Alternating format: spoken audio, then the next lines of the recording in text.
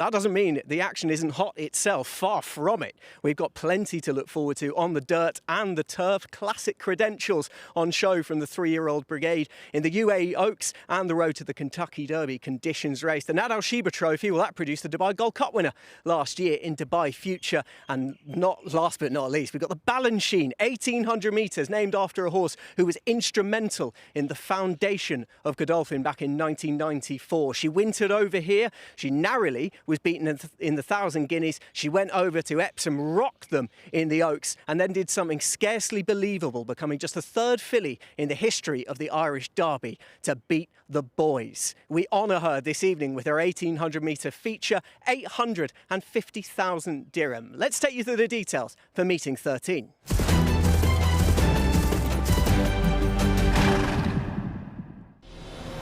Desperate Hero heads back to the Meydan straight. This is him winning over 1,200 metres earlier in the Carnival. He drops back to the minimum of 1,000 metres for a team that are bang in form. And then stablemate Labwa bids to join an illustrious club of winning the Cocoa Beach en route to Oaks glory. Jareed reopposes, as do 4 other from the previous race. Dividend struck for Dr. Richard Newland and Jamie Insole on his 2nd run out here. He still has potential upside, but he might need the right kind of setup. Didn't matter last time, though. Syed bin Saror bids for a 5th win in the feature race, the Balanchine. He sends 2, Dubai Beach getting the better of quid pro quo with Dubai Treasure on the far side there in the Cape Verde. And what is in store for Saloom? He blew us away last time over 1,600 metres. He's up in trip for the road to the Kentucky Derby conditions race with Kentucky Derby points on the line. And some ways a classy type of stayer for these parts. And you can see him in action here taking the Group 3 Al Khail Trophy. He comes out under a Group 3 penalty in the Nad Al Sheba Trophy, won last year by Dubai Future, who went on to Dubai Gold Cup glory. There is our 8-race card for meeting 13 of the Dubai Racing Carnival, presented by Altair Motors. We kick off on the dirt over 1,400 metres with the DPAL Series 5, the Maiden, over the 7-furlong trip. The DPAL Series 7 Handicap is an 80 to 100 bracket. It's over the minimum 1,000 metres on the turf. We're back on the dirt for the first of our feature races. The UAE Oaks, sponsored by DPAL, a Group 3 for the 3-year-old fillies over 1,900 metres, points towards the Kentucky Oaks for the winner of that. Touch the Future Handicap, 85 to 105 bracket, 1,900 metres on the turf. Another handicap, this one on the dirt and back over 1,400 metres, the DPAL Super Hybrid Handicap, 80 to 105. Then it's our feature, the 850,000 dirham Balanchine, sponsored by Altair Motors. It's a Group 2 for the fillies and mares, the older ones, 1,800 metres on the turf. Back to the dirt we go for the Dubai Road to the Kentucky Derby, sponsored by Altair Motors. A listed event. This is the Al Bastakaya on a bit of a rebrand. And we close, and last but not least, with the Nad Al Sheba Trophy, sponsored by DPAL G318. It's a Group 3 in its own right. It's a pointer to the Dubai Gold Cup on Dubai World Cup night, which is 5 weeks away. These don't go. Number 12, Cat Belling, will not be representing the Orange Army in our opener. El Raid, number 9, out of race 4. Out of race 7, a couple don't go to post. Number 10, Ramas, and number 12, Awesome Fleet. Strike them from your race card.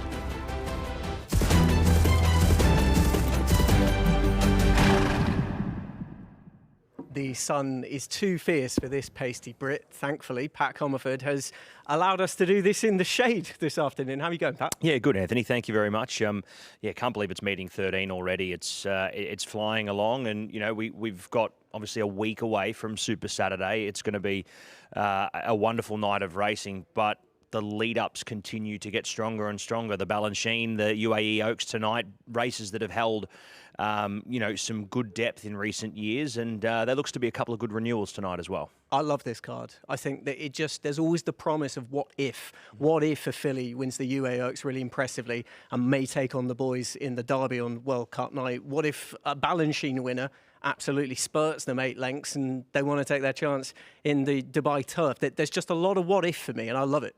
Yeah, it certainly is. I mean, and there are horses that are capable of doing that tonight. I mean, we've got, even later on in the card as well, a fabulous staying race to finish off the program. But in between that, what are we to expect from Saloom going forward? What an amazing debut from him to go on and perform the way that he did. He has to step up tonight and rise to the task, but the international market thinks that he'll do just that. It does indeed. And he broke his maiden here not too long ago. And a maiden is how we kick off. It's over 1,400 metres. It's on the dirt, the DPAL Series 5. It's an interesting field lining up as well. Hidden Secret on the 7-day backup. The likes of Volcanic Rock trying dirt. Key of Magic trying dirt for the first time as well. William Buick and Charlie Appleby. The likes of Magic Art, more on him in just a bit. Susette dropping down in trip, having run really well on debut around 1,900 metres here. Let's have a look at a horse we saw in action just a week ago. That was Hidden Secret. He's on the 7-day backup. Here he is in action, just finding it a little bit too hot. What did you make of his claims? Well, I mean, I think the way that the race shaped, he had to do a fair bit of work there early to really burn himself up there. Mind you, that was over 1,900 metres. He drops back sharply in trip. That racing style will suit over 7 furlongs. I don't think he's going to be finding the lead as easy as he did here this time around. He had to work for it still, but he did find that front spot. I think there's going to be a lot of company there, and from 11 it's going to make it a lot harder for him to do exactly that. So my question mark was, where do we find him in the map here? And I struggled to find a spot for him. He among a few others also has to give an absolute cargo of weight for age to the 3-year-olds, which includes a Godolphin representative or two.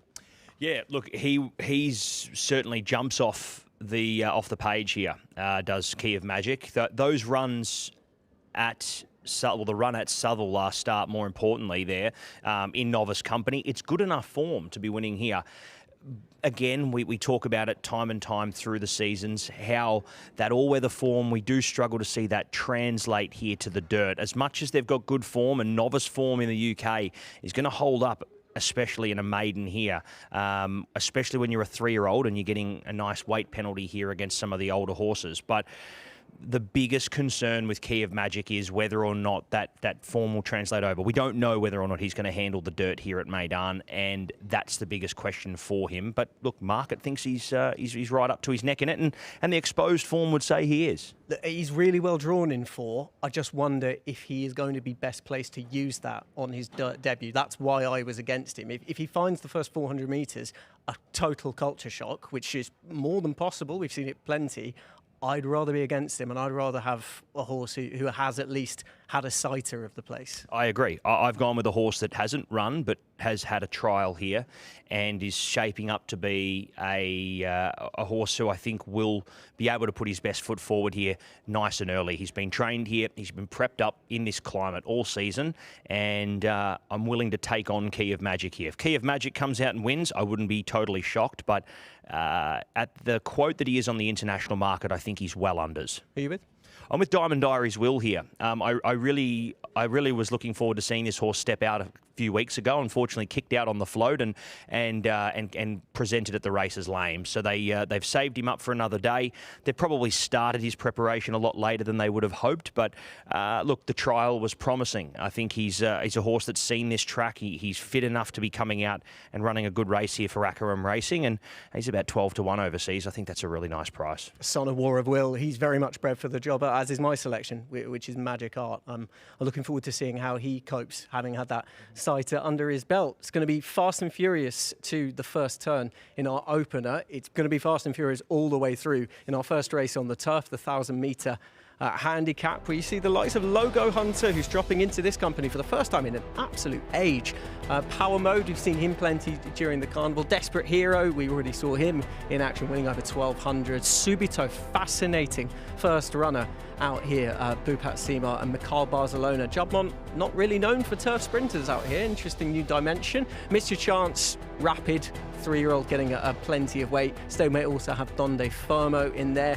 Made in Mexico, I didn't think was without a complete hope in this, and Twilight Calls, he easily has the talent for this, but it's just whether the drop to 1,000 metres I think is going to suit well. Let's have a look at a gallop include. Desperate Hero in winning action over 1,200 metres not too long ago at the beginning of the month. Yeah, it was a good performance from him. We saw Desperate Hero on speed the start before. It was unfortunately fading away in the late part of the race.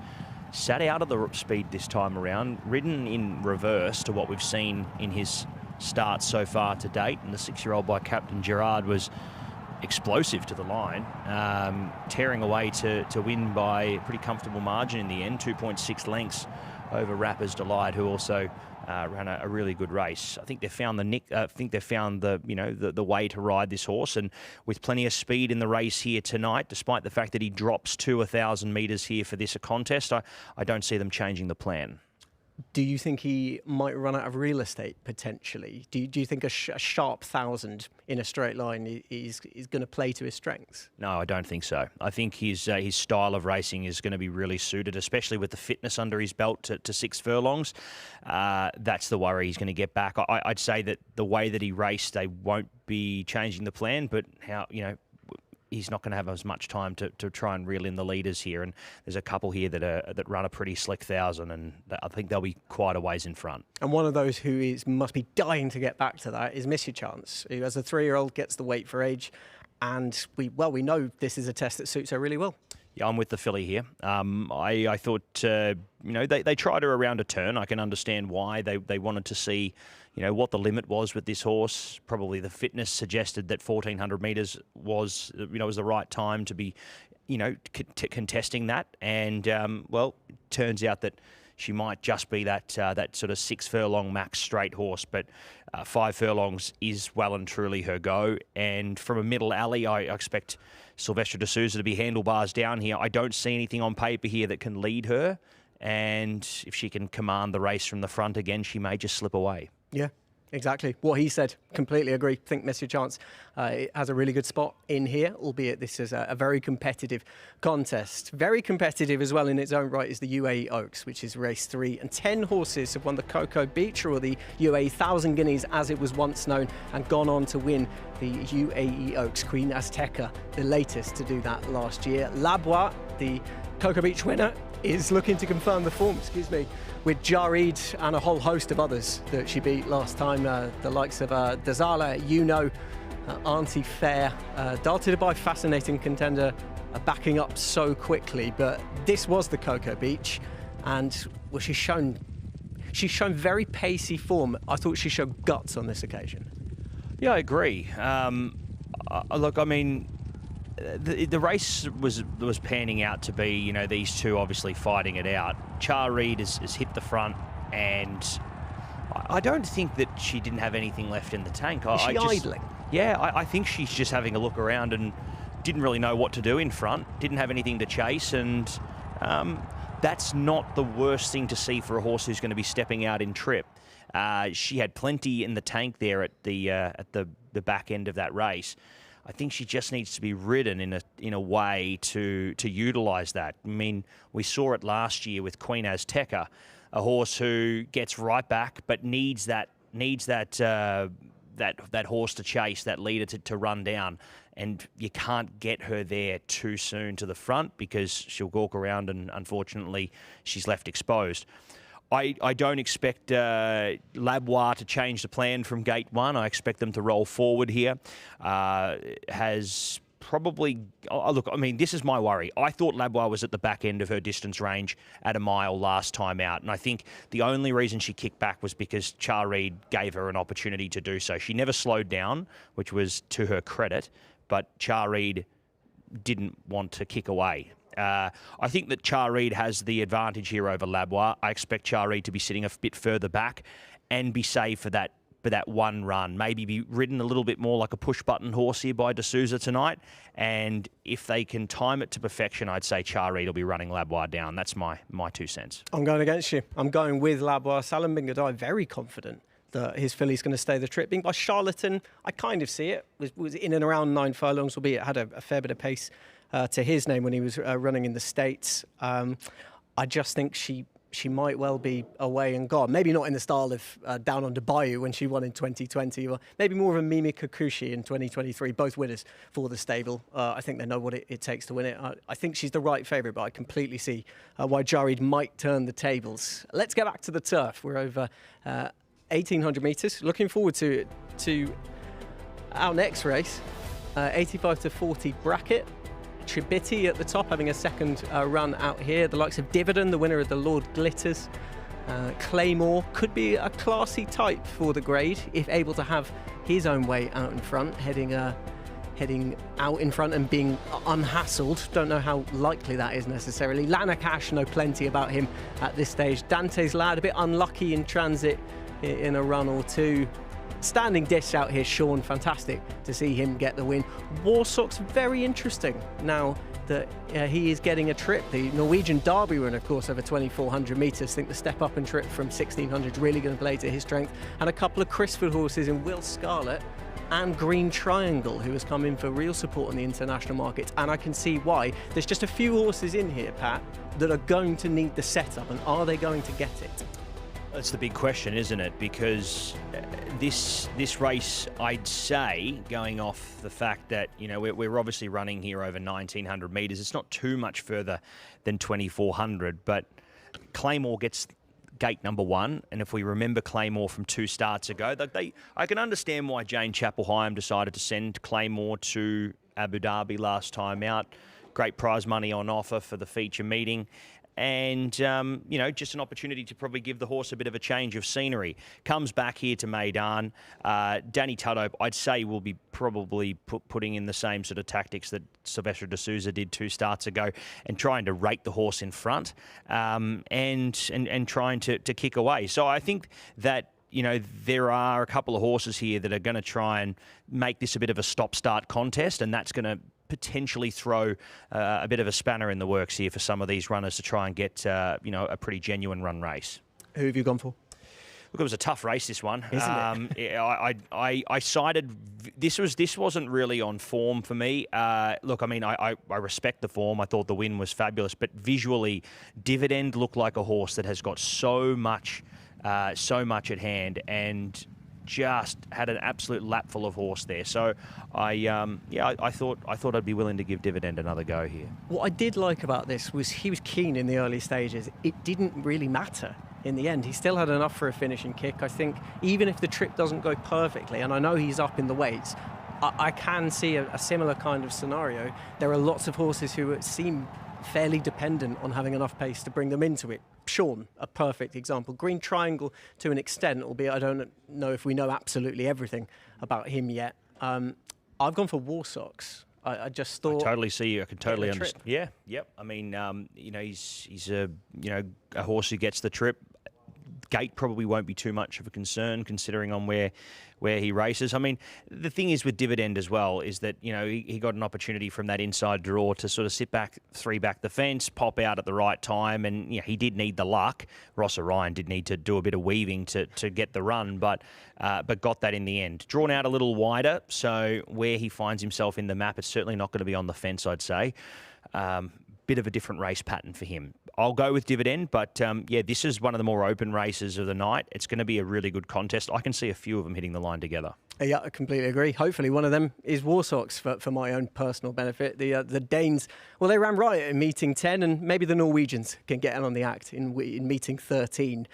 Hardest race of the night, I thought, was race 5, and I'm finding a selection in here.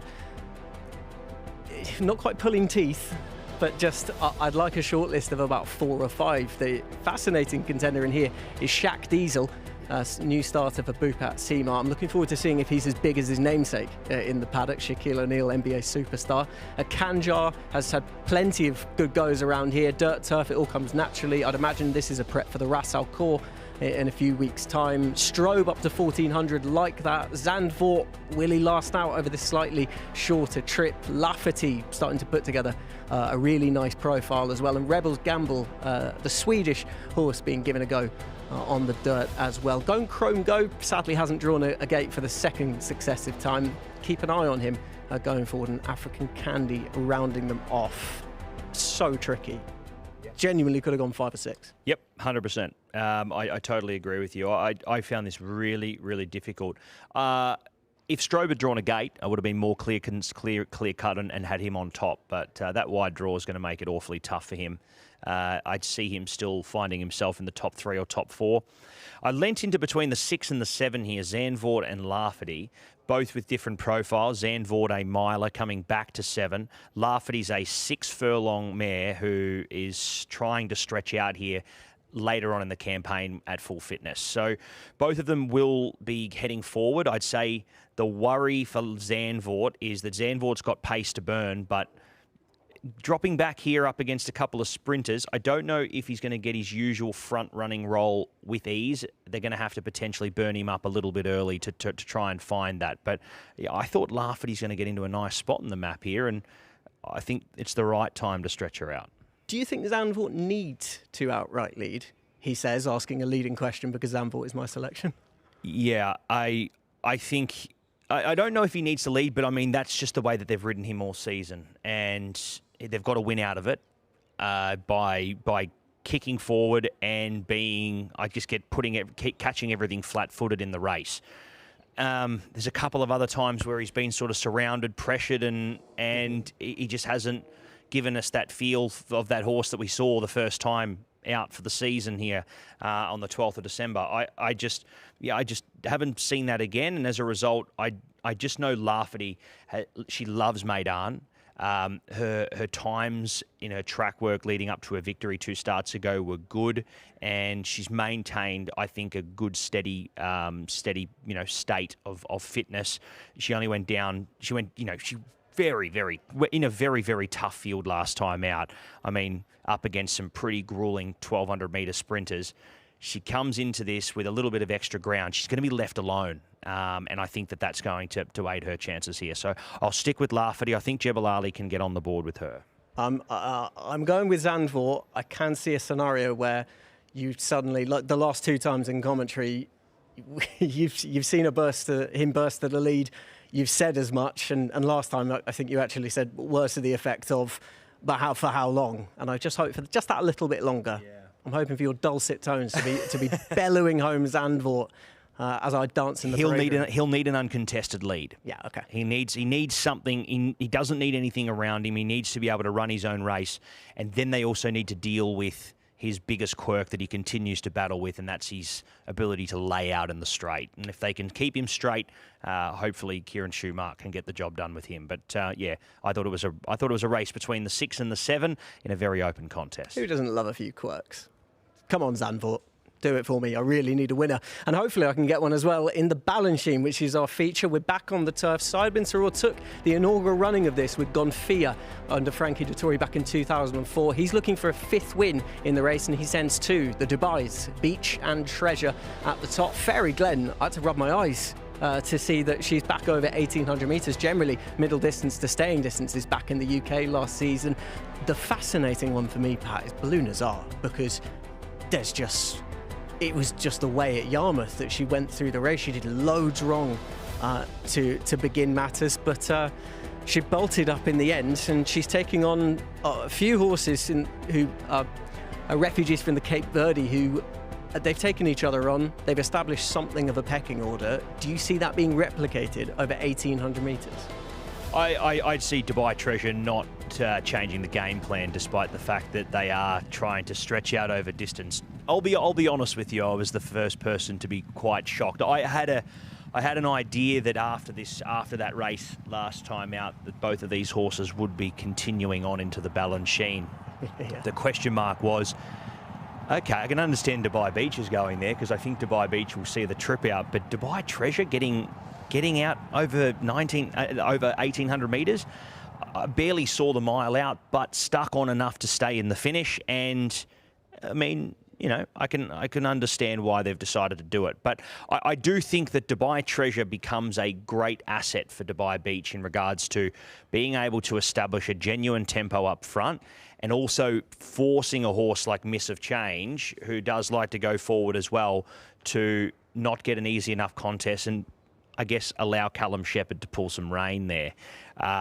If they can use Dubai Treasure to keep a rolling tempo up there, maybe it does create, once again, it creates an opportunity for some of these back markers to be brought into the race late. And I think that's very much why I've sided with Dubai Beach here. If they go a good clip, I'm expecting Dubai Beach off that last start performance to be going on well again here.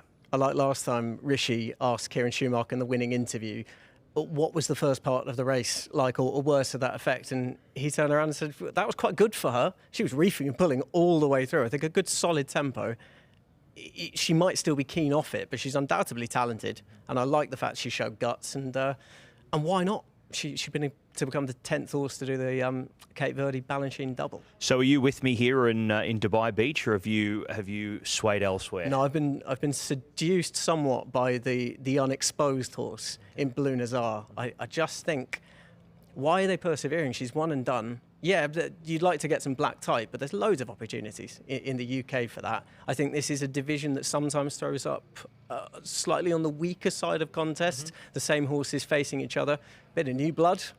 I'm with her. Okay. She is short on the international markets, but I can see it. I mean, official rating of 92 for that Yarmouth win. It's not to be sniffed at. I mean, these horses, you know, especially with these fillies and mares racing against their own sex, as you said, there is an opportunity here because you're going to run into a smaller field as well. And if you are looking for that black type form, well, that's your way to do it. So, yeah, look, I didn't have too much between the 1 and the 6. They were my first and second selection, but sided with the 1 here, just with the track stats. I thought maybe we see Dubai Beach with that win under the belt now, hopefully go to another level. But looking forward to the Balanchine tonight.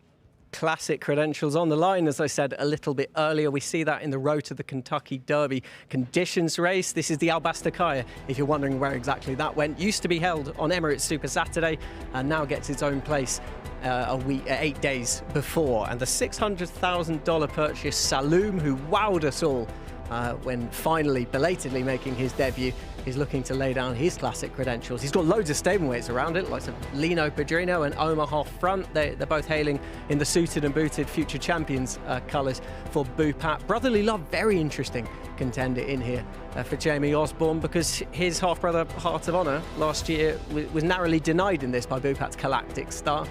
And you've also got the likes of the unexposed Asari Cheyenne Fiadoro, Senator of State in the suited and booted proper colours, and Knight of Glory, who David Menuisier, he didn't go to the Guineas in preference for this race. He thinks Knight of Glory wants a trip, certainly backed up by pedigree. So there's loads of questions to be answered. But if Saloom shows what he showed on debut, belated debut, last time over 1600, are they all playing for places? Yep. Yeah, yeah, 100%. I don't think 100+ ratings given very, very often off a debut run. I mean, the last one I can think of is Ma Yatel.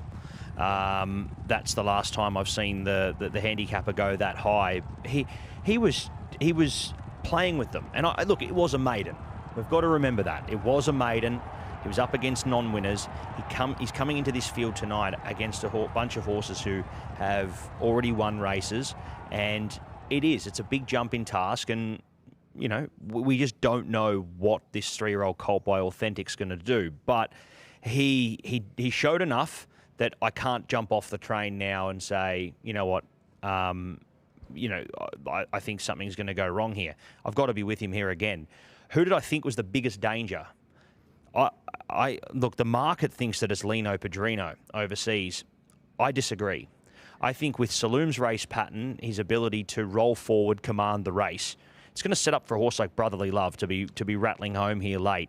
A horse who was impressive to rattle home the way that he did. Didn't get the race to suit last time out there over 1,600 metres in the Guineas, and I think Brotherly Love, thanks to Saloom kicking on, is going to be that horse that's going to be looming late. Yeah, I agree. I think stepping up to this trip is what he wants. Connections made no secret of that when he was winning over Shorter in Maiden Company over 1,600. And he's faced the dirt as well, which not every horse can say they faced it and also ran through it. I think while things didn't work out for him on this occasion, it's high time we saw him over a trip like that. And I think he's a good chance of making the frame, maybe even better if Saloom doesn't stay.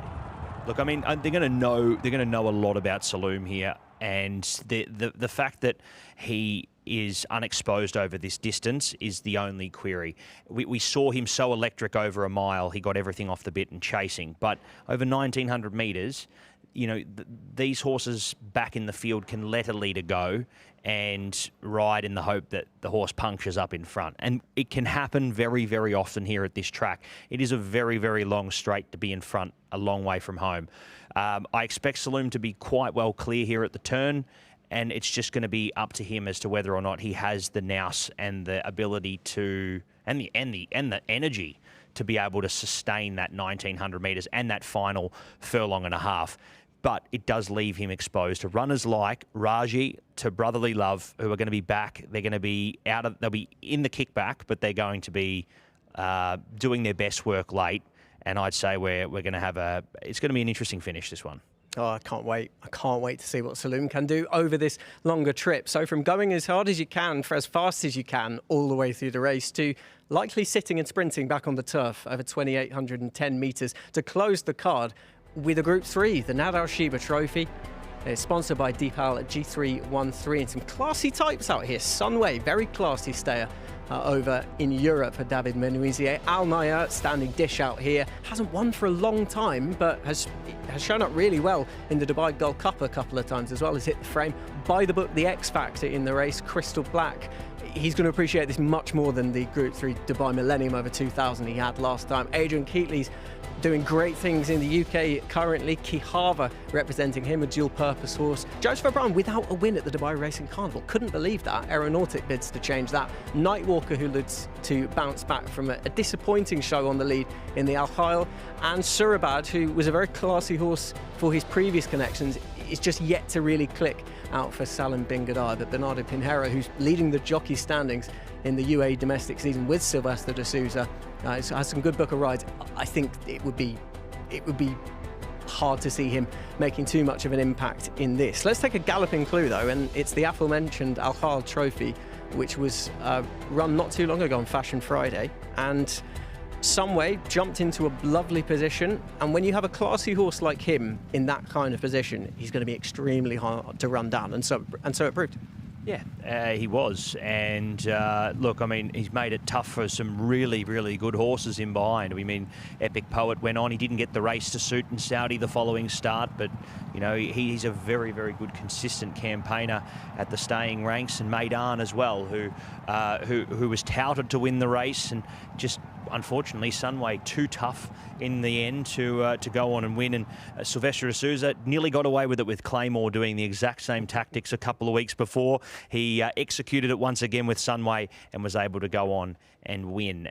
I think this race is really, really interesting in the fact that we've got multiple ways we can go about it. Do we take the horses and support the horses that are staying at this trip of 2,800 metres, or do we look for horses that are either new elements or horses that have coming through the Millennium and are looking for that extra ground?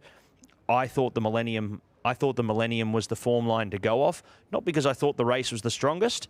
I thought the Millennium was the form to go off because I think by the book, probably dropping back to 2,000 metres, I think in hindsight, if they look at it, probably wasn't the way to go. I think off the 2,400 metre victory, I think he was looking for more ground, and I think he's done an amazing effort to stay intact with them and finish as close to Fort George as he did here in this race.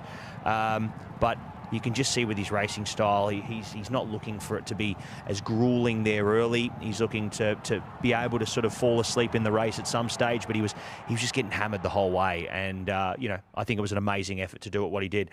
Back out to 2,800 metres here. This is his bread and butter, and I think he's going to come to the fore here. I'm very confident. I think by the book, probably my best for the night. Yeah, I think he is my best of the night as well, partly for the fact that William Buick, after he won over 2,400 metres out here, said he has the pace that we can play about with Trip a little bit. And I don't think he's going to be proved wrong. It just, as you say, 2,000 was probably just sharpen a little bit of a different test than a potential sit and sprint 2,800 metres. He has gears, and he might be able to use them over this longer trip and prove connections right. So I'm quite strong at him, to be honest. Yep. I think we know plenty about the rest of them. By the book is still something of an enigma. Yep, I think Sunway got away with it in front last time out, but I think there's horses in here that are going to appreciate the tactics that he potentially puts into the race if he decides to adopt the similar ones from last start. Al Naya, seldom runs a bad race. He's placed in his last 3 runs. His Meydan stats aren't too bad as well. He's obviously been here on a number of occasions over recent seasons. It's good to have him back here and racing. But look, I mean, to be honest with you, I didn't have some way Al Naya even in my top 2. I thought if there was a horse to potentially jump out of the ground and be the biggest threat to buy the book, it's Aeronautic for Joseph O'Brien and Tom Marquand in the last. I think he's probably the horse that may be the one that could be the smoky in the last event to potentially upset by the book. But he's been soft on the international market here by the book, which I'm surprised about. I thought he was going to be a genuine. I was surprised if we were going to see anything shorter than around probably even money, and he's softened out to about just near 2-1 now. So yeah, I think there's 2-1. If you can see 2-1 on the international market for people who are playing overseas, I think that looks a really nice price for buy the book. You described Aeronautic as the smoky. The smoky. Do you mind educating me? So you'd never heard the term smoky. So the smoke, yeah. So we would determine the smoky as the I guess the horse that could potentially spoil the show. So yeah, I think the smoky in the race here has got to be Aeronautic. Looking forward to seeing him run a good race. Right, I've got my pen at the ready. Pat, take us to your picks.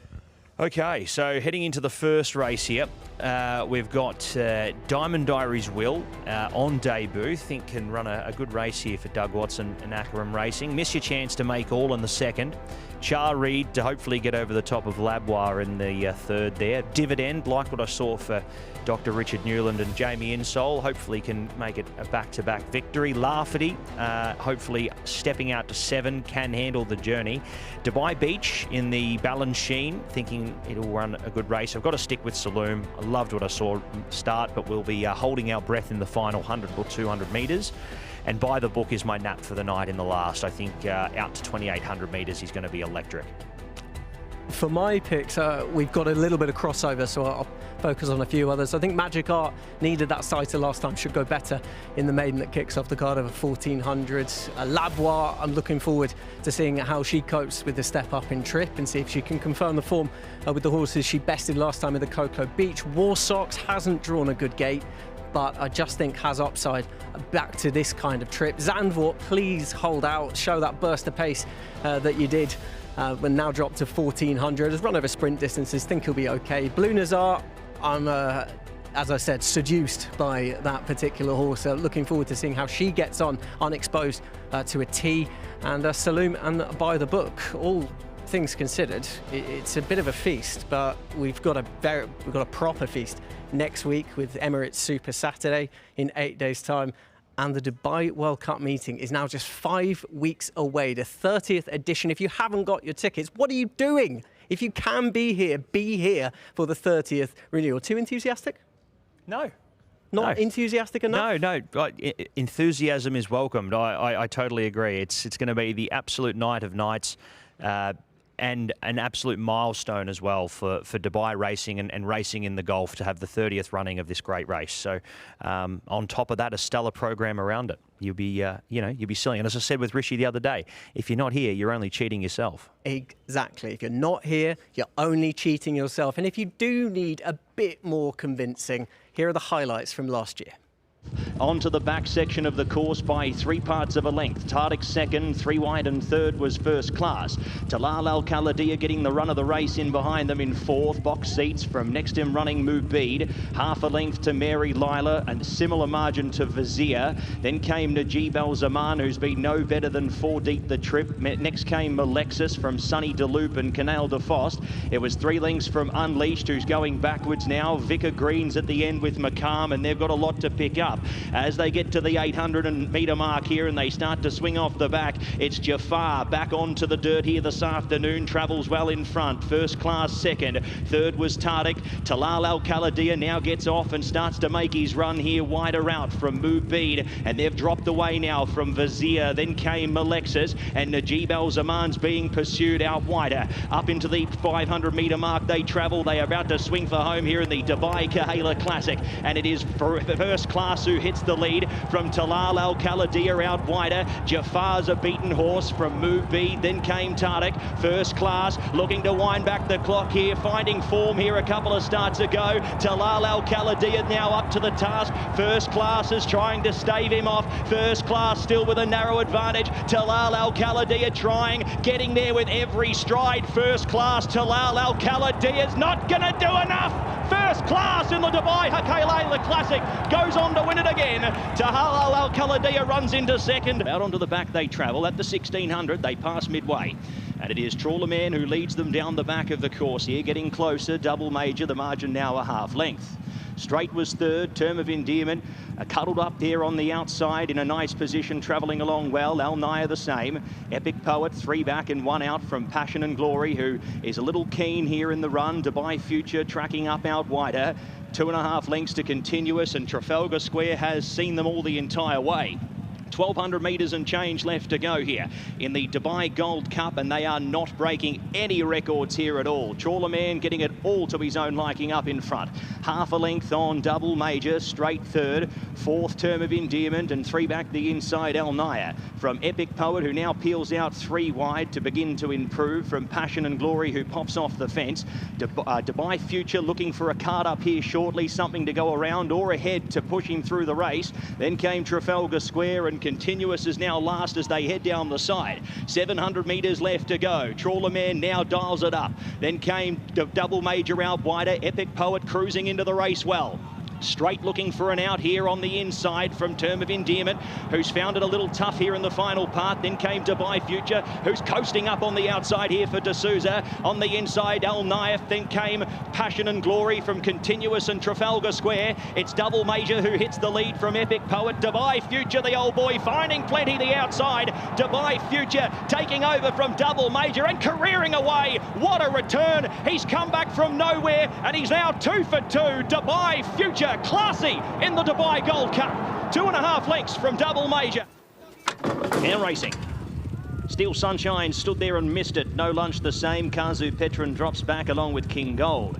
Mufasa away fast with Raging Torrent. Peptide Nile. Karib tries to shoot through here as they come out of the chute and onto the course proper to find a spot in the box seat here. Mendelssohn Bay's got enough speed. Siddharthi wide. Then came Little Vic, followed by Oasis Boy, Fort Payne. Sword Point being outpaced here early on the new surface here for him. 5 lengths, No Lunch. Then came King Gold, Kazu Petron, and dropping away Steel Sunshine. He's got a mighty task from there as they make their way to the 1,000-metre mark here in the Group 2 Godolphin Mile. And it is Raging Torrent and Frankie Dettori who take over the lead, and he's seemed to have shut off well here. He's getting a bit of a breather, 3/4 of a length in front of Mufasa. Karib pushed along. Mendelssohn Bay feeling the pinch, and deeper out Peptide Nile. 2.5 lengths to Siddharthi, half a length Fort Payne, 2 lengths back to Oasis Boy. No Lunch getting going. Then came Kazu Petron, Little Vic going back through the field. King Gold being saved for 1 effort from Steel Sunshine, who's getting going, and Sword Point for Hong Kong is out to last. As they swing the bend, Raging Torrent, the one to chase here in the Godolphin Mile. Half a length on Mufasa, who gives a kick the outside and is presenting a nice challenge. Then came Karib from Fort Payne. Mendelssohn Bay, King Gold running on with Kazu Petron, but Raging Torrent finding more. Raging Torrent 3 lengths in advance of Mufasa. 150 metres left to go in the Group 2 Godolphin Mile. King Gold flying late, but Raging Torrent, Frankie Dettori's back in town. Takes the Godolphin Mile by 4 lengths. King Gold a brave run in second. Win Carnival for Japan though with 150 to go. Out clear by 2 lengths. Believing and Regional finding more in the late stages. Believing right over the top here. Believing goes on to win. Believing for William Buick. Half a length on the line. What a thrilling Alquoz sprint. 1,500 and change left to go. In the UAE Derby, it's Admire Daytona who leads Rafid a narrow margin. Into third now, Galactic Star. He's able to opt in and get some cover now coming in as the field splits apart. It was 4 lengths to Flood Zone, the inside of Heart of Honor, who spots the lead half a dozen lengths. Shin Forever next from Don in the Mood. Then came Queen Azteca, and Dragon now trying to reattach himself here with 1,100 metres left to go. Admire Daytona, the leader. He's coming clear by about a neck now to Rafid. Galactic Star gets closer. They certainly pack ranks here as they start to work off the back. Galactic Star gets closer. He's up on heels. Up into the 1-1 now, Heart of Honour. Safi Osborne's been able to improve into a nice position. Don in the Mood off around them from Dragon, who's now starting a mid-mace move also. The pace really starting to eject into the event. Then came Flood Zone from Shin Forever. And out to last now is the Norwegian in Queen Azteca. Pace on. Admire at Daytona, the leader. Heart of Honour in the middle of the sandwich. 3 deep and wide now was Don in the Mood, who's still trying to work into the lead here. A gap to Dragon. Then came Shin Forever, Galactic Star, Queen Azteca. Rafid drops away with Flood Zone. They come into the running. And the UAE Derby, and it's Don in the Mood who takes a narrow lead from Heart of Honour, who's trying to respond here through the middle. Admire Daytona fighting back as well. Good go here. Half furlong left to travel. Don in the Mood. Heart of Honour picking up the middle now. Heart of Honour working through with Admire Daytona. Admire Daytona stride for stride with Heart of Honour. Good go down to the line. Tight. Admire Daytona, maybe, not sure. Photo finish. That is awfully tight. Set racing. They've all broken cleanly. American Stage, the first to show. Tuz Silt forward with Drew's Gold, deeper out Dark Saffron, working up along with Eastern World. Straight No Chaser is going to be midfield here. Nakatomi around him from Colour Up, Kurijishi Joe Remake, and Super Chow's out to last. It's Dark Saffron who leads Tuz. The margin a length and 3/4. American Stage works up now to second. Then came Eastern World, half a length to Nakatomi, who's on the move now. Followed there by, on the inside, Drew's Gold. A few of these going backwards. Straight No Chaser is going back through the field here. Colour Up, Remake past him. Kurijishi Joe second last. A long way back to Super Chow. It's Dark Saffron, the 3-year-old, who's going to try and burn Tuz here with speed. And he's got the speed to burn as well. He's got the American Stage by 2 lengths. Tuz trying to find more ground and more info and energy up on the rail. Nakatomi making ground the outside. It's Dark Saffron. Tuz looking for the gap up the inside if he's good enough. Nakatomi, American Stage. All the gaps dropped off for Tuz. He can't win here. It's Dark Saffron, Nakatomi. Nakatomi the outside. Dark Saffron. Look at Tuz diving again, but it's going to be all too late. Dark Saffron. Dark Saffron a half length. Nakatomi second over. Third goes to Tuz. Set to run in the Dubai turf. Ready, racing. Romantic Warrior was best out, if any. The inside Goemon, Maisho Tabaru showing his usual speed with Ghost Rider, who's looking for a rail spot. Then came Soul Rush from Liberty Island, just better than midfield, inside of Holloway Boy. Nation's Pride's going to be buried away the fence from Maljoum, and Factor Cheval heads back to the end of proceedings in the Dubai turf. 1400 left to go. Maisho Tabaru is going to find the lead here from Ghost Rider. Romantic Warrior finds a beautiful spot in third. Breda Weg to the outside in fourth. From Nation's Pride, 3 back the inner. Then came Goemon. Soul Rush 3 wide with cover. And deeper out was Liberty Island doing it in a tough spot, providing Holloway Boy a little bit of cover. Up to second to last was Factor Cheval, and Maljoum is last of all. So off the back they travel, and they approach the 900-metre peg, where it is Maisho Tabaru leading the way by a length and a tail to Romantic Warrior, who's found himself up into second position. Then came Breda Weg. The inside in fourth, there was Ghost Rider from Soul Rush, and Liberty Island's now wide but with cover. Nation's Pride's going to need luck from that position. Then came Holloway Boy from Goemon, Factor Cheval, and Maljoum is last. Maisho Tabaru has rolled them along up in front, but they haven't gone lickety-split. 450 metres left to go. He leads the way, but Romantic Warrior now comes up and injects more tempo. Inside the 350, Soul Rush tries to attempt to run down the champ here from Ghost Rider, Breda Weg. Then came Liberty Island. It's Romantic Warrior having to work hard here. Very, very hard. A length on Soul Rush, who's going to challenge Romantic Warrior. Trying hard. Soul Rush dives tight. Maybe got there. Photo finish in the Dubai turf. Soul Rush and Romantic Warrior down to the line together. Set to run in the Longines Dubai Shima Classic. And away we go. Shin Emperor was one of the first to exit the machines with Dureza, Rebels Romance, and Danon Desar is going to find himself in behind. Diramil is up there along with Savinia. Then came Kalandagan, who's back in traffic here, followed by Caliph, who's out to second to last, and the Hong Kong Vars winner in Gia Veloto is last of all. Shin Emperor leads them out past the 2,000 metres, and he's got an advantage of a length and 3/4 on Dureza. It is the local in Rebels Romance who settles down third, 4 lengths off the leader. A length and 3/4 to Danon Decile. The inside of Savinia, the Japanese pair race in 2. Then it came to Dear a Mile, followed by Kaland again, who's back on the running rail. From Caliph, the Bahrain runner in second last. Giavolotto is the last one. So they head to the mile marker. And it is up in front here, Rebels Romance, who's now going to inject some more tempo, and Yusei Sake is going to let him go.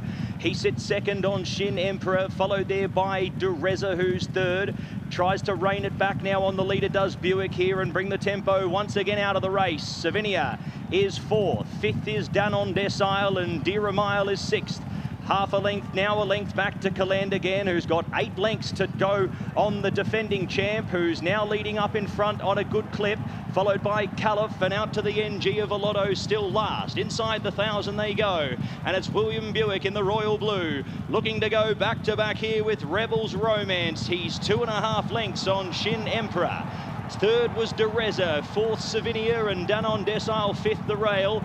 Duramil was next from Kaland again, who's riding a very, very patient race, is Mikhail Barcelona. He sits third to last from Caliph, and Giavolotto is last. Rebels Romance off his win in Doha last start. He's fit as a fiddle. Inside the 550 he goes. He tries to make this a real staying test. He's got 2.5 to 3 lengths on Shin Emperor, who's now felt for. Dureza works up the inside to come off the heels of the leader. Then came Danon Decile from Savinia. Kaland again now out. Rebels Romance, he's hit top gear. Here's Danon Decile, and pouncing the outside, Danon Decile. He goes up. Rebels Romance can't do any more. Here's Kaland again, trying with a late ask, but Danon Decile, the Japanese raid tonight, is on full force. Wins the Shima Classic, and a third win for Japan on the night.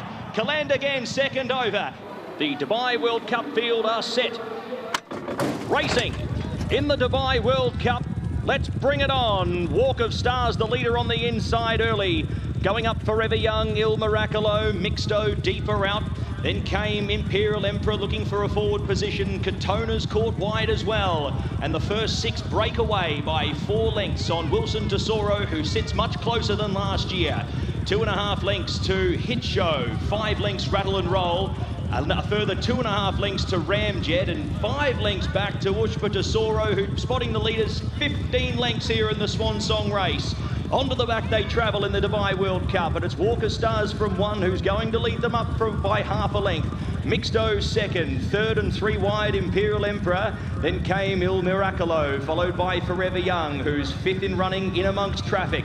He's outside Katona, he's inside his fellow Japanese compatriot in Wilson Tesoro. 2.5 lengths to Hit Show, followed there by Rattle and Roll. Then came Ramjet, and last of all, Ushpa Tesoro in his usual rearward roll. 900 metres left to go. They're into the second half of the race, and it is Walk of Stars who leads them for Mikhail Barcelona. Mixto up into second position. Imperial Emperor, he's worked upon on the inside. Forever Young the same.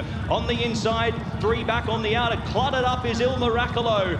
Bit messy here down the side. Katona next from Wilson Tesoro. Ramjet gets going from the back with Rattle and Roll, and Ushpa Tesoro from back in the field tries to make impressions as they swing in the Dubai World Cup. And it is Mixto who goes up to challenge Walk of Stars. Forever Young has a mighty task ahead of him. Wilson Tesoro goes with him in third and fourth. Hit Show running on from the back, but it's Mixto who hits the lead here with 150 metres left to go. Mixto for Doug O'Neill and Frankie Dettori. Hit Show out when it's all too late. Look at Hit Show right over the top. Hit Show for Florent Giroux and Brad Cox in the Dubai World Cup. Wins in spectacular fashion. Mixto second over. Third Forever Young.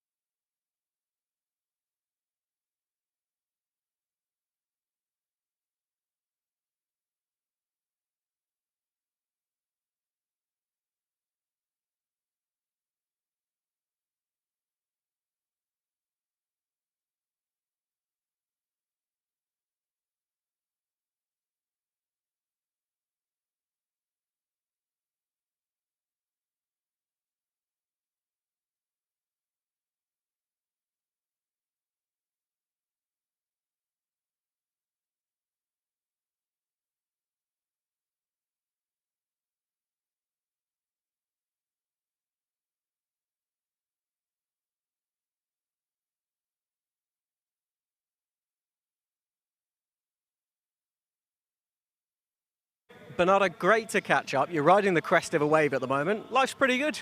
Thank you very much. Yeah, I have been enjoying my ride, enjoying the moments. I've been having a very good opportunity from trainers, support. So very glad to make it fourth. And I guess you know at this point that it's just fine margins, isn't it, from having a season of all seasons and having one where you look back and think there were some near misses there. Yeah, definitely. I went through a surgery last year and bounced back very strong.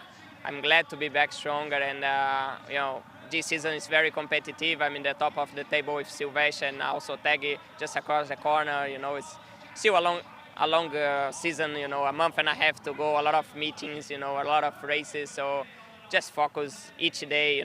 Trying to ride my best in each ride and just enjoying the moment. You've got 6 chances. I want to focus on 2 of them. I think you can probably guess them. Let's start with Desperate Hero. He was in winning form here not long ago. You're dropping back to the minimum trip. Yeah, definitely. This, he's a Group 1 contest in Europe. A very good horse. He came late last year, did everything correct. So some horses just take time to get acclimatized. He dropped into the handicaps. Thank God, Salin did an amazing job and found his best form again. Last time we managed to sit him back and he fly home for us. So I hope today there is space in the race. It's 5 furlong, less 1 furlong. So the horse still, he pulled up very well. He's in good form. So definitely he's one of my best rides today. When you have a horse who stays and likes 1200 and you're dropping him back to the 1000, if you are going to ride him from the back, do you start having to get after him a little bit earlier or not necessarily? It's depend of the pace of the race. It's all depends once the doors open. I have to have the feeling and see how my horse jumps, and I go from there. Salim bin Gadai, fantastic record in the UAE Oaks down on Dubai. I don't know if you've ever seen that. Yeah, what a run. Mimi Kukushi back in 2023. You're looking to add your name courtesy of Labois. Yeah, definitely. Last year we knocked the door with Arigato. Just got us on the line. Labois is still a question mark for everyone if she's going to do the 1900 meters. She's in good form, same as ours. And, I have to respect all the fillies in the field. We have that's a filly that's probably going to improve with the distance. We have the Tarwish that she's just, being amazing behind Labois. The last 2 starts, 3-4 wind, throughout the turn. She must be the most stronger today in this distance. Also respect Auntie Fair a lot. It's the only field in the field that already run the distance, and she ran a nice race against the Colts. So it's a very open field. But I have a good draw. I have the filly. She's doing amazing. She's doing everything correct, and I hope for the best. What I liked last time is we saw a new dimension to her. She showed real heart and guts. Yeah, she has. If you look to her, she's just a small filly looking wise. But I joke in the stable. She don't run with the legs. She run with the heart. She's amazing filly. So I'm sure she's going to give her best again today. Bernardo, best of luck on all your rides, and good to talk. Thank you very much. Cheers. Thank you, Bernardo. Cheers. Have a good...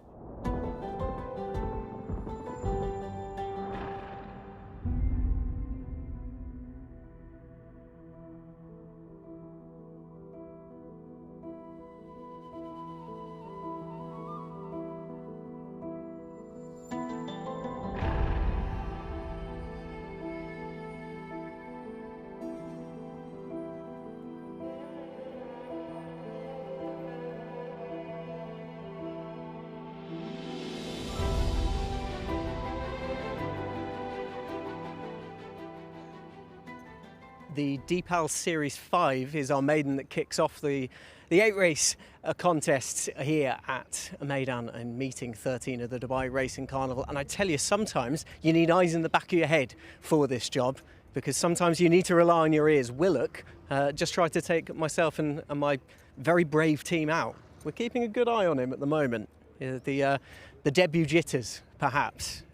He's now starting to calm down a little bit more, but there's a wide variety of different ranges of different, not necessarily abilities, but experience. He was just eyeing me up again. I think he's coming back for another crack.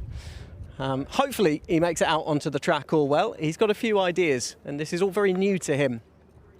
There are some more experienced types in the field, and I particularly wanted to have a look at number 7 Key of Magic in here. This is his dirt debut. He's a son of Justify, and there are dirt winners in the pedigree, and he certainly looks the part. You feel he's only going to get bigger and stronger off the back of it. As a 3-year-old, he's getting a massive amount of weight for age from the older horses in here, and that experience is going to stand him in good stead. But it is experience on turf and the synthetic track at Southall back in the UK, which is not completely directly comparable to the kind of test he's going to face today. But he's looking well. He's been back after 207 days, just starting to get on his toes that little bit. You can see where the red hood is on for Charlie Appleby, as many are employed with that red hood. And he's just starting to have a little look at things. He'll be one to monitor in the paddock, I would say. And they're just putting number 5 in front, who, she's a very interesting horse in here, Cat Style. She's a 5-year-old by Catalina Cruiser out of an unusual heat mare, and she's only making her debut now, which means that the weights and measures of this race don't favour her at all. She has to give way to more experienced horses, some of whom are younger. So we'll have to see. Jose Santiago taking the ride for Salam bin Qadar in the colours of His Highness Sheikh Hamdan bin Mohammed Al Maktoum. Let's have a look at number 8 as well. A different type, a bit of a compare and contrast job here between 7 and 8. This is Magic Art, who you can see the muscles rippling off him. He certainly looks the dirt pedigree, and he's a good Magic as well. He really should relish this kind of surface. He ran well, I thought, last time, just as we're seeing Key of Magic displaying a little bit of inexperience, which for our horse who's had 2 trips to the races, you'd think maybe he may have grown out of this, but at the same time, all horses age at different kind of time frames, don't they? So he's just a bit on his toes. Nothing untoward though, as it stands.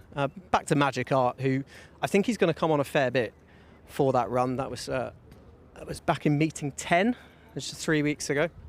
Richie Mullen rode him on that occasion, and he was behind his stablemate Saloom, who we're really looking forward to seeing in the Dubai Road to the Kentucky Derby conditions race, which is our penultimate race here.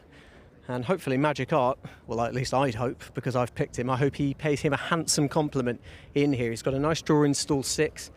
Tiger Shea, I'd fancy, will probably send him forward and hope he stays there.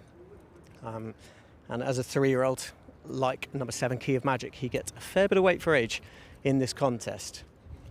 The next who's going to be in sequence, albeit almost a complete 180 behind him, is one of our older horses in here. That's number 4, Volcanic Rock, who is a 4-year-old, and he's trying the dirt for the first time as well. He has been to Meydan before, and I can see why they're giving the dirt a go, not least for the fact that Syed bin Saror will have had this in mind for some time, being a son of Ghayath, who himself was the son of Dubawi, who has really changed the game out here in terms of turf and dirt starring. You can be pretty sure they usually go on them and exceed and excel as well. His progeny and him being a dam sire as well. The horses go well on the dirt. It's a proper dirt pedigree, but it's just a little bit masked more. Ghayath, a very... well, he's not really had too many of his progeny even try it. So we're working on the basis that it will suit, but I can see why. He's one of the biggest in the field, no doubt. Not necessarily the tallest, but just look at the length on him and look at the muscle as well on the hind end. Not hard to see why people might want him. The problem for me might be stall 10, first go on it as well. You can be built, you can have the pedigree for it, but it's going to be a very different first experience. And if you break slowly, you're probably going to cop a lot of kickback, and that's not something you would desire on your first start or any start, really. Some go through it, most don't. Just 2 horses in front, just walking in front of us now, is Hidden Secret. Back 7 days after finishing behind Desert Horizon in a maiden over 1,900 metres, dropping back markedly in trip, back to 1,400 now. But I can't imagine much has been done with him since. He's good to go, he's hard fit, that's no surprise.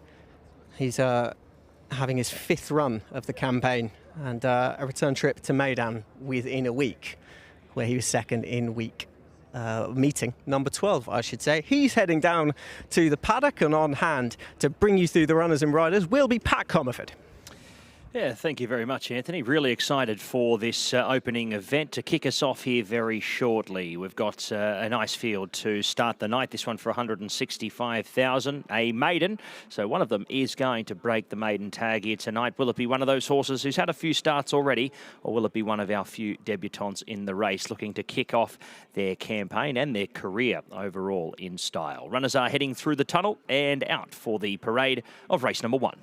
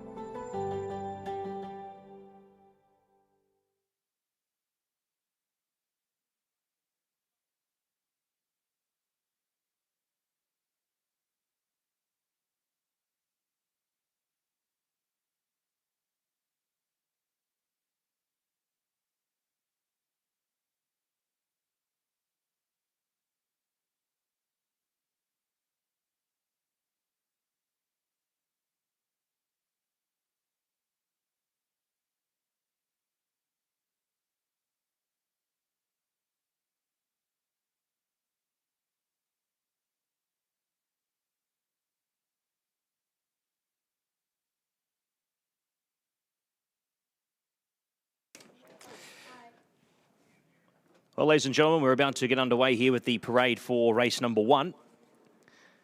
Let's head into our first horse. Number 2 is our first horse, Hidden Secret, returning here on the 7-day backup. The son of Dubawi. Connor Beasley rides for Ahmed bin Hamish, second last time out behind Desert Horizon. Finds a slightly tougher maiden field, you'd say. Dropping back, though, to 1,400, a distance he has performed at in recent starts. 3 is Mr. Precocious, Bernardo Pinheiro for Salim bin Gadaya. 14th last time out in Maiden company at this track and trip. Looking to improve on that performance there. But that was on the 8th of November in 2024. 469 days between runs and coming out of a very strong maiden from that season. So hopefully can pick up right where it left off here, the 6-year-old Gelding by Bernardini. 4 is Volcanic Rock. Where's the white cap here for Saeed bin Saror, the first of 2 rides tonight for Oisin Orr. 11th last time to the races behind Ocean Viking. Comes back off a 42-day break and is having his 4th career start, the Colt by Gaiath.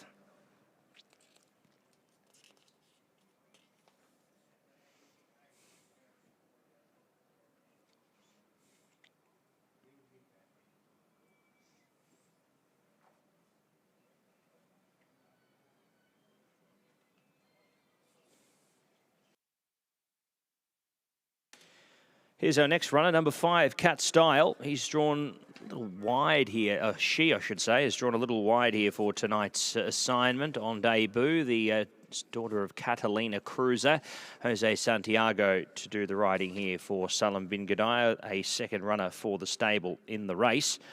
Best of luck to them here, looking to kick it off, but having to carry a bit of extra weight here as a 5-year-old in this race. The weights and measures certainly against her. Looking in good order is Diamond Diaries Will, Pat Dobbs for Doug Watson and Akaram Racing. The 3-year-old colt here by War of Will steps out and looks at a picture for his first up assignment here. Another one of our debutants.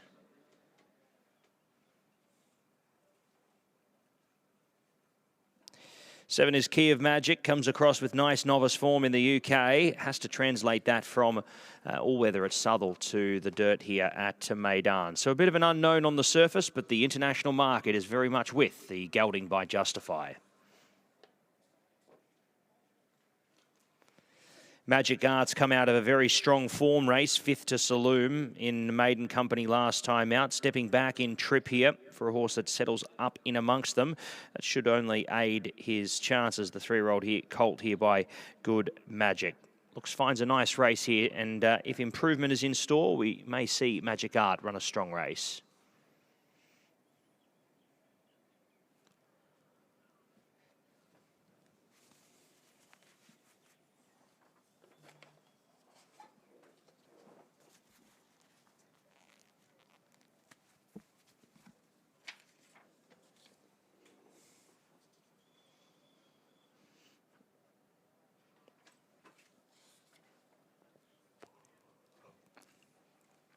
A few more to look at here. Here's Russell, the runner who comes across here with some nice form from Florida. The 3-year-old colt by Tonalist for Triple R Racing. Bupat Seema rides, trains. Richard Mullen does the riding off the rating here of 76. 5 starts for 3/3 so far.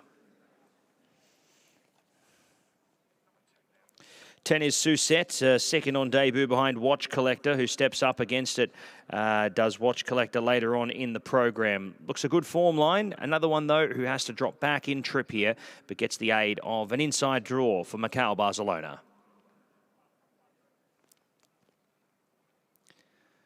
Number 11 is Willock. He's continuing to play up a little bit here in the parade as the son of War of Will. On debut, Allianz Chavez does the riding for Frederick Ruderskold.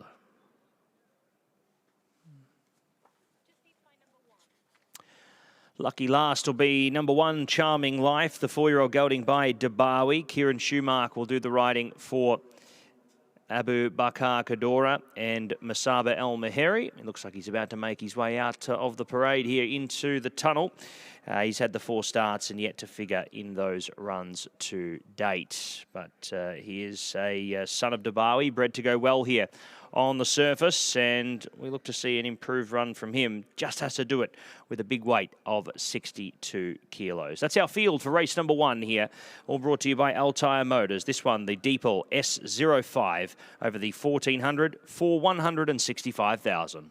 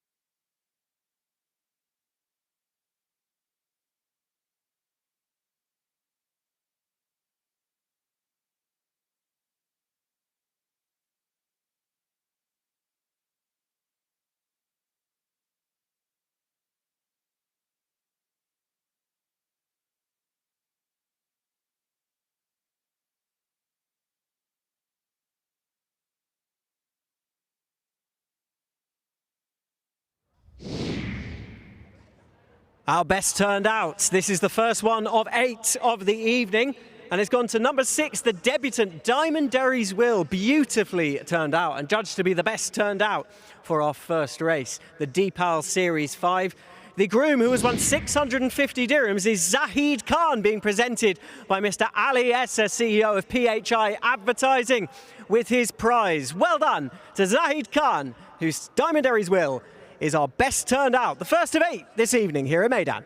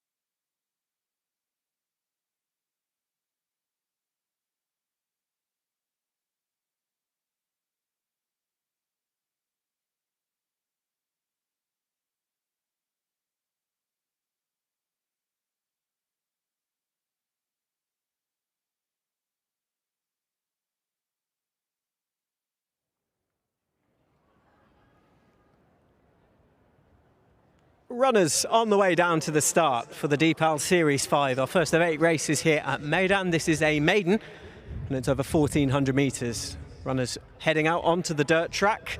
There's the X factor in the race. This is Key of Magic, dirt debutant. He's been gelded ahead of this dirt debut. It's his first run of the season. He's been off for 207 days. He's making his dirt debut for a team that they've really had success this year with their 2 rising 3-year-olds on the dirt. They've made a notable shift to buy dirt breds and re-explore a division that they hadn't really been a part of for a few years. You hark back to the likes of Gold Town taking the UAE 2000 Guineas, Rebels Romance taking the UAE Derby on Dubai World Cup night back in 2021, but they had just gone away from it a little bit. Well, the American breds are back, and they're back on the dirt in the Royal Blue. I'd offer that this is probably plan B for him. If he'd have won at Sandown on debut or followed up with a good victory at Southall, he likely wouldn't have been here. I fancy he probably would have been in group races at the back end of this 2-year-old season. But he was third both times. On the international markets, he was beaten at short prices both times. And being a son of Justify, the gelding is he's bred to appreciate the surface switch. It's worth noting the lion's share of the dam side is turf-based, but there are dirt winners in it, so I don't think the surface should be an issue. It was more the fact that he is so well fancied to win that I'm trying to pick a hole in him, and I just wonder about the start for him. Stall 4 against horses who have had a sighter on the dirt. They've had that experience of having to break quickly and get into position. He hasn't really needed to do that yet. He might be absolutely fine and head forward, but I just thought he was maybe worth exploring other avenues. With this being his first start on the surface, the red hood has come off. He's a little bit on his toes down at the start. He was in the pre-parade ring as well, but he was seemingly better in the paddock. And we're only 2 minutes away from the first. I've gone for Magic Art, who I thought represented a little bit of value against the favourite. He's dropping back 200 metres in trip. He started out here over 1,600 metres last time. Second run for Bhupat Seemar as well, having debuted behind his ultra-impressive stablemate Saloom 3 weeks ago at meeting 10. Only had the one run in Russia at Krasnodar. He was beaten a nose over 1,400 on dirt back in July.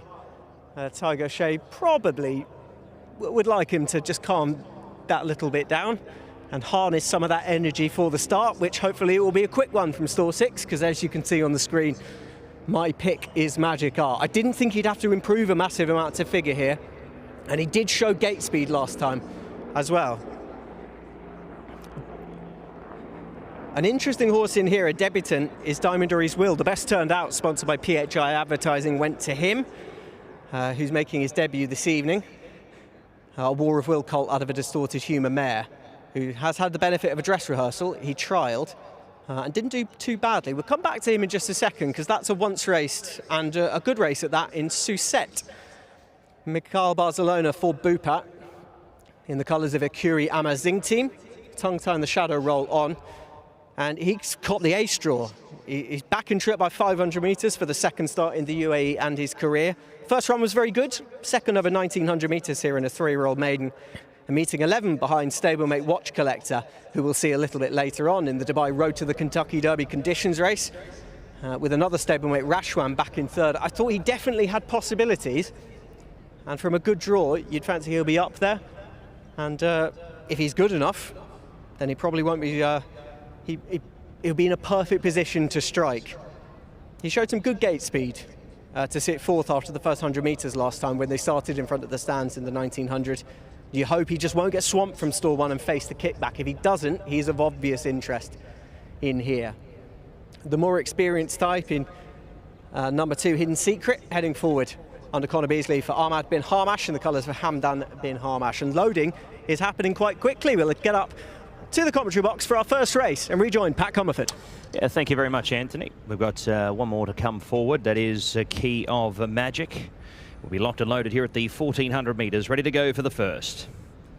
Brought to you by Altyre Motors. Set, ready, and away they go. And Hidden Secret caught it to a flyer. He's heading up early along with Magic Art and Willock. On the inside, Russell works forward. Susette, Diamond Diaries Will in between them, piercing through for a run. Then came Mr. Precocious, deeper on the course, Cat Style. Doing it a little tough here early in the debut run. Next was Key of Magic from Volcanic Rock, and Charmed Life is out to the end. Up in front as they work off past the 900 metre mark in the race, it is Magic Art and Hidden Secret. They go together 1 and 2. From Susette in third. Diamond Diaries Will working forward up into the 1-1, but has been niggled along here for the last 200 or 300 metres. Russell next, a length and a half there back to Willock as they work along the side of the course. Next, Mr. Precocious, 3/4 of a length to Cat Style, a length and a half to Key of Magic, not handling the track. Then came Volcanic Rock, and last of all there was Charmed Life. It's Magic Art the leader. Up on the outside in second, Hidden Secret's been worked upon. Susette starts to present. Then came behind them Russell, working up into a nice stalking position here to begin a challenge at the leader here, and Diamond Diaries Will is about the last one that could win as they head inside the 250, and Magic Art is kicking away now here for Bupat Seema and Tygo Shea. Into the last 200 metres, has got 4 or 5 lengths on Russell, Susette, Hidden Secret, Diamond Diaries Will trying to find a spot in the first 4, but it's all over. Magic Art does it easily by 7 lengths. Beats home. Next across there was Russell. Third was Susette. Fourth to Diamond Diaries Will. Getting going late was Key of Magic. Ran 5th from Hidden Secret. Next over Willock, followed by Cat Style. Joined there by Volcanic Rock. The last 2 to cross over, Mr. Precocious, and Charmed Life didn't pass a horse. It's going to be Magic Art going on to win the 3-year-old colt by Good Magic for Sadie Predonia. Came here with a nice batch of form. This one here, we didn't have a saloon to worry about in the race, that's for sure. The 3-year-old colt here by Good Magic has made a nice little statement here tonight to go on and win by, I'd say, around 7 lengths there. Russell has run well into second position. Susette third. Bupat Seema takes the first 3 in the frame. And Diamond Diaries Will kicks off with a 4th for his career. 8, 9, 10, 6 your numbers. 8, 9, 10 and 6 in race number 1 here. And Magic Art kicks off his maiden tag in style in the Deepal SO5. 8, 9, 10, 6, race 1.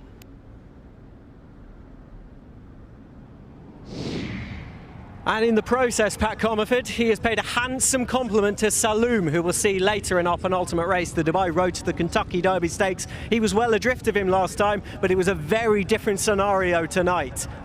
He jumped really nicely from stall 6. Tygo Shea wanted one thing, and that was the lead or close to, and he let him find his rhythm all the way through. He's learned a bundle from that debut run. He was dropping back 200 in trip, and he's marked a 1-2-3 for the stable on a very important night for Bhupat Seema. He has managed to fill the first 3 in our opening race. Massive eye-catcher, Rasul, looked a picture in the paddock, and he looks a big boy as well. Well, he's shown he can run. He'd only had the 1 run prior to this. That was out at Gulfstream Park, under an American trainer as well. But under the banner of Triple R Racing, who have switched him over here from Antonio Sana in Florida at Gulfstream Park. He was 5th and found things just a little bit happening too soon. I think to a degree that's happened once again, but he's certainly shown that little bit more. Suset, from the 1 draw, didn't go to the lead, has run on quite admirably. There's definitely races in him as well, but the 3-year-olds absolutely dominating this. 1, 2, 3, 4, 5. All 3-year-olds getting a lot of weight for age from the elders. In pound terms, they were getting 17 pounds. In kilograms, 7.75 kilograms from their elders. The younger legs have won out the day. And this is a very interesting horse going forward. I'm interested to know from both jockey and trainer exactly what they see this horse as and what the rest of his season might look like as well. 1400 here, but there's definitely option and scope to go back up in trip. He looks a proper kind of Bhupat horse as well. He's very well put together. The front 3 all took your eye out, in all honesty.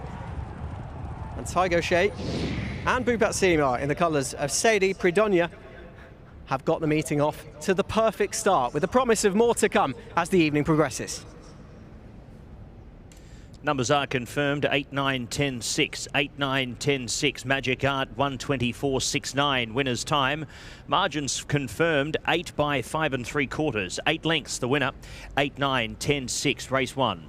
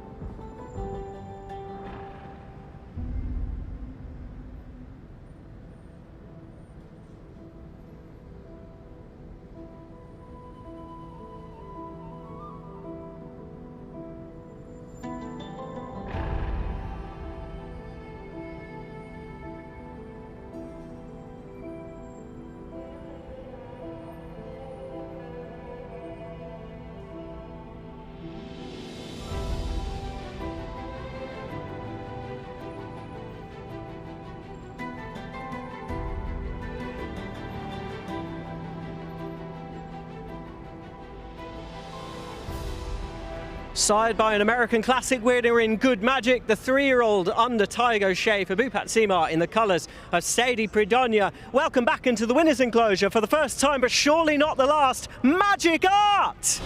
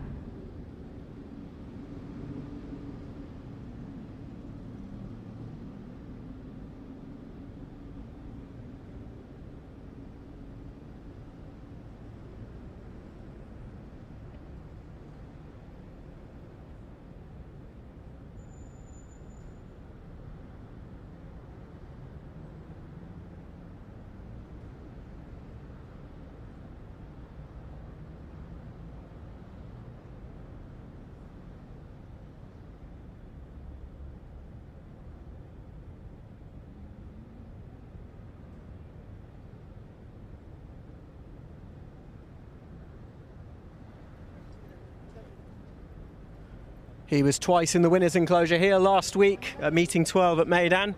He was in the winner's enclosure at Jebel Ali when we last saw him as well. Killer Collect, his old friend, doing the business there. And Magic Art has started the meeting in a perfect manner for the multiple champion jockey out here in the UAE, Tygo Shea, currently sitting 3rd in the standings.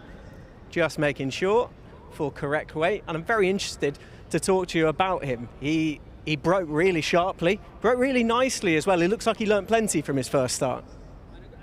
Yeah, he's not over big. He's like me. He got a bit upset in the gates, which is unlike him as well. He had a good first up run behind Saloom, and yeah, as you said, he jumped well, and I was able to get the rail and fill up in reserve, and he picked up good, and yeah, I didn't realise he won by 8. Last furlongs felt a little bit stagnant, but yeah, look, a nice new addition to the yard. Is he 1400 through and through? Is he potentially a sprinter? Yeah, he can come back to 1200. I wouldn't be going up in trip. If anything, I'd be coming back. He's got a lot of speed, and as I said, unlike him, he just got a bit upset before the gates opened, but thankfully all 4 legs were on the ground when they opened, and he jumped well. We could talk about any number of your rides. I just want to touch on 2. Shaq Diesel, is he as big as his namesake, Shaquille O'Neal? Yeah, he's another nice new addition to the stable. I actually don't know a whole lot about him. He's training well, he's in good form, but like all the horses from the barn, he will step forward for his first run. As will Saloom? Yes, we hope so. Saloom, we know, has got plenty of talent, and just hopefully, as it's been well documented, he has these issues with the gate, so he had a very good first up win, and hopefully that would have done his confidence good and he behaves himself. Well done. Thank you. Correct weight. Correct weight, race number 1, 8, 9, 10, 6. Correct weight, race 1. Magic Art, your winner, 124.69. Margins 8 by 5 3/4. Correct weight.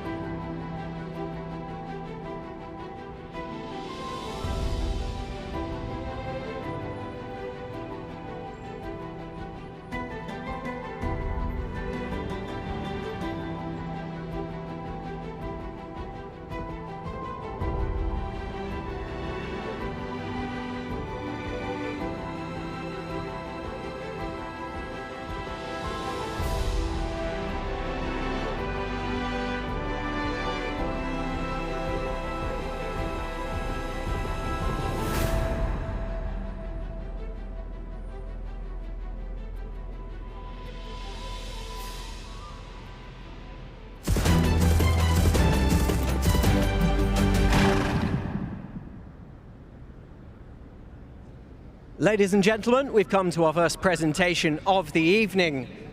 The DPAL Series 5 was a race that had plenty of questions to answer, and weren't they answered in space? Magic Art bolting up. To give the prize away, we welcome up to the stage Mr. Risley Grand, Vice President of Rental and Leasing of Altyre Motors. Many thanks, Mr. Grand, for heading up to the stage and giving our prize away for a horse we'll surely be hearing plenty more about in Magic Art. Looks a very pacey type.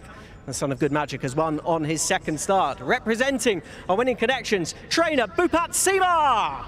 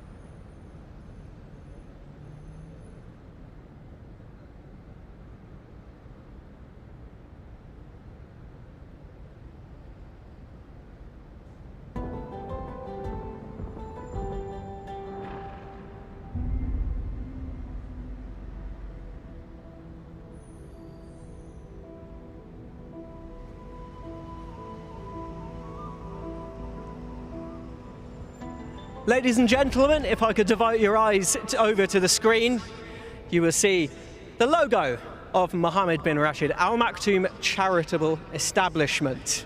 The Dubai Racing Club recently have announced that it will be donating a portion of the ticket sales generated across the 4 race meetings during the holy month of Ramadan to the Mohammed bin Rashid Al Maktoum Charitable Establishment. It reinforces the values of generosity and community that define this special time of year. Many thanks to all concerned for this charitable endeavour, which I'm sure will bear fruit plenty. If you want any more information, please seek it out. But the Mohammed bin Rashid Al Maktoum Charitable Establishment will be the beneficiary of a portion of the ticket sales generated across the next 4 race meetings.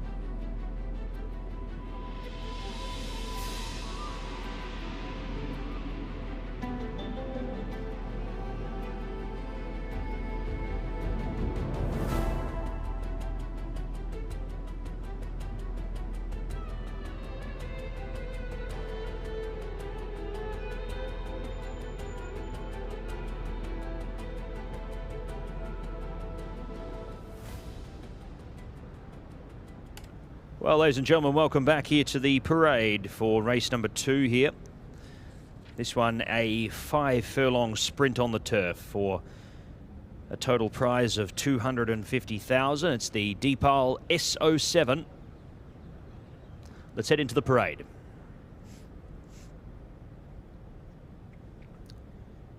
Returning from a consecutive runs in group company, it's Logo Hunter. Ali Al-Badwawi and Ray Dawson combining here, having to lug the 62 kilos off the rating of a 99. Logan Hunter, the 8-year-old gelding by Brazen Bow, is having his 22nd career start.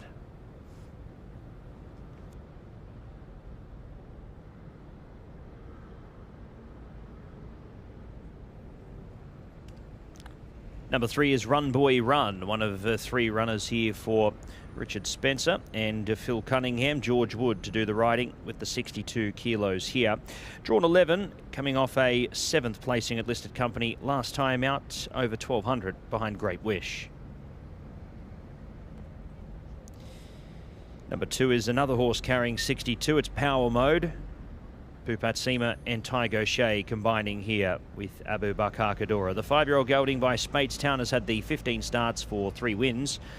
2 runs here in listed company. His last 2 starts, last time out, 9th, beaten 7.5 by Great Wish, coming out of the same race as Run Boy Run.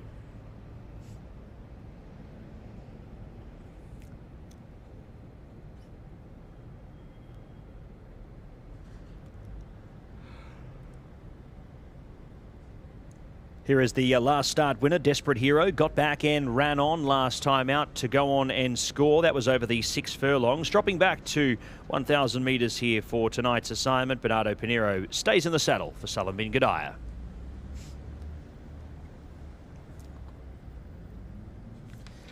Number 5 is The Man. He'll spot the white cap here for Connections. Safi Osborne rides for Richard Spencer. 6th behind Cover Up at Group 2 level over 1,000 metres last time here, and draws right over the far side up against the rail in 1. 6 is Subito. Mikhail Barcelona rides for Bhupat Seema, and Juddmont Farm has had the 3 runs, all of those coming on the dirt. That was overseas. Makes his UAE debut here with 3 starts for a win and a 2nd so far to date.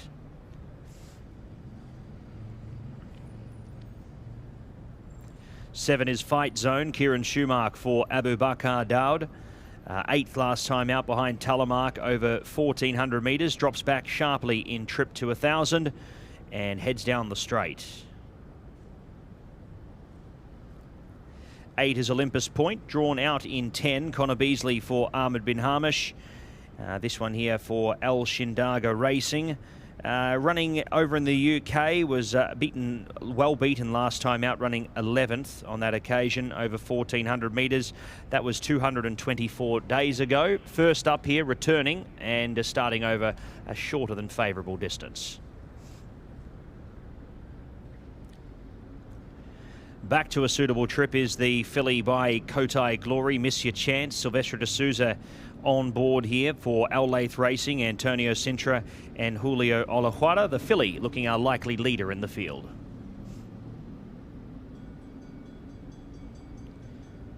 Ten is the stablemate, Donde Fermo. Francisco Goncalves rides for Sky Racing and the Sintra and Olasquaga stable. 3-year-old colt here by Midshipman, has drawn 13.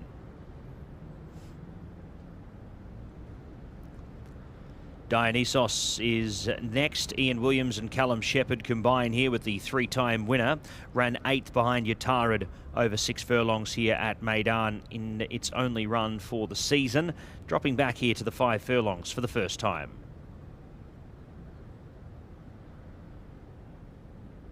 Twelve is Major Cinnamon. Ardri de Vries for Marwan Al-Badai.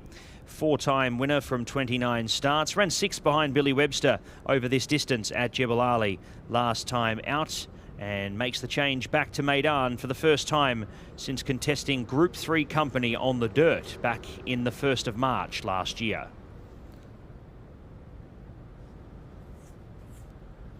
"13 is Twilight Calls. Richard Mullen rides for Richard Spencer has drawn 14, well to the near side here. 6 last time out behind. Desperate Hero returns off the 2-week break.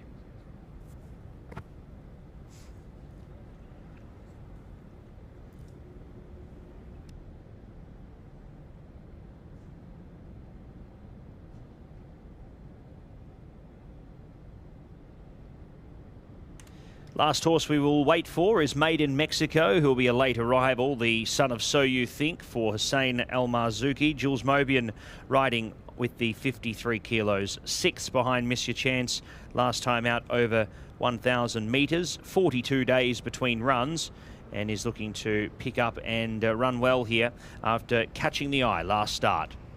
That's our runners for the Deepal SO7, the second race, brought to you by Altair Motors. This one for 250,000 dirham, and the runners head to post.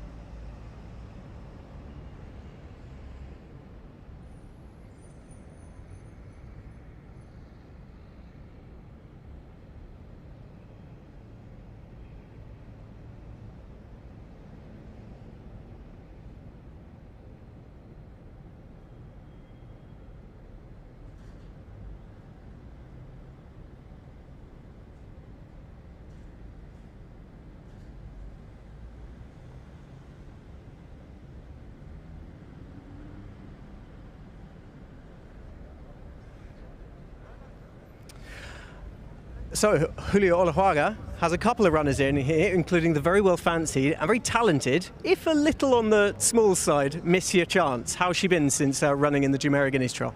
Thank you. Yeah, she's small, but she's fast, and she came back okay after that effort. So we look after this race that came naturally in the calendar. So looking forward to her run. Was last time it was just because the race was there, because she was fit, ready to go, and bucking and kicking? Well, actually, we didn't have any other option to run that race. We think she did a good job anyway. She didn't stay at 7 furlongs, but we had to give her a try, at least one in her life. And now she comes back to her perfect trip and her perfect distance. She already won here, so hopefully she will try to compete again. And Donde Firma trying something very different from what he's been doing so far. Exactly, it's the first time on turf for him. In the mornings he's been really good, so hopefully he will run a good race. It's a horse that we have big hopes that he can be a good sprinter for the future. He's shown some things in the mornings and also in the races that we are thinking that he could evolve into a good sprinter next year. And in the same colours of Sky Racing, a little later on, we have to get a word on Jareed. Was she idling in front last time and allowed Labua back into the race? Well, it was quite a tricky race, but the good important thing is that she came back good after the run, and she comes here in top condition, and hopefully she will do it. We were a little bit worried about the distance before she ran on the mile, but after that race, we actually think she can make it until 1900, so hopefully she will do it also. Best of luck with all the runners, Julio. Thank you very much.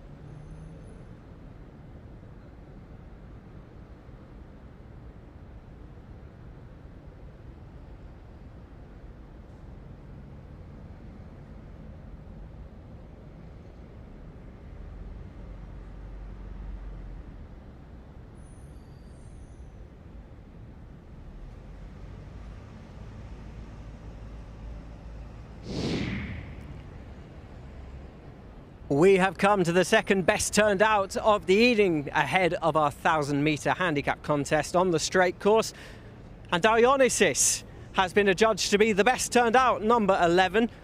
And Mohamed Farokh has presented him perfectly here with Mr. Aliesa in tow once again to hand over. And as we all know, Dionysus, the god amongst many things, of theatre, and it is pure theatre once again. The PHI advertising best turned out award, 650 dirham to Mohamed Farokh, the groom of number 11, Dionysus.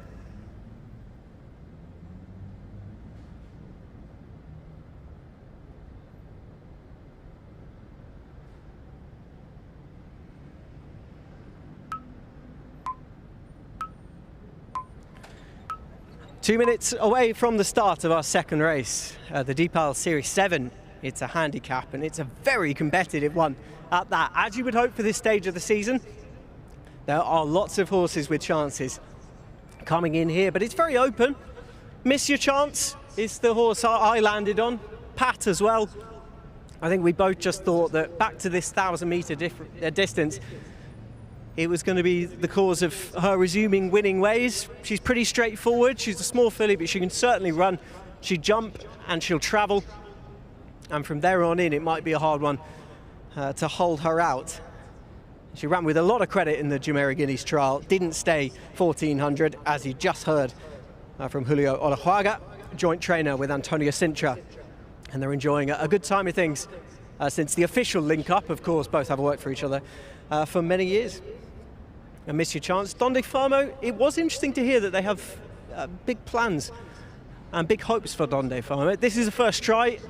It's a little bit of a case of out of the frying pan into the fire. This is going to be a very different test for Donde Famo. Not one to give up on, though, and one maybe just for your tracker as well. What about some other interesting horses? Number 6, Subito. Mikhail Barcelona for Bupat Sima. The connections of Susette, jockey and trainer, who was third in our opening maiden, won by the stable. He's a fascinating new starter for his new connections. He's been off the track nearly 4 months, 113 days. And Chabon horses are just not, well, they're not uncommon in these parts. They've won 2 Dubai World Cups, of course. Arrogant and latterly Laurel River for this stable. But sprinters, and turf sprinters at that, far less common. This will be a turf debut. Raced 3 times on the dirt for the powerhouse trainer Bill Mott in the USA. Very interested to see how he gets on. His pedigree is all dirt, and this will be something very new for him. Certainly built like a dirt horse. But clocks are a respectable buyer speed figure for his win at Churchill Downs. And he will certainly have possibilities out here. Maybe this will just take a little bit of getting for him against hardened turf performers. So they're heading forward. Let's get up to Pat Comerford. A couple more to load away here for the second race. And we're not too far away from getting underway here with Desperate Hero to come up. Twilight Calls, one of the final horses for the Spencer trio. Logo Hunter returning back to a handicap here tonight after a string of group races. Set at the 1,000 metres here. Ready to run. Racing. Miss Your Chance caught it to an absolute flyer. Gone about half a length clear here early from Maiden Mexico, who jumped well too. Power Mode's going to go with them, and those trios split away now. A length or two back to Major Cinnamon from Logo Hunter. Then came Dionysus from The Man. Next there was Olympus Point to the near side. Leading up that division, Run Boy Run, Major Cinnamon. Then came Donde Fermo, Twilight Calls. Desperate Hero pulling up out of the race now is Fight Zone. It's Miss Your Chance burning the turf up in front past the 450. Power Mode with the 62 kilos tries to stay on. Dionysos to the far side, also running a race. Made in Mexico's race is done with. Then came Run Boy Run, followed there by The Man, Major Cinnamon. The runs are coming now. Miss Your Chance running on vapours. Then came Power Mode, Run Boy Run, Major Cinnamon. Miss Your Chance swallowed up by Run Boy Run. Major Cinnamon to the near side. Run Boy Run, Major Cinnamon, and photo. Maybe Run Boy Run just for George Wood, and his only ride for the night. Beats home Major Cinnamon just from Dionysos. Then came The Man. stand. Twilight calls. Next there, Donde Fermo from Desperate Hero. Power Mode, Miss Your Chance, gobbled up there with about 50 metres left to go. Maiden Mexico dropped away. Then came Olympus Point, followed there by Subito. And, well, Logo Hunter has finished the race and Fight Zone has been pulled up out of the event. Photo finish. I'd say Run Boy Run's going to get this. And it's confirmed. Run Boy Run, your winner. Run Boy Run goes on to score 57-1-2. George Wood, Richard Spencer. Phil Cunningham picks up his second win for the season here in the UAE. Number 3, your winner from the 12 Major Cinnamon. 11, Dionysos runs a good race, and Miss Your Chance will hold on for 4th place. 3, 12, 11, 9. Run Boy Run goes on to win.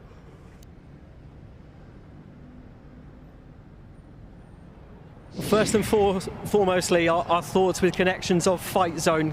Kieran Schumacher pulling him up very abruptly for Abubakar Daud and Amin El Noor. Thoughts with them, fingers crossed, we can have a conclusion that, fingers crossed, he might be okay. Very tight go, wasn't it? Major Cinnamon ducked near side, but Run Boy Run, who gave the stable one of their biggest moments back in the UK last season, taking the Air Gold Cup last September at Ayr in Scotland. And the fact he was also placed in major heritage handicaps, so the Stewards Cup at Goodwood and the Portland at the Doncaster St Ledger meeting. Well, he was quite something in this, wasn't he? It ran like a heritage handicap ultimately, with Miss Your Chance blazing off in front, Power Mode contributing to the early part of the pace scenario. They have trapped along over 1,000 metres here, and it has set up for a horse who was going to eat up the ground in the closing stages. That horse, well, those two horses were Run Boy Run and Major Cinnamon. Really spare a thought for Major Cinnamon and connections. Adrian de Vries has played a blinder for Marwan Al-Bayhey. Remarkably, it was his tough debut at the age of 9, and that is a wonderful scene to see. Fight Zone. He looks somewhat full of beans. He clearly lost his action in the race. Kieran Schumacher did exactly the right thing in pulling him up once he was not happy with how everything was going. But that is a great sight to see, and it's a great sight to see a trainer and owner in Richard Spencer and Phil Cunningham, who have really thrown the kitchen sink at this carnival. They've taken up plenty of horses, and not just horses to test out the waters here. They've taken their best. Run Boy Run, an Air Gold Cup winner, is a massive race in its own right, and now he can add Meydan winner to his CV, as well as George Wood, another win at the Dubai Racing Carnival for him. And you half wonder what connections might start thinking about doing. He's a very handy handicapper in his own right, and they might just have aspirations for something that little bit bigger, especially given he stays 1,200 in here, and he was fairly near the top of the weights. Richard Spencer, George Wood and Phil Cunningham with another winner at the Dubai Racing Carnival. Trainer beaming as well he should. Ladies and gentlemen, would you welcome back into the winners' enclosure for the first time at Meydan, Run Boy Run!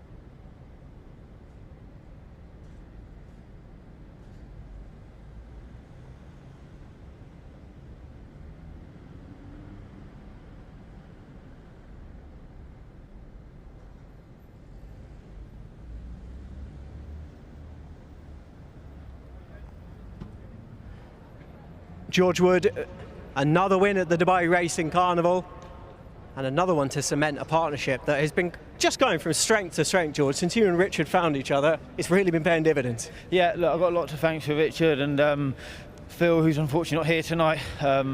His father passed away a couple of weeks ago, so it's lovely to get one for him, and yeah, I'm sure they'll be watching this. Absolutely. This is a horse who had Heritage Handicap form, an Air Gold Cup winner, and it looked like it really played like a Heritage Handicap in terms of pace. Yeah, he's a great old boy now. He's so tough. If a lot of horses are as tough as he can make our job a lot easier. Dropping down to 5 have been the key today, and hopefully he's still improving.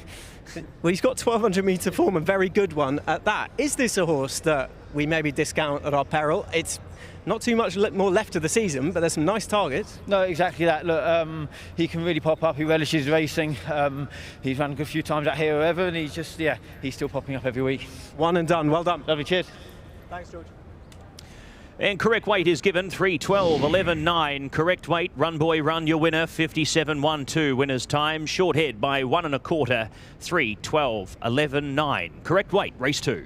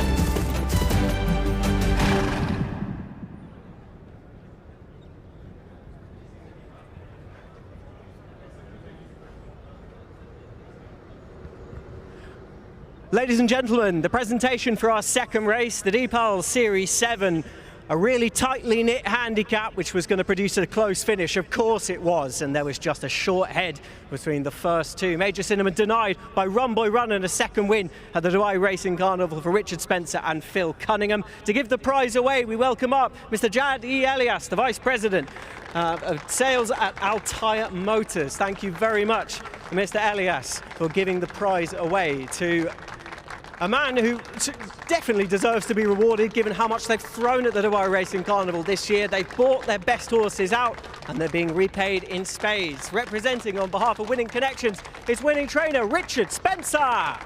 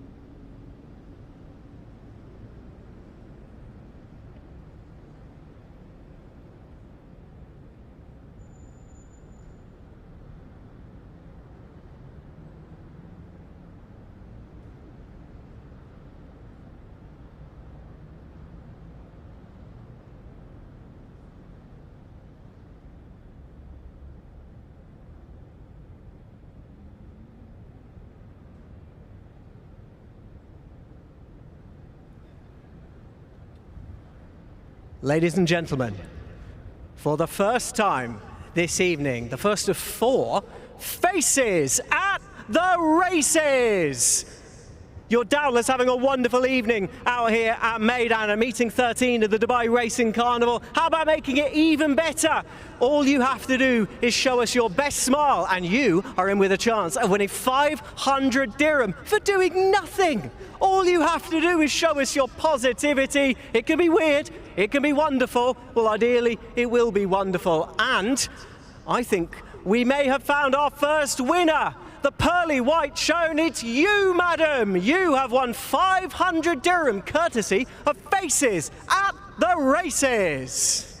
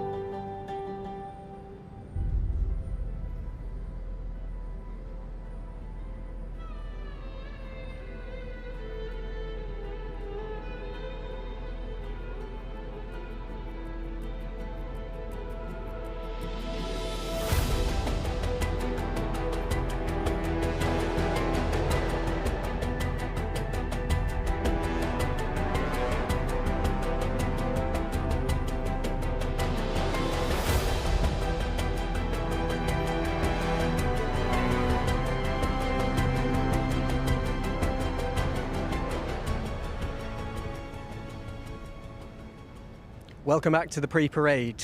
And this is pretty magical, just under the lights as the sun is setting, and with a classic just on the horizon. How can you say fairer than that? It's the UAE Oaks, sponsored by Altair Motors, race 3 up next. And I wanted in particular to have a good look at our Cocoa Beach victor, the old UAE 1000 guineas, and that is Labois, who is just being saddled up as we speak, and as if perfect timing, is heading back out to join the rest of the field. She had plenty of these behind her in the Cocoa Beach, and she intimated that the step up in trip that day might not be the worst thing for her. Not necessarily bred for it, albeit Hussar Charlatan, I mean, he was a Grade 1 Oaklawn Derby winner as a 3-year-old. He was placed in the Saudi Cup over 1,800 metres, and she has looked like she might want that far. She showed real guts and determination last time. Salim bin Ghadai, in his quotes when asked by the Dubai Racing Club, was also pretty confident that this is exactly the kind of test that she'll revel in, and she's really going to appreciate the extra distance. I like her. She's my pick in here to confirm form with the rest of the field. Just behind, and who was just behind her in the Cocoa Beach, is Jareed, number 2. We heard from Julio Olajuaga, co-trainer of this filly, that he's looking forward to seeing her back out and have another crack at the Cocoa Beach winner, Labois. Sylvester de Souza up this time, replaced Francisco Goncalves aboard this filly. I thought she looked somewhat home and hosed when she hit the lead. She had to do a lot of running to get into that position. And once again, she's not drawn as well as Labois, so that is a little bit of a concern that she's going to have to do more in the early part of the race than Labois. In theory, it might not work out that way. You fancy she won't be too far away if they can help it. The trip, I don't know, it poses on breeding a little bit of a question for me. She's by Yalpon, who was rapid for Steve Asmussen. Albeit the dam has produced a proven UAE performer over 2,000 metres in Cosmo Charlie. He actually won the old Al Bastikaya, which is now the Dubai Road to the Kentucky Derby Stakes. That was when it was run on Super Saturday, sponsored by Emirates. So we'll be seeing that race a little bit later on, and that's where Cosmo Charlie really came into his own. He also won a 2,000 metre Entisar, a listed race, which is now run on Festive Friday. So there is hope in the pedigree that this is what she wants, and you fancy she probably wasn't doing a massive amount when she got into the front anyway. She allowed Labois back into the contest, but the new trip for both of them, it raises real questions about how exactly they're both going to be getting on, especially with mixed signals in both of their pedigrees. But races are not run on the page, they're run on the track, and sometimes the black sheep of the family doesn't necessarily follow suit, do they? Some horses completely defy their pedigrees and are able to do things that they really shouldn't be able to do, at least when you look at their families. It's a fascinating contest, and it's certainly not a 2-horse race by any means as well. Remember, these are 3-year-old fillies. They're all developing at different times. It's akin to a teenager who might, when he's 14 or she's 14, go back home for the summer, and then when they're playing their favourite sport, suddenly they've got a new lease of life. And for some, others have caught them up, and for others, they're really just getting going. Some of these are just getting going in their careers in the UAE Oaks, the first of our 4 feature races here tonight at meeting 13 at the Dubai Racing Carnival.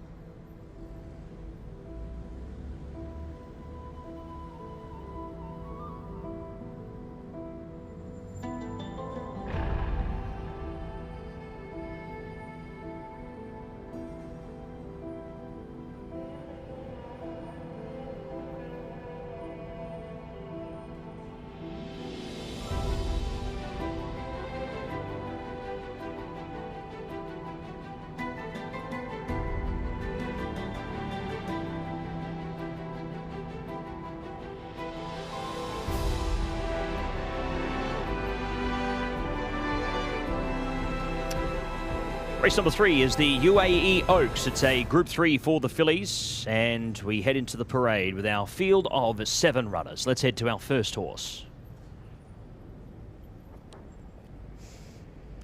That is number 1, the Cocoa Beach winner, Labois, drawing the ace again here is the filly by Charlatan. Bernardo Pinheiro for Salam bin Gadaya, off the rating of 91, comes in as our highest rated horse. 2 wins from 3 starts and our clear international market favourite.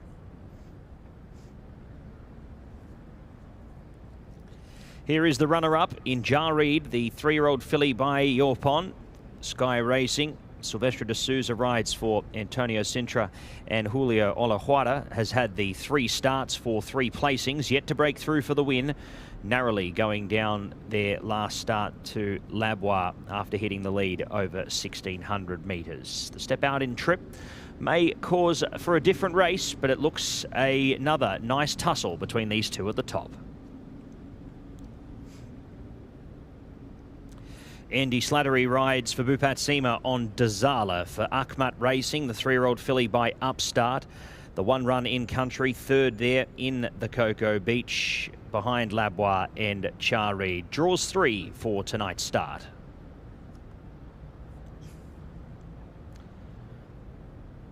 Well, the horse who ran 4th in the Cocoa Beach was Uno, the 3-year-old filly by Rock Your World. Has drawn gate number 2 for tonight's assignment, off the rating of 80. Beaten 6.68 lengths there last time out. Should appreciate a little bit of an extra trip as well.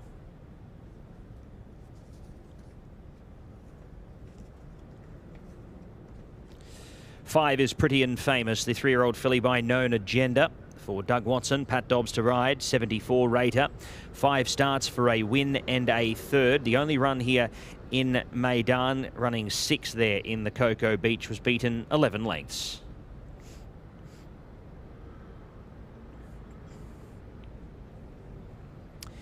Auntie Fair also contested the Cocoa Beach, but has since run. That was 2 weeks ago, running 5th on that occasion behind Watch Collector after leading them up there, beaten 10.57 lengths.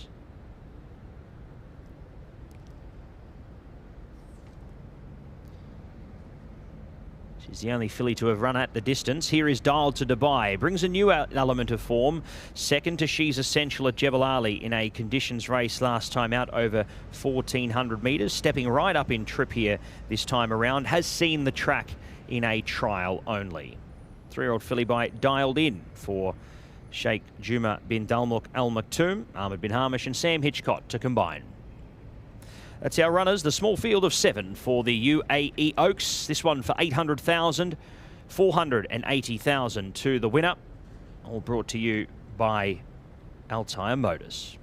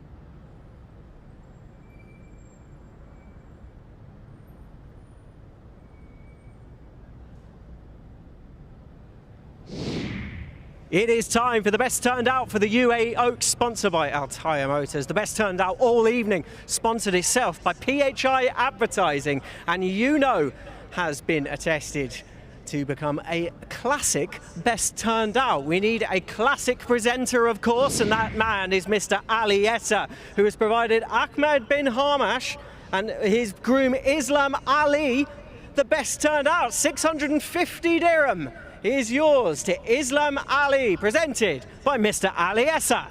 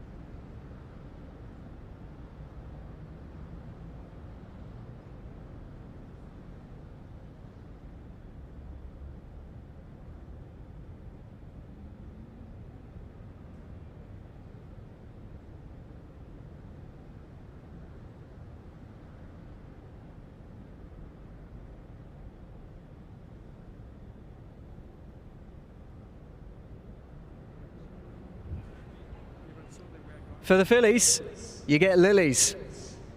This is the UAE Oaks. This is a big race in its own right, but it can be so much more as well, because by winning this, you get 50 points on the road to the Kentucky Oaks. And there has been a path that's been trod before. A few years ago, Shahama went out there and did very well in the USA. They're very different. It's an even more aggressive outlook out there. And you really need a tough, hardened filly to be able to both take this race and then ply their trade in America. There isn't much of a program after this. This is a cup final in its own right. That being said, sometimes it can be a pointer to the UAE Derby on Dubai World Cup night. Only one filly has ever done that. That was Caller in the Godolphin Blue, Frankie Dettori. And Mikhail Barcelona, Frankie rode in the Oaks, Mikhail Barcelona in the Derby itself. And she's the only filly to have done that double. Plenty, though, have done the Cocoa Beach, or the UAE 1000 Guineas as it was known, and the UAE Oaks double. Labois looking to become, I believe it's the 10th, to be able to do that, which is it's remarkable. It'd be a remarkable thing if she was able to. She's my pick. I think Bernardo Pinheiro will jump from a really good stalls position, and she might not be able to be caught. Jari's going to have a good go, there's no doubt about it, but Labois, there's loads to like about it. I'm not too worried about the distance. She certainly has positives to her breeding on that score, being a daughter of Charlatan, who as a 3-year-old was able to win over a mile and a furlong, or 1,800 metres, and indeed was second to Mishrif when trained by Bob Baffett in the Saudi Cup. With 2 minutes to post, we can have a look at some of her rivals as well. And there is an old foe. That's Jarid, who had a tougher trip than Labois last time, got to the front, idled a bit, let Labois back in, and Labois loved every second of it. Jarid is still learning, but she's going really well at the moment. Remarkable to think she hasn't been able to make her true mark, if you will. As she's come into this second on the debut, third then over 1,400 once again, and then second last time, just beaten by the narrowest of margins on the line by Labois. She's going to have a good crack. She's by a sprinter, but there's loads of hope on the dam side that this trip is going to be what she wants. Julio Olajuaga, co-trainer who we spoke to earlier, is confident of that fact, and being a half sister to Cosmo Charlie, who was great out here for Doug Watson, especially over this course, this kind of course and distance in and around. He won the Al Bastica, now the road to the Kentucky Derby conditions race later, which we will see on the card. What are the others? The best turned out. What an impression she made on her debut. Big, imposing type of horse in the paddock. And it's certainly not beyond the realms that she might be able to show that little bit more now that she's getting out to this new distance. She's trying to prove that she's not an early flash in the pan for the season. The debut disappointment, it was a disappointment in the Shahama. She just missed out on third last time to the UAE debutant Dolzala, who once again reopposes. She's got a first-time visor on, which I think is an interesting angle. That could be a good angle into it. And if you're of a forgiving nature, you could do a lot worse than Yuno, who was judged to be the best turned out and looked a picture in the paddock. Dolzala, interesting on UAE second start. Official rating of 83 leaves her with a bit to find for Bhupat Seema. Andrew Slattery taking the ride. Pretty and Famous. She's got upside to her profile. She hasn't had the one run for Doug Watson, but she's going to need to improve fairly tenfold. Auntie Fair could be anything still. It's been a very mixed performance. Pat Comerford said about her UAE debut, and he said it best, I thought. Her race was run and done early. We'll see what happens this time. In the UAE Oaks, it's up to Pat. Runners are ready. Group 3, 1900. Set now. And the fillies are underway. Dolzala, Dwell, Dial to Dubai the same. Laboire and Yuno with the first out. Laboire is heading straight to the lead here. Up on the outside, Pretty and Famous. Restrained a little past the post here under Connor Beasley as Yuno to get in behind the leader and settle for a nice spot here. Racing keenly is Char Reed in fourth here, not wanting to settle. A length back to Dolzala, the inside, who recovers to fifth from Dial to Dubai, and out wider was Auntie Fair, starting to work around them, being posted 3 deep at the moment. Pace is pretty slow here at the moment, a saunter as they head past the 1400. And it's Laboire who's getting it all to her own liking up in front. 3/4 to Pretty and Famous. 3 wide and third, punching the breeze is Auntie Fair. Yuno tucked in behind them. Half a length back in fifth position was Char Reed, still fighting the rider. 2.5 lengths to Dial to Dubai, and Dolzala is now last of all up on the running rail. Laboire's got company. Pretty and Famous getting closer. Half a length the margin now. A length to Auntie Fair, third, who's been doing it tough in the small field. Yuno's got the drop on them in behind them in fourth position. Char Reed finally settles down now in the 1-1 position. Auntie Fair has worked upon out wider. Dial to Dubai is next and Dolzala is last as they swing the bend onto the side here with 700 metres left to go. Laboire has had a dream run in front now and asked to extend 1.5 lengths to Pretty and Famous. Then came Yuno. Next was Auntie Fair. Char Reed still needs to pick up, has been worked upon the whole way and is already getting a slap down the side. Next was Dolzala, and Dial to Dubai is out to last, already being plugged along. It's Laboire the leader into the straight here in the UAE Oaks of 2026, kicking away now from Yuno. The margin 3 or 4 lengths. Laboire is dominating here in the contest. The margin now 6 lengths to Yuno. Pretty and Famous fighting out for third position with Dolzala and Auntie Fair, but as the post comes, she gets further in front. The UAE Oaks champion of 2026, 3 on the bounce for Laboire. Laboire by 8, goes on to beat Yuno in second. Dolzala may have got there for third position from Pretty and Famous. Auntie Fair 5th across. Char Reed on face value disappointing, has finished at the end of proceedings along with Dial to Dubai. Easy as you like, and got a dream run in front. Backed it off and they followed. Kicked up and they tried to follow but could not do so. And Laboire has gone on to dominate and seen out the 1900 with style. The 3-year-old filly by Charlatan is our Oaks champion for 2026, stopping the clock at 2 minutes 57. And that margin, I'd say, will be around 8 lengths.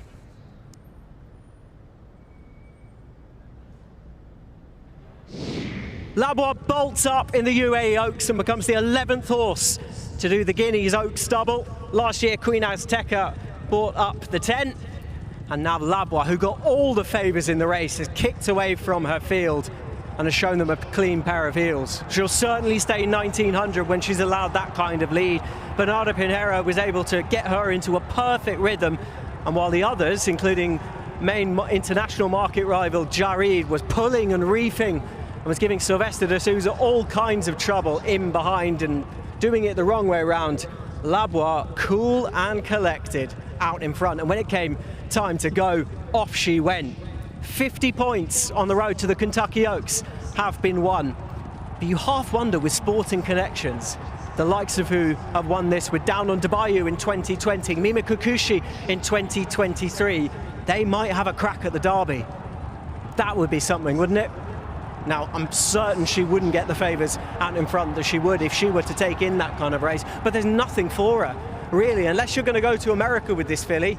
She's won her cup final. Why not have a crack at the Champions League? Uno's run a screamer in behind, still learning, still a little bit Rory, even in first-time headgear. Dozala's run a credible race as well. Pretty and Famous was well positioned and has faded away.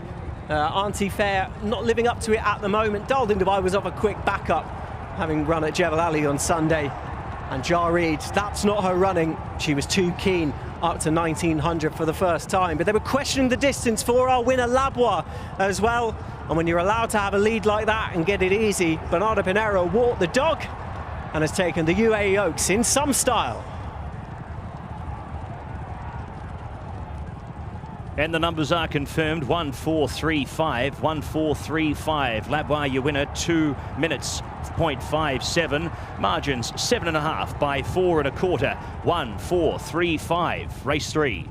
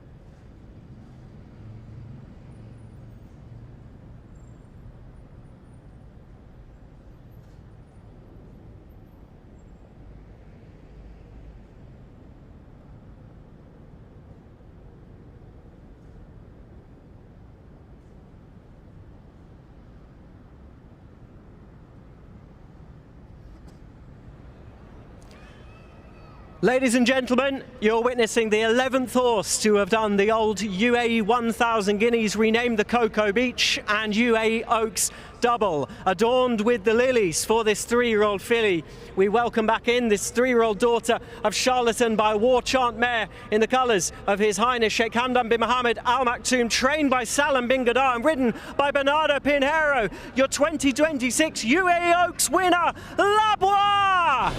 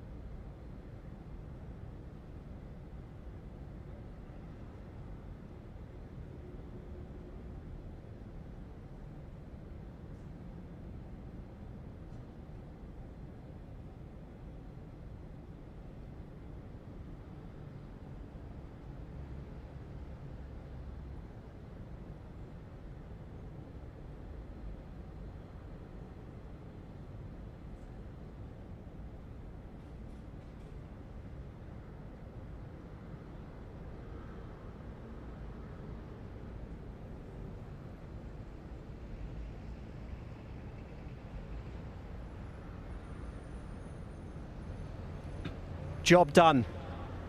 Labua has done the double. She's won the UAE Oaks. She's been adorned in the lilies. And Bernardo Pinheiro, you must have been licking your lips when you got to that first turn and you weren't facing pace pressure. You were able to do your own thing. Yeah, definitely. You know, you just said that everything. From Maiden 1, we need to be smart, and she breaks well. I click, and when I didn't feel the pressure, and I saw I was in a good path. You know, just thank God everything went through the race very well. And thank you for the team, for Salen and all the team, you know, the riders, the assistants, the vets, you know, everybody puts a lot of work on it. You know, it's a very teamwork, and I'm glad to be part of it, you know. It's one thing to be able to settle and get the favours up front, but you need a filly with the right mentality to race that way and then turn it on when you say go. Yeah, definitely. No, last year I knocked the door in this race, leading as well. I got a soft lead, to be honest, but exactly with a different style of filly. That filly is a very fast filly, Arigato, and she burns in front. So once any pressure comes, she explodes. This filly, she's just wonderful mind. You know, she sits, she relaxes, she do everything I ask. And you know, once the pressure starts to appear in the back straight, she got on the bridle, but not keen. You know, she just wait for my order. So that's wonderful mind of a filly. She has a bright future. Only one filly in the history of the Dubai Racing Carnival has ever won the UAE Oaks and then gone on to run and win in the Derby on World Cup night. If the invitation came, why not? Exactly, you know, she has everything. You know, she proves that she stays on the distance, and she has a lovely heart, you know, and as you said, why not? Let's see what happens. Let's see how she pick up from this race, how she pull up, and what Salen's going to decide. She has a bright future for sure, and you know, it's very interesting to see how far she goes. Well done. Thank you very much. And correct weight given in race number 3. Correct weight in the UAE Oaks, 1:4.35. Labua, your winner, 2 minutes, 0.57. Margins confirmed, 7.5 by 4 1/4. 1:4.35. Correct weight, race 3.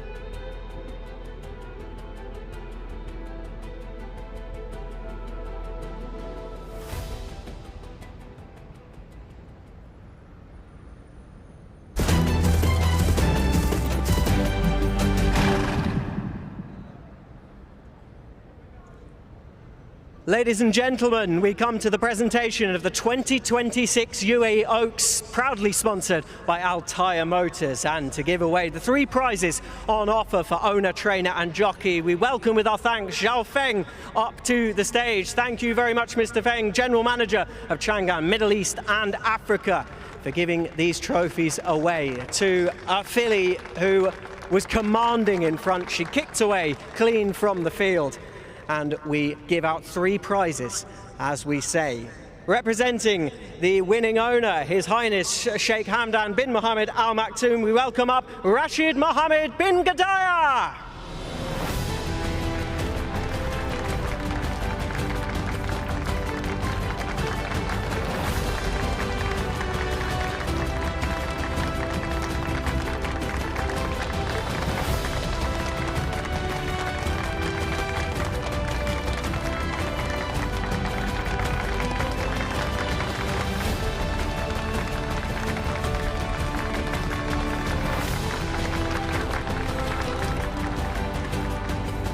on, put your hands together for the winning trainer. He's won the UAE Oaks once again.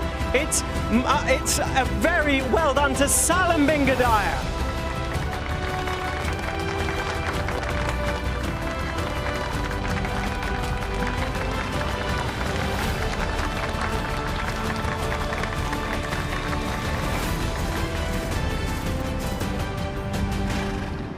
And the man on top, put your hands together for a man who is currently leading the UAE jockey standings, Bernardo Pinheiro.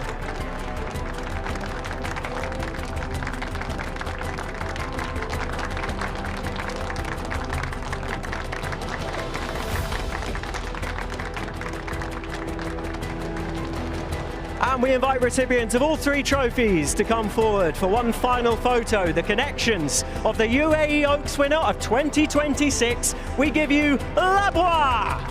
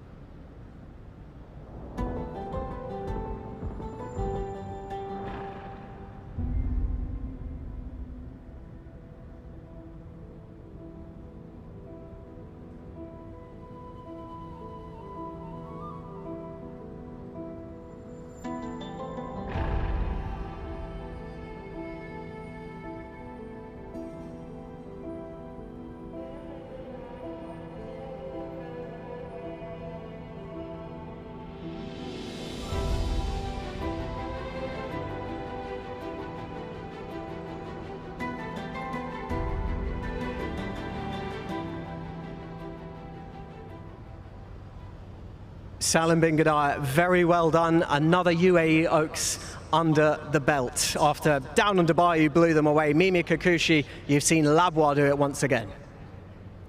Thank you very much, sir. By the way, even down in Dubai last week, she delivered her first fall from Sensual Questi, so that's great. So this is even present for down Dubai over there in the United States. Alhamdulillah Rabbil Alameen, just this filly since she ran, just even 7 furlong and a mile, just she's out of mid-distance Dam and Charlton, fresh stallion by, just as we know, just his 10 furlong winner. So even the distance, it was advantage for Labois, and to be honest, we came here with big confidence, and thanks God, just she showed. You must have been absolutely delighted when she broke brightly from stall one, and Bernardo Pinheiro, who's been riding amazingly this season, was able to just sit there and wait for the others to come off the bridle. We cannot say anything about the race, just everything was so easy, no complicated at all, just jump and, just the order for Bernardo, just, jump and where she will land, stay. She don't have any issue if she lead, if she follow the base, but from draw one, just and jump like professional jump and took the lead. Everything was easy. No, really, nothing to say about the race. You have a very nice problem to have. There's the small matter of the UAE Derby on Dubai World Cup night, a race you have sent fillies to before, but she has just qualified or just got 50 points for the Kentucky Oaks herself. Would you consider nominating her? I should go back to His Highness Sheikh Hamdan. Just she's his pick from the breeze up. Just to be honest, he picked her and he he follow her every day here, and so I should go back to him. You know, just we have two options, and to be honest, she's ready for both options. Salim, very well done. A lovely problem to have. Thank you very much, sir. Thank you, Alex.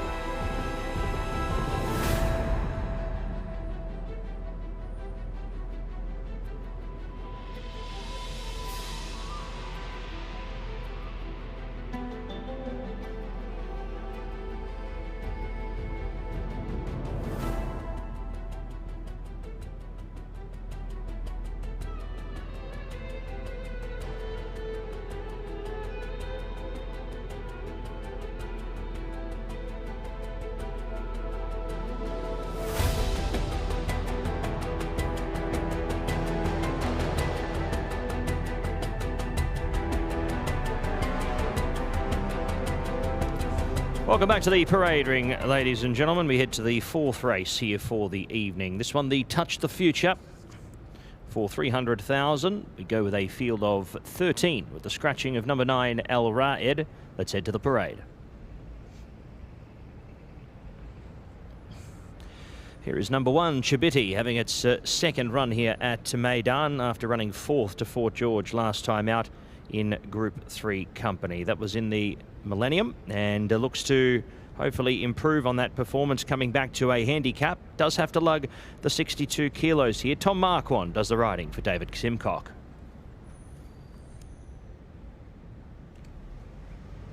Number 2 is Dividend, a great winner last time out in a handicap here over the 1800 metres. Steps up slightly in trip, but coming out of a nice performance there for Dr. Richard Newland and Jamie Insole. Ross Orion back in town to ride off the rating of 103.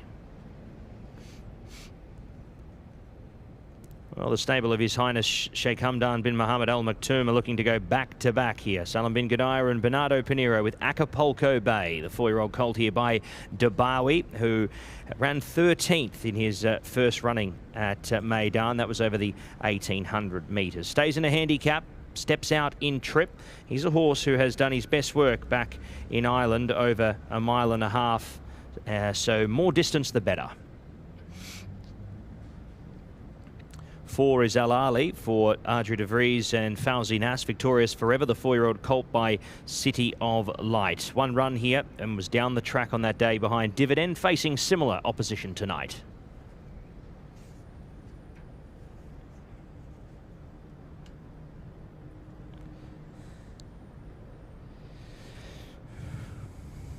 Claymore is a horse that we look to see drop sharply in trip here from 1.5 miles last time out, back to the 1900 here in the Touch the Future. Coming out of listed company 2 starts ago, though, in a handicap, was able to get away with it up in front, only to just go down by 1.3 lengths to French Duke. Should be up on speed here, despite a drop in distance, and looks to be one that could control the pace from the front. Here is Rajeko, the 4-year-old colt by Kamiko for Michael Bell and Callum Shepherd, who will do the riding here.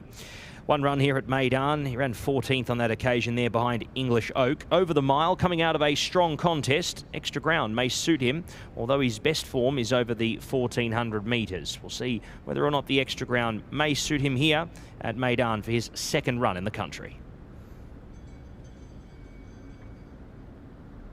7 is Lana Cash, runs an honest race all the time, does the son of Cable Bay, now 8 years of age. Tiger O'Shea rides for Bupat Seema and Shadwell here, looking for his 4th win tonight.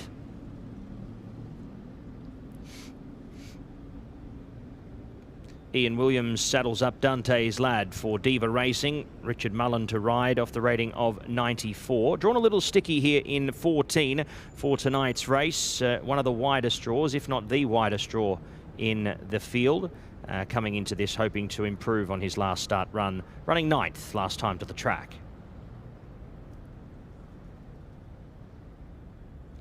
Masai Moon also dropped sharply in trip, the 4-year-old gelding by Sayuni, beaten 6.65 lengths by the Book, who we'll see a little later on tonight. Dropping back here in distance is Masai Moon in this off a 63-day break.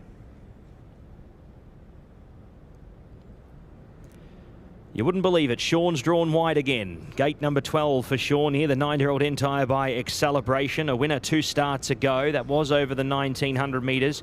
He heads back to that distance here once again after tackling 9 furlongs last time out to the races. Couple of runners here for Simon Ned Crisford. The first is Green Triangle. Markel Barcelona rides with the 55.5 kilos for Edward J. Ware. 92 rater. He's had the 2 wins and 5 minors from his 14 start career. And last time out was 2.86 lengths off Arabian Light here at the track over 2000. Warsox makes his way out to a more suitable distance here. He does have to overcome a wide draw, the 4-year-old colt by Kamiko, but the more ground the better for him. Silvestre de Souza rides for Niels Peterson.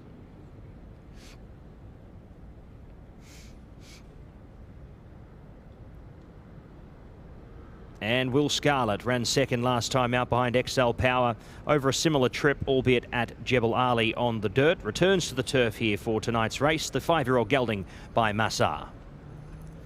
That's our look at the runners for the Touch the Future. Nice big field of 13, and they head onto the course here for race number 4.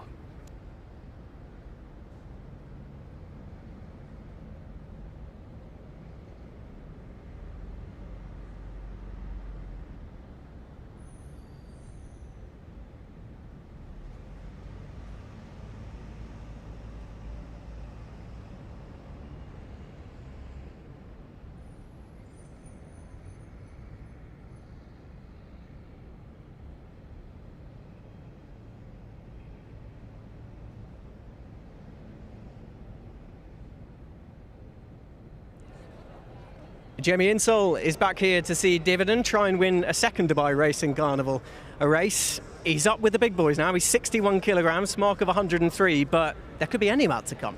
Yeah, like I thought he really improved the last day for the step up and trip. He was a bit lucky on his first start out here. Cheek pieces have worked, and Rosser knows him really well. He's won 5 races on him now, so fingers crossed for a big run again. How much from a trainer's perspective would you like there to be a bit of pace in the race to help him settle early and see out his race?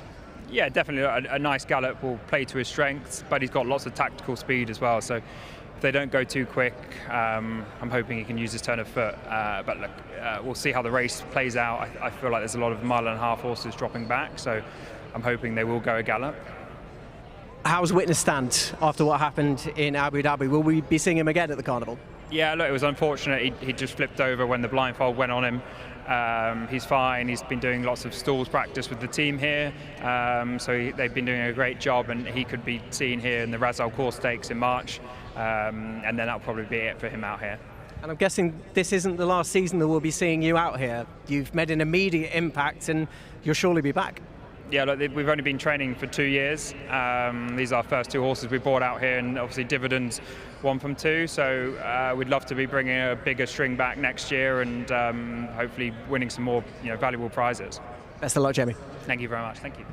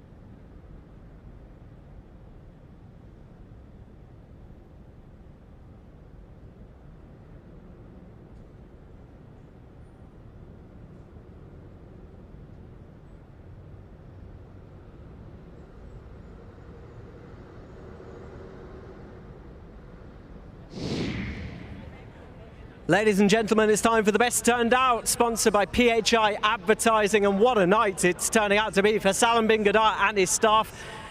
Having won the UAE Oaks, now Acapulco Bay judged to be the best turned out.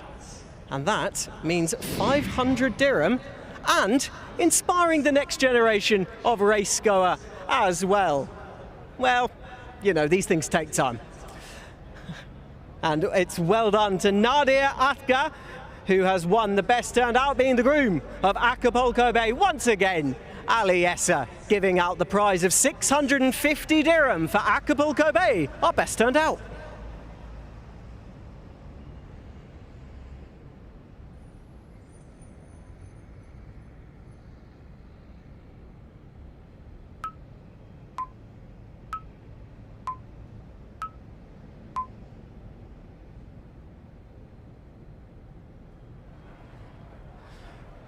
Oh, so many chances in here, so little time. We'll try and cover some of the choice few ahead of a really competitive handicap. We're over 1,900 meters. Once again, this time we're on the turf.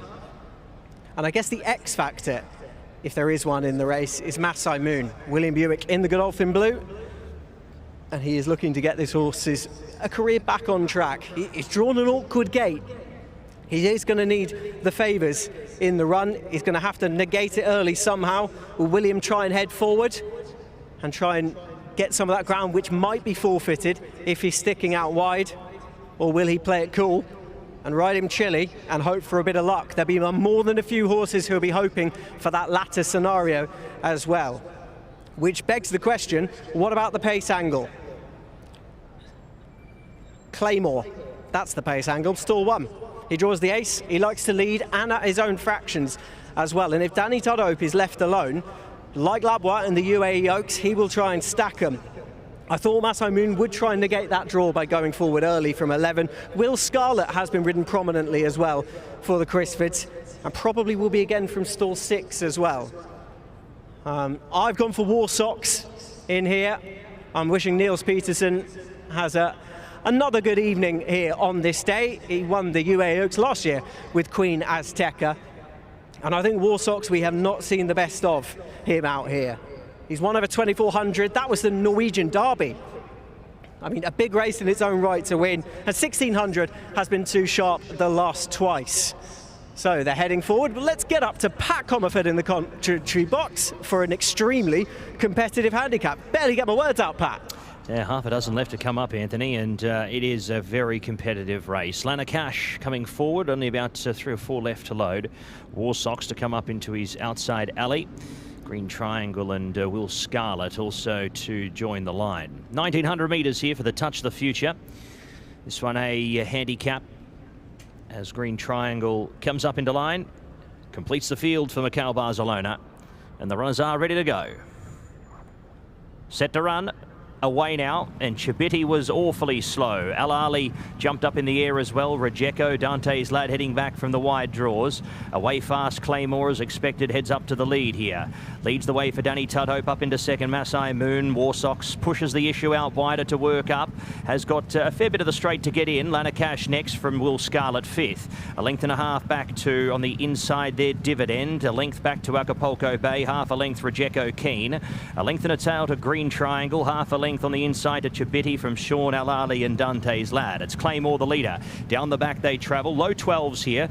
Getting away with steady fractions up in front here is Tudhope on Claymore. Leading by 3/4 of a length to War Socks, who eventually finds the spot outside the leader. 3 back on the inside there was Lana Cash from Masai Moon. Half a length back to Dividend from Will Scarlett. A length and a half to Rejeko, who's creeping close to the rail. Acapulco Bay next gets into the running line from Chibiti. Green Triangle. Al-Ali is joined at the back of proceedings along with Dante's Lad as they work off the side.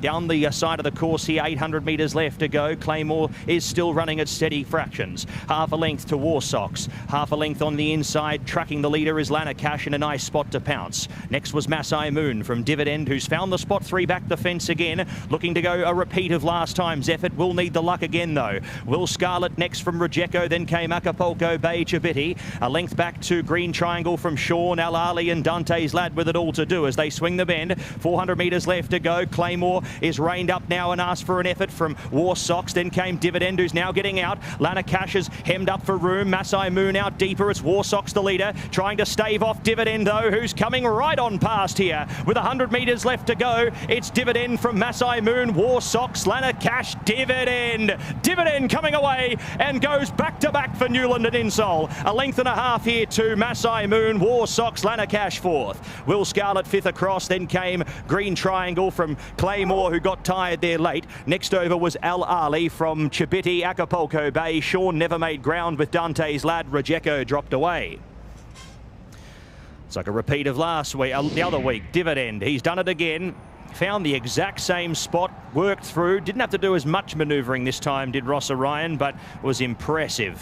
2 from 3 here in the UAE is Dividend. A successful hit and run mission here to the UAE this season, and congratulations to Dr. Richard Newland and Jamie Insole. And Connections off the rating of 103. The 4-year-old here by Kodiak goes bang bang.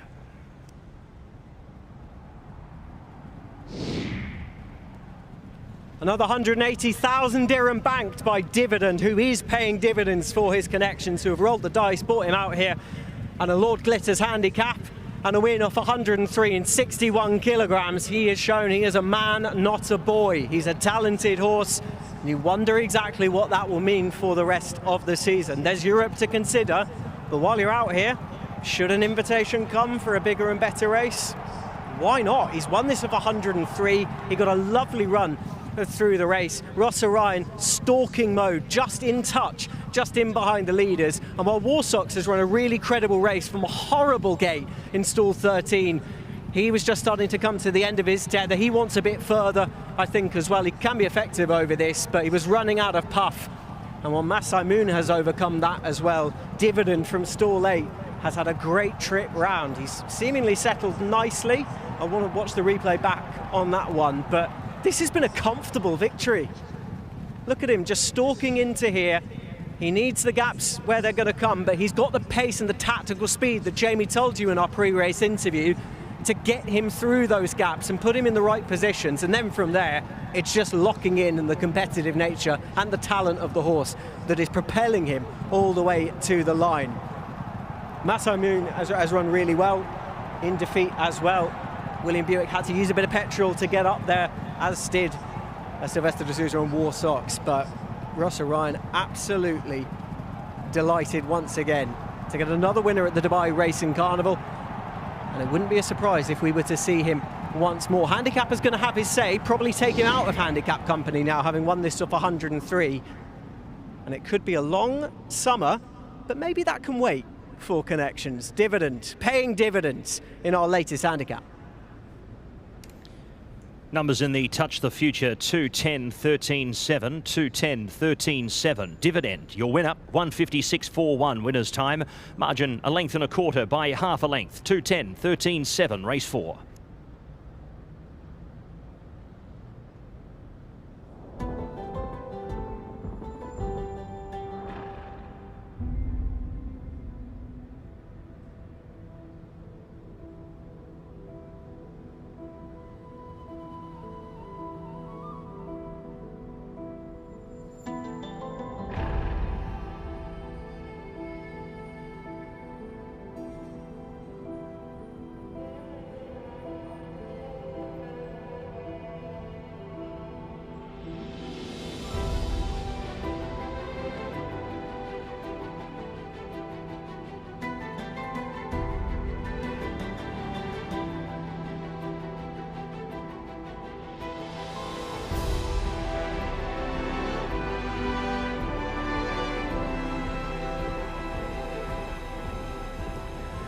Ladies and gentlemen, would you welcome back into the winners' enclosure for the second time this Dubai Racing Carnival, a second win out here in a month for Ross Orion, Dr. Richard Newland and Jamie Insole. Dividend!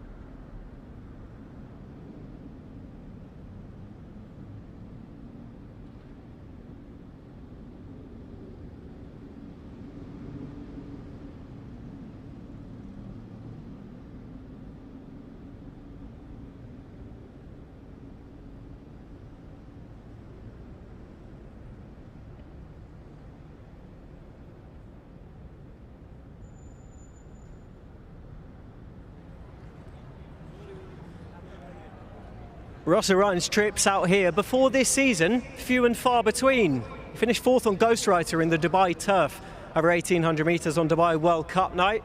And he's a perfect 2 from 2 this season on Dividend. That must have been a bit of a joy. Oh, he's if they're all like that, it'd be easy. He's got a great turn of foot and you just have to use it. He's got his ways. He's not, unless you know him, he's not straightforward early on. But I got into a great rhythm. We didn't go much of a gallop, which I wasn't really over concerned because the last day he showed a tremendous turn of foot and he did today. It was actually, I was getting there too soon, and you know, it is hard stopping a train going forward, but then he gets there and does nothing. So he's deadly around here, and he's probably a horse that'll be very good this year and towards the end of the year on fast ground abroad. You know, he's probably one of those horses that is ready to step up into stakes company and go hunting prize money. Well, all of those things, in theory, can wait, because in 7 days, you've got the Group 2 Singspiel, 1,800 metres. Does he feel like the type of horse who might be able to back up? Possibly. He's very honest. He seems a very honest sort, so although it doesn't look like it took a whole lot out of him, he probably gives more than he lets on. I don't know. It's probably a great debate, and the next 48 hours will tell a tale, but if not, I could imagine him around the UK on fast ground. He's going to be effective. I think he'll get him on the quarter well now, and you know, if Royal Ascot turned up fast ground in that Wolverton over a listed race, could be tailor-made for him, and then off in his travels abroad and maybe back here again for another spin at next year. Plenty of air miles. Yeah, it's great. I like it. Well done, Russell. Thanks. Cheers. And correct weight is given in the Touch the Future. Correct weight 210.13.7. Dividend your winner 156.41. Winner's time 1 1/4 by half a length. Correct weight.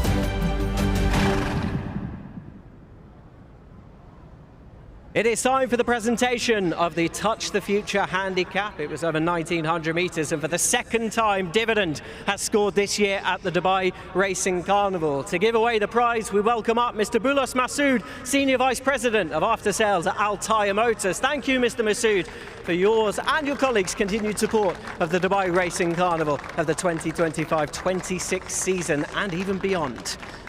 We welcome up to accept the prize on the owner's behalf, trainer Jamie Insall and Jess Stafford.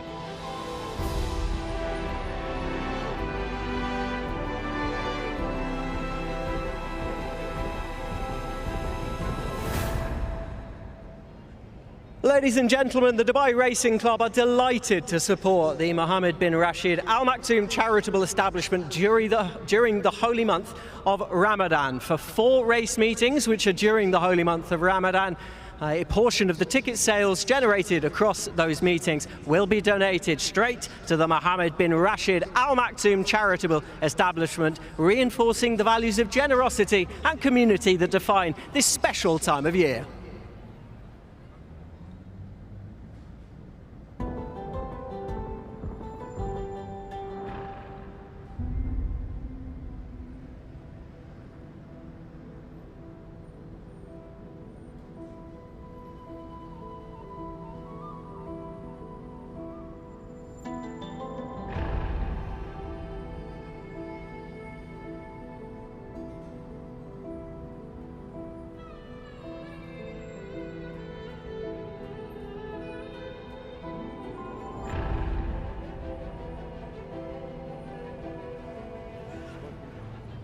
For the second time tonight, it's time for Faces at the Races. 500 dirhams could be yours, and all you need to do is just give a smile, just like that man there, although the camera has rejected him completely.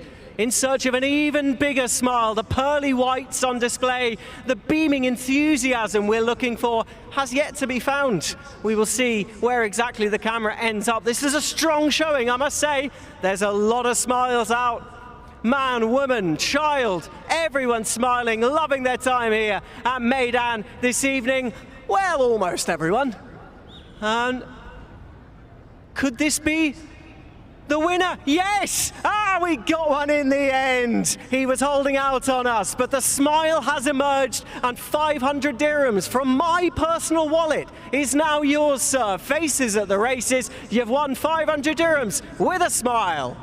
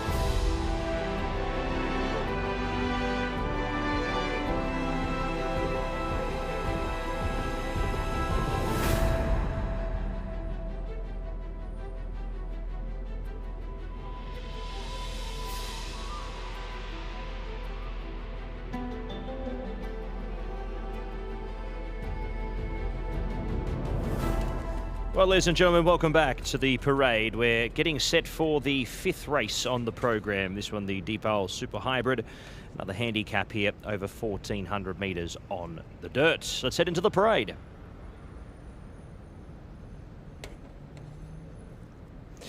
Our first horse we have a look at is number 2. That is Shaq Diesel, making his UAE debut, coming off multiple runs overseas. Bupat Seema does the training. Tygo Shea riding off the rating here of 101, the 6-year-old Entire by Kozan. He's had 8 wins and 8 minor placings from 26 starts. A well-established runner who makes his way to the Gulf.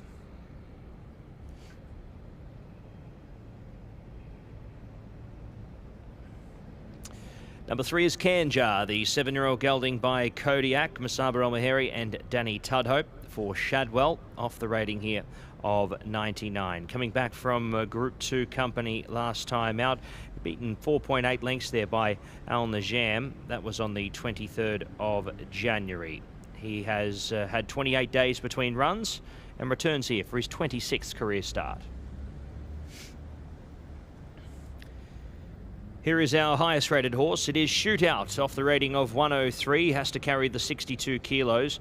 Coming out of listed company over 1,200 metres. He steps up in trip this time around and onto the dirt. The 5-year-old gelding by Arion. Fauzi Nas does the training and Abdullah Fauzi Nas owns Ardra de Vries to ride. Strobe is a 7-year-old gelding by Into Mischief, a former Meydan winner. That was on the 14th of March last year. He's only had the one run since then. That was his return run for this campaign at Sharjah. He ran 5th on that occasion behind Morning in the leg of the Emirates Sprint Series. Simon and Ed Crisford train Connor Beasley to do the riding for Raba Racing. He's drawn a little sticky in 11.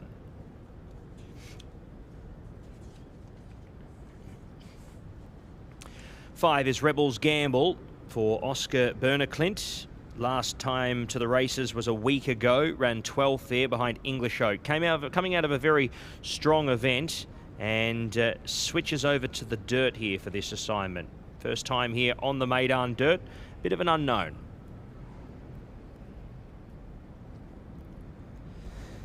Zandvoort was 4.7 lengths behind Telemark last time out, over 1,600 metres. He drops back in trip this time around, but a horse who's been around the mark since his recent win back on the 12th of December last year. The 4-year-old Colts by Good Magic is being ridden by Kieran Schumark for Abubakar Kadora. Here's a horse stepping out in trip. Lafferty, the 5-year-old mare by Mitol, draws the ace. Should find all favours from the inside draw. Silvestre de Souza stays on board. Last seen a second behind Cats by 5. And we'll need to see out the 7 furlongs here for tonight's race. But fit enough to do so. 8 is Army Ethos. Callum Shepherd rides for Fauzi Nas and Victorious Forever.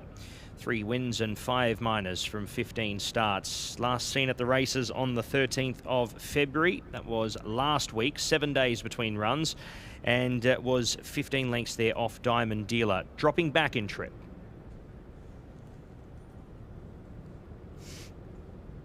9 is Delali. Bernardo Pinheiro rides for Salam bin Gadaya.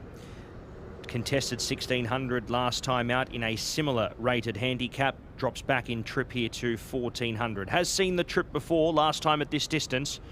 That was on the turf at Group 3 level. Number 10 is Go Chrome Go. Coming out of a similar distance and a track race. It was a weaker handicap than what he faces here tonight. Hence why he comes into a tougher race and gets 54.5 kilos for tonight's race. Francisco Goncalves does the riding for Antonio Sintra and Julio Olajuada. And African Candy, the 4-year-old colt here for Masaba El Meheri. Andrew Slattery to ride off the 53 kilos. Last seen at Jebel Ali 20 days ago in a 0-85 over 6. Back out to 7 for tonight's race.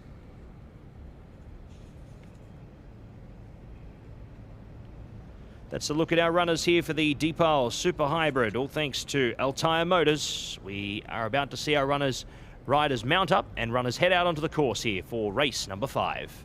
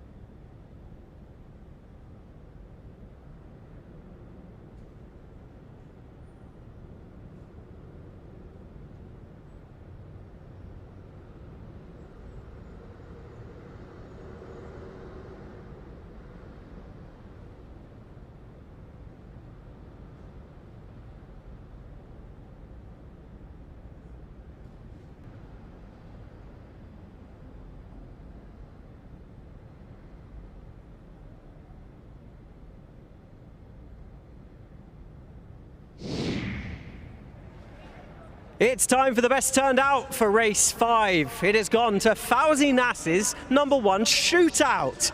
And the man who has been entrusted of looking after this horse and caring for him and turning him out beautifully enough to win 650 dirham is Beek Singh. Well done, Beek Singh. Once again, Mr. Ali Essa providing the prize. For a couple of helpers behind, you've got to keep it fresh in this game. And Mr. Ali Essa always keeps it fresh for these best turns outs. 650 dirham has gone the way of Beek Singh, the groom for #1 shootout.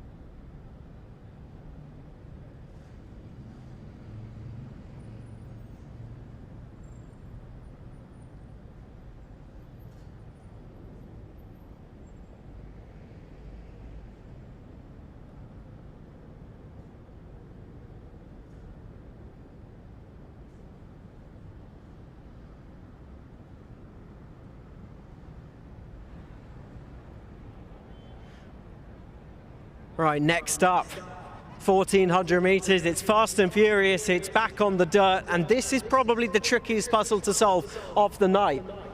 There are potential flies in the ointments for the long-standing horses out here, the hardened, grizzled, I should say, Meydan dirt performers, and that is Shaq Diesel. He's making his UAE debut. He's a grizzled dirt performer in himself, but in more foreign climes. He's, I think, named after the Hall of Fame basketball player Shaquille O'Neal. And like the NBA star, he started in the US when with David Fawkes in Florida. He won well on sloppy dirt at Gulfstream during a wet time for the state when we last saw him. He's been off for quite some time, but he was highly tried for connections as well. Not able to do much in graded races, but he did win some stakes races at Gulfstream. And he makes his belated trip over here at this stage of his career. He is a 6-year-old in tyre. His record is 8 from 26, so we want a stack of races. And connections clearly feel there is more juice to come from him. The trip's not going to be a problem. He gets the stable jockey Ty Gaucher on top, and he has actually won over further as well. He's also drawn a nice gate, and if Ty can head forward, he might be hard to catch, given that he also does stay further, so if he's in a good position and winds up the gallop, they're going to have to go some to get him. Speaking of the pace, you've got the likes of Lafferty in stall 1. A very interesting contender in that Red Hood Lafferty. Sylvester de Souza up for Michael Costa in the colours of His Highness Sheikh Ahmed bin Rashid Al Maktoum, and wearing the red blinkers, apologies. She was a winner over 1200 at meeting 6 in early January. She nosed ahead late to score a second win at Meydan, first win since her debut back here in November 2023. Most of her winning since that debut performance has come at Jebel Ali, so it was good to see her win here again, and then back it up as well when reassessed to 92 and running second over 1200 metres here behind Cats by 5. That looks like strong enough form for the grade as well. Cats by 5 has been in great form recently this season. She's 2 from 4 over 1400, so the step up and trip is worth re-exploring. While she wasn't winning any points for consistency last year, she might have turned the corner. She'd have to be of obvious interest in here. I have gone for a different horse, and I still have Pat Comerford's voice ringing around in my ears that he might be a busted flush by the time they get to the turn, and he might have to outright lead. But if Kieran Schumacher can get a good tune out of Zandvoort for Bupat Sima in the colours of Abubakar Kadora, then I think he's got a right chance in this. He's versatile. They've tried him over 1,000 metres at Jebel Ali and he's placed well. He's won over 1,600, but the last twice he has not been seeing his race out. He's burst clear of the field, and then he's been paddling and running on fumes in the closing stages. The natural progression is to drop back to 1,400 and see if he does it over this. I'm half hoping, well, not half hoping, I am hoping that he shows them a clean pair of heels and he is too hard to run down. The last 100 metres is going to be pretty nervy, so fingers crossed for any supporters of Zandvoort as the runners begin the loading process, and loading quite quickly. Let's head up to Pat Comerford for the hardest race of the night, Pat. Oh, that it is, and the market overseas has got no idea what to do.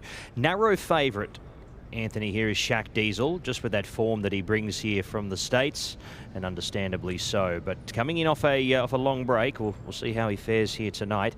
His best would see him very competitive in this. Supporters are with Lafferty, and also with Kanjar as well, who can seldom put in a good run. He doesn't really throw it away all too often. He's usually thereabouts. Here comes Strobe. Keep a close eye on him from that wide draw. If he's able to overcome that early, he's right in this race. And here is your international market elect in Shaq Diesel, who loads away. And they are set to go here at the 1400. Ready? Gates crash, away they go. Delaney slow, Shaq Diesel the same. He took a couple of strides to get going. Lafferty off the inside is going to kick forward along with Go Chrome Go. Strobe kicks up along with Kanjar. That's your first 4. Shootout on a tight rein in behind them from Army Ethos. Rebels Gamble out deeper with cover. Then came Zandvoort, who's worked up to a spot on the rail. Next there was Shaq Diesel from African Candy, and Delaney as last. It is Lafferty who's going to work it to the lead here narrowly and holds it by 3/4 of a length to Kanjar in second, who's posted out just outside the leader. 3 wide now is Go Chrome Go, followed by Shootout, who's got Lafferty's back. Next there was Army Ethos, who's already worked upon. Strobe is forced to sit parked at the moment, but still travelling into the race strong enough. Zandvoort awaiting an out on the inside with tiring horses around him. Then came Delaney, followed there by Shaq Diesel, Rebels Gamble and African Candy. It's at Lafferty in front, who wheels the bend, the narrow leader. From next there, Kanjar the outside, still breathing down her neck. Next was Go Chrome Go from Strobe. Lafferty getting tied. Here's Kanjar. Go Chrome Go. Strobe still there. Kanjar now takes over the lead here for Tudhope. Kicks clear by a length and a half from Lafferty in second. Go Chrome Go, but they've got to get Kanjar into the final 16th of a mile. He's got a couple of lengths on Strobe, who continues to peg away Zandvoort when it's all too late. Kanjar to win by 2.5 to Strobe and Zandvoort. I'd say Strobe just for second ahead of Zandvoort. They've run it out and fought it out for second and third there in a photo. Go Chrome Go next from Lafferty. Then came Army Ethos, who rallied again after looking tired there at the 600 metre mark. Shaq Diesel next from African Candy. Then came Delaney. Shootout disappointing. He dropped away after getting the dream spot in running. Rebels Gamble was next and the last one to greet the judge. Kanjar goes on to win. As we said before the start, he is as honest as the day is long. A couple of these horses for Shadwell, you just got to commend them. Lana Cash in the race before, Kanjar here. They always run an honest race, and good to see Kanjar finally break through for another victory here tonight. 124.77 winner's time. I'd say it'll be around 2.5 lengths there. We'll get those margins confirmed shortly. 3, 4, 6 and 10. Kanjar gets the win, and Danny Tudhope picks up his first win for the night. He's a tough old cookie, isn't he, Kanjar? He'd have to be when faced with that kind of pace scenario. Lafferty on the inside, Go Chrome Go on the outside. The pace has held up. Zandvoort has run an absolute screamer, even despite the fact things went wrong. But sometimes you need a hard-knocking, grizzled, dual-purpose dirt and turf horse to show them the way. And he has booked his ticket back to the Ras Al Khor in a couple of weeks' time, where he'll attempt to go Group 3 honours, surely back on the turf, considering he was third in it last year. 7 furlongs of 1,400 metres is absolutely what he wants. And I echo Pat's sentiment. It is great to see Kanjar rewarded for his consistency, because he never runs a bad race. The odd blip here and there, I'll grant you, but he's run a really creditable campaign so far. He needed his return, a couple of seconds, one on the dirt and one on yielding ground, which he wouldn't face too often. That was on Festive Friday over 1,400, and he ran an absolute screamer. They then sent him to the Alpha Heat. He fought the Group 2 on Fashion Friday, and that was just a bit hot for him. But the slightly calmer waters of the Ras Al Khor are within reach. And what we're getting with him is a consistent, solid horse who just wants to please. It's fantastic for connections. To see these colours year on year gracing the winners' enclosure, Shadwell, massive supporters, it goes without saying, of the Dubai Racing Carnival, and continue to be to this day. Danny Tudhope, another winner on the Carnival for him, riding for someone who he linked up with really well last year in Musaba Al Maheri. And it's another course and distance win for Kanjar. Strobe's run an absolute screamer just then behind. It looked a tight heat, and it hasn't disappointed on paper. Shaq Diesel, game over at the beginning, fell out of the stalls. Tiger Shea took him to the outside to avoid the kickback and try and engage him in the race. He wasn't having any of it. He will surely improve for this experience. And when he draws a slightly better gate and gets on the lead, he's probably going to be hard to peg back. Lafferty has run a really credible race, considering that she was right up there, making use of her good draw. But Kanjar, the toughest nut to crack. And sometimes consistency is rewarded. Not always, but sometimes. And thank God for that.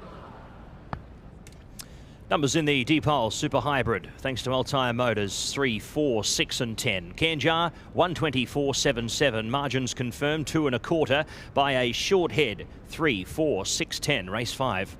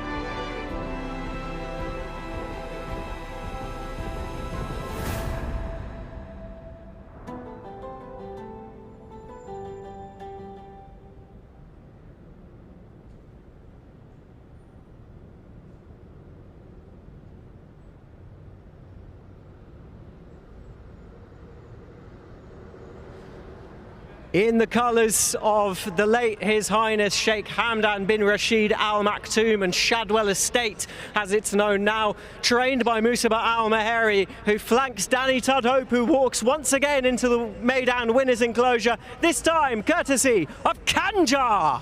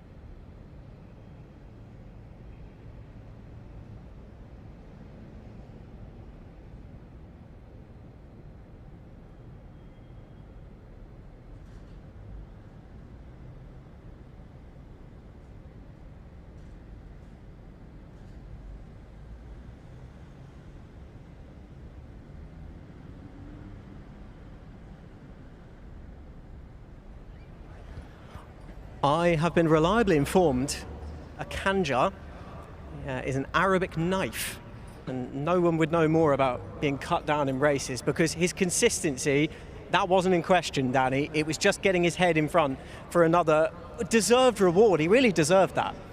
Yeah, he definitely does. I didn't ride in the last day. It was in a Group 2 though, and it wasn't a bad performance at all. I rode in the time before and got beat a short head on him, you know, in Alici's race. So he's so consistent, the horse. He doesn't have to give you everything. And yeah, fair play to Masaba and the team. He keeps turning up. Every time he comes here, he turns up and runs a cracking race. And he's an absolute dream to be running at the Dubai Racing Carnival because turf, dirt, it's all the same. Exactly, yeah. Turf or dirt, it doesn't matter, you know. He always turns up, and I'm not quite sure what he's best on, you know. He always seems to, do himself justice every time, but brilliant.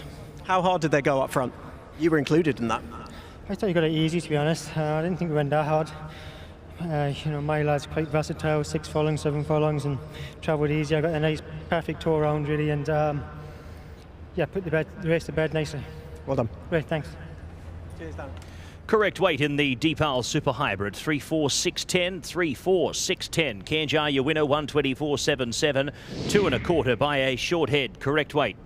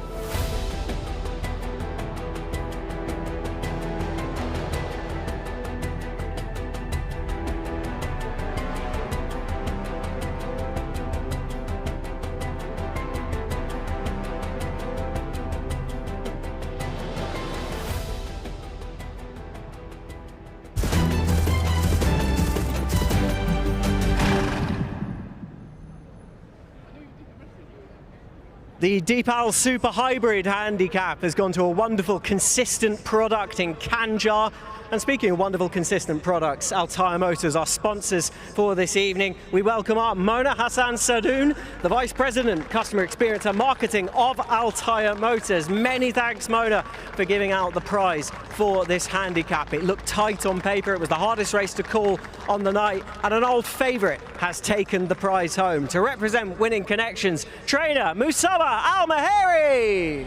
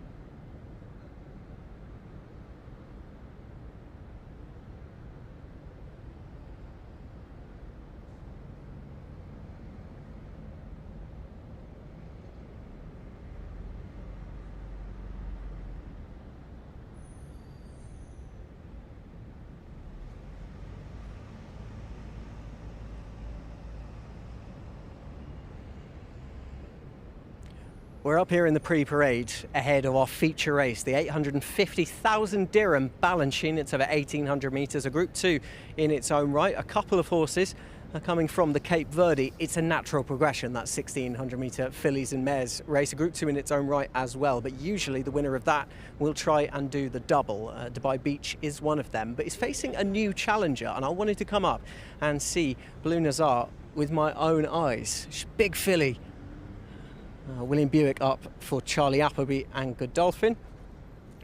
And we've only ever seen her on the racecourse just the once. That was back in Yarmouth. A very belated start as well, starting out in a 3-year-old career and well into it. That was the 6th of October. She blew them away. She did plenty wrong as well. She was over racing and a bit keen in front, but she really warmed to her task. And slowly but surely, you realise the runners weren't getting anywhere near her. The handicapper was clearly impressed, immediately assigning her a rating of 92 for that debut victory. Not too many horses who would have been to Yarmouth would have garnered such a debut rating off the back of it. Like Pat Commoff and I were talking about Saloom, who goes in our next race. You sit up and take notice when those performances happen, and really, if you're not with her, then... Well, no, I should rephrase. I want to be with Blue Nazar until she gives me a reason not to. She's been pitched straight into this kind of company. That's telling in their own right. Charlie Appleby didn't have a runner in the Cape Verde, but he has one here in the Balanchine. That is Blue Nazar, a daughter of Dubawi, who is just a super sire out here. What of the opposition, the much more experienced opposition? Let's drop behind to number 5, who's representing Nicolas Collery, Andrew Slattery in the colours of Alain Jatier. This is Ria Bovka, seen plenty of her, and she didn't do half bad, I thought, in the Cape Verde. I thought maybe that effort could be slightly upgraded. I think she's got it to do, but I wouldn't be that surprised to see her put in an improved performance at the same time. Let's drop behind to the next in sequence. And that is one of the Syed bin Sarol pair. Syed looking for yet another win in this race. He took the inaugural Balanchine all the way back in 2004 with Gonfia, ridden by Frankie Dettori. And he's looking for a 5th win in the race itself. And this is Dubai Beach, looking to become yet another horse to do the Cape Verde double. Plenty in the Royal Blue have achieved it, both for Syed and Charlie. At Dubai Beach, if she settles early, her chance will only enhance off the back of it, but that is just the if. Kieran Schumacher saying to Rishi when he asked him after the win in the Cape Verde, how was she in the early part of the race? And he said quite good for her. Well, she was reefing and tearing all the way through. But the potential pace in here from the stablemate, number 2, who's just behind Dubai Treasure, could enhance her claims plenty. Dubai Treasure just behind. We'll have a quick look at her. I'd query 1,800 metres. I query 1,600, to be honest. You can't say she didn't stay, because she was a narrow third last time, but she got all the favours up front, and it turned into a little bit more of a sprint test, even though the race IQ finishing percentage was actually not quite as sit and sprint 105s, 107s as you might have thought, but they'd gone quick enough to that point, and I just don't quite see her lasting home. Happy to be proven wrong. I wouldn't be surprised if she wouldn't quite last this out. Number 4 behind, Capitana Bling. Manuel Martinez up for Sirja Storen, who comes into this off the back of it. What I guess connections would probably say was slightly disappointing on her first start in the Cape Verde, but there were excuses for that as well. She reportedly had a tough travel over here. The weather in the weeks leading up back in her native country, it wasn't really going to agree with her, and she really bore the brunt of that, and that probably impacted her first run in the Cape Verde. We're just seeing one in front of us, just not quite playing ball, number 7. That's Missive Change, another one we've seen plenty of. Yet to make her mark properly at the Carnival. She's taken part in some lofty races, the Al Rashidiyah, and the 2 other pattern races after that, latterly seen in the Group 3 Dubai Millennium over 2,000 metres. She's marginally back on trip, she's against her own sex, and is a possible pace angle in a bang-up to scratch renewal of the Group 2 Balanchine, named after the Oaks and Irish Derby winning filly, who was a flagship horse in the early days of Godolphin.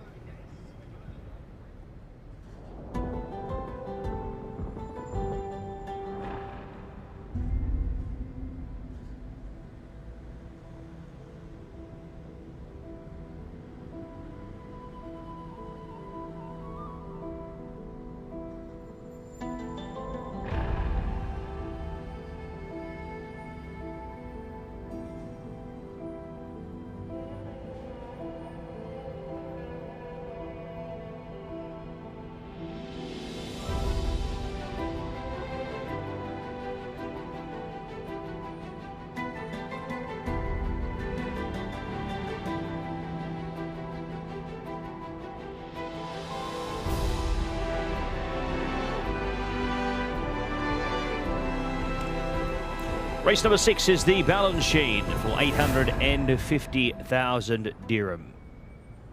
We head to our next event here over the 1800 metres with a field of 7 runners. This one at Group 2 level. Let's head to the parade. Our first horse is the last start winner. That is Dubai Beach. Was able to score there last time out here at Group 2 level over the 1600 metres. Steps out in trip here to the 1800 for tonight's assignment. Got back, ran on, off a genuine enough tempo, and we'll be looking to do exactly the same here again tonight. Kieran Schumacher in the saddle again for Saeed bin Saror.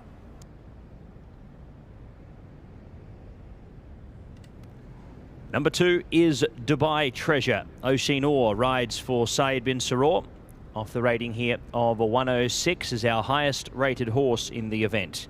Ran third there behind Dubai Beach last time out to the races. Is also 35 days between runs. Will be a horse that we'll be expecting to see on speed here tonight and contributing to a pretty genuine tempo here, the 5-year-old mare by Exceed and Excel.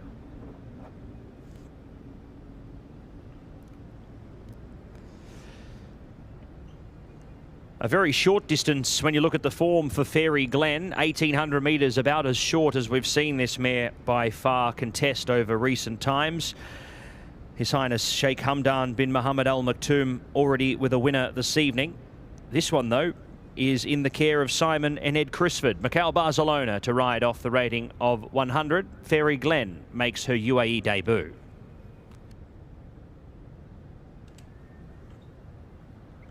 Number 4 is Capitana Bling for Silja Storen. Manuel Martinez does the riding off the rating of 98. The one run so far came out of the same race as a few of these.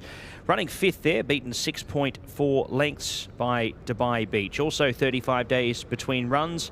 The 4-year-old filly by Invincible Army comes off a rating of 98.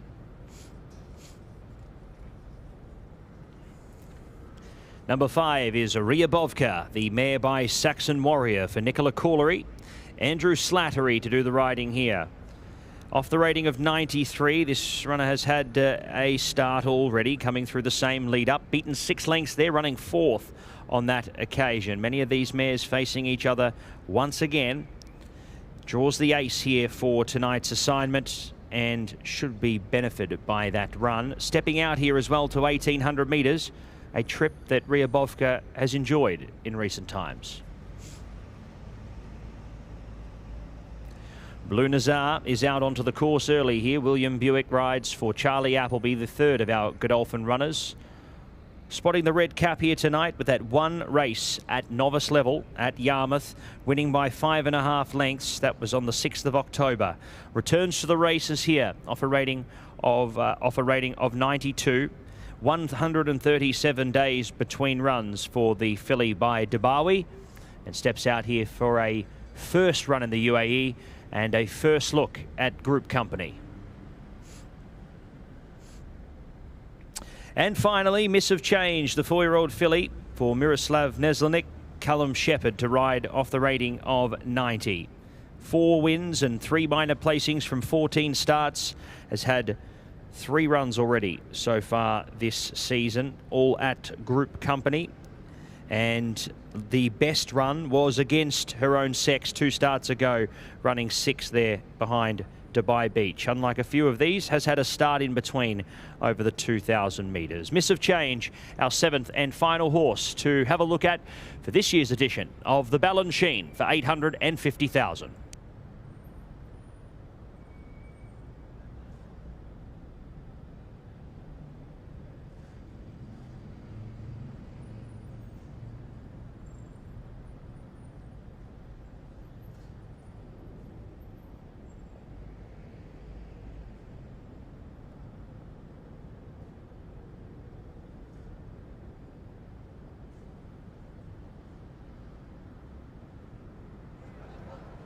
Saida Bint Sarour joins me, took the inaugural race of this back in 2004 with Gonfia. You've won it a few more times since. You're looking for a 5th, and you've got 2 chances in here. Dubai Beach, she won last time, and in Group 2. Then Dubai Treasure, she was 3rd and also behind her. The fillies, they come back with him last run. This time, or tonight, the better horses, better fillies in the race. And a longer distance, there's a new distance for both of them. I talked to both jockeys if they can keep them like nice and handy, and one behind. As Dubai Treasure, she like to be sitting behind and keep her relaxed. I think that's the best way to finish the race. If Dubai Beach manages to settle, and that is a little bit of an if, the better she settles, the more confident you'd be, I assume. Well, for her, it is a new trip for her. As I told you, have to give her a chance. I'm sure there is a filly she's going to be in front as going to lead. But filly, you know, I think she stay the 9 furlongs. Thank you, Said. Thank you, sir.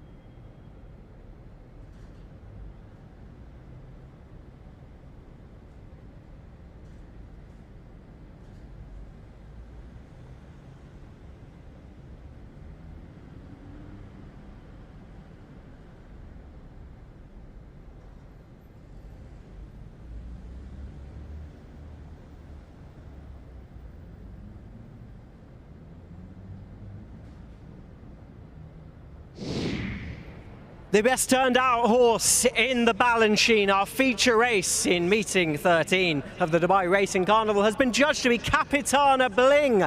Well done to groom Azad Alam, who was on 650 dirham, courtesy of Ali Esser, the CEO of PHI Advertising. And take a good look at this. You might be seeing the future of horse racing in just this. Children of Charlie Appleby, you might have heard of him. Anyway, best turned out, Azad Alam, who has scored 650 dirham for turning out Capitana Bling so wonderfully ahead of our feature, the Balanchine.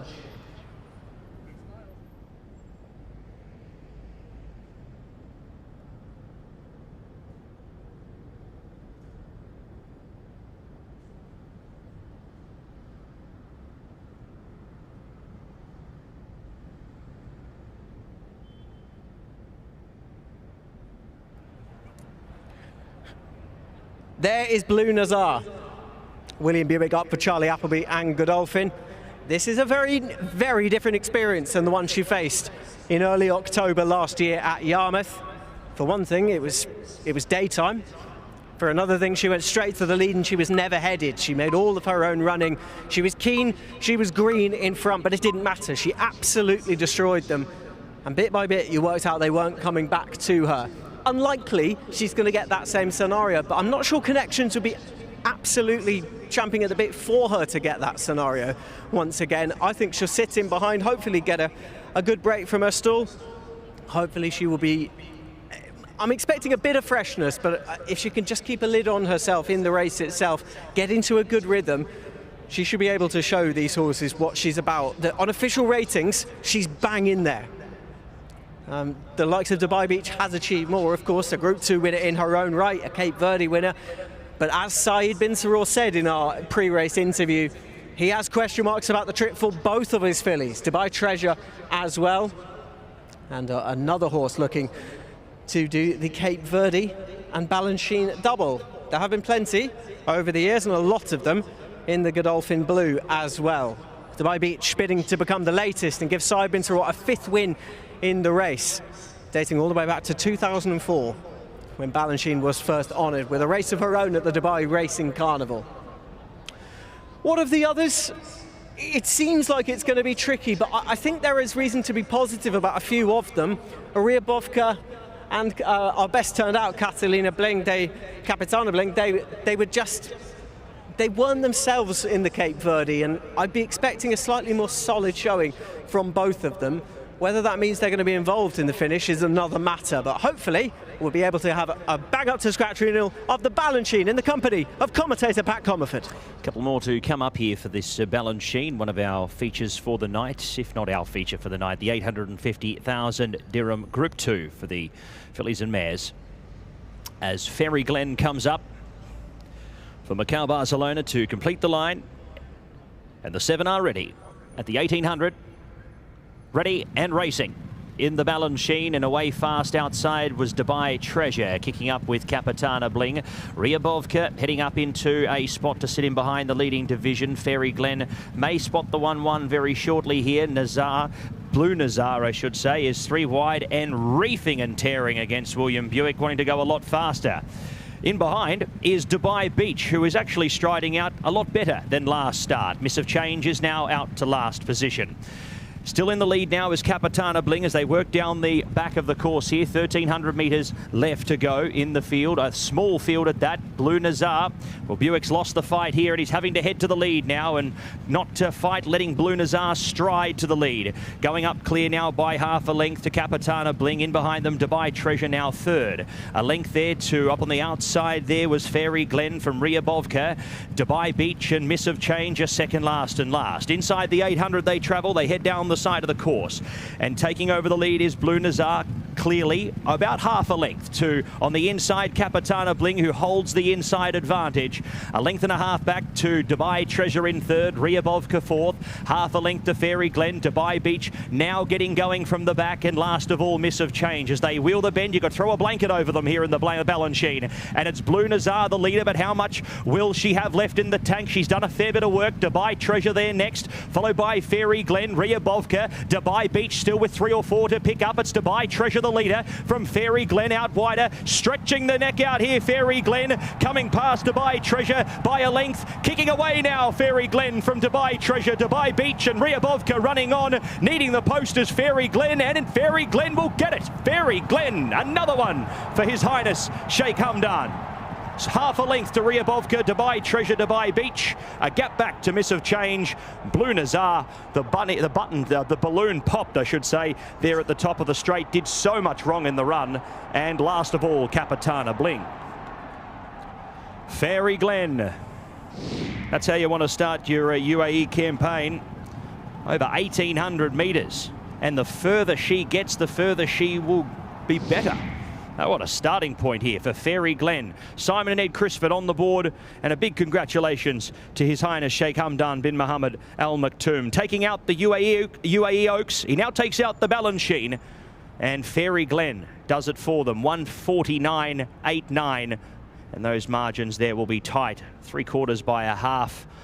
At this point in time, we'll get those confirmed shortly. 3, 5, 2 and 1. Mikhail Barcelona has had so much success over the years in these colours, and he notches up another group win in these famous silks.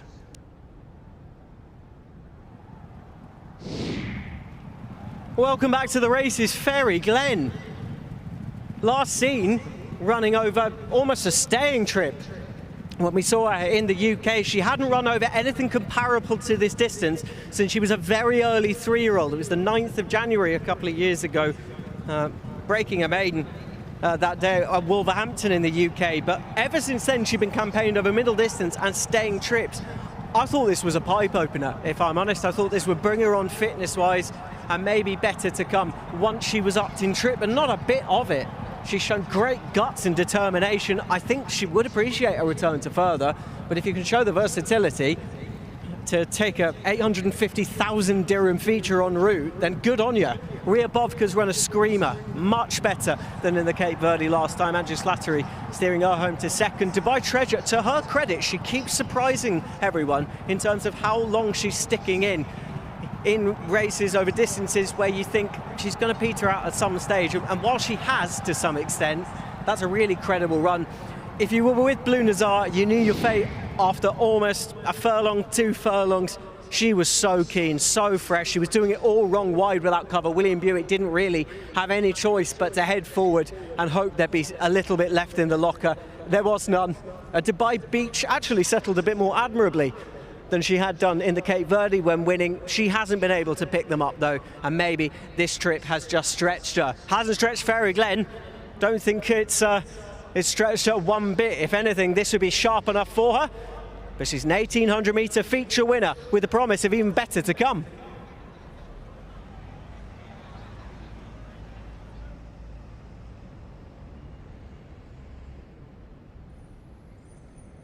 Numbers in the Balanchine, 3, 5, 2, 1. Fairy Glen, your winner, 149.89, 3/4 by a half. 3, 5, 2, 1. Race 6.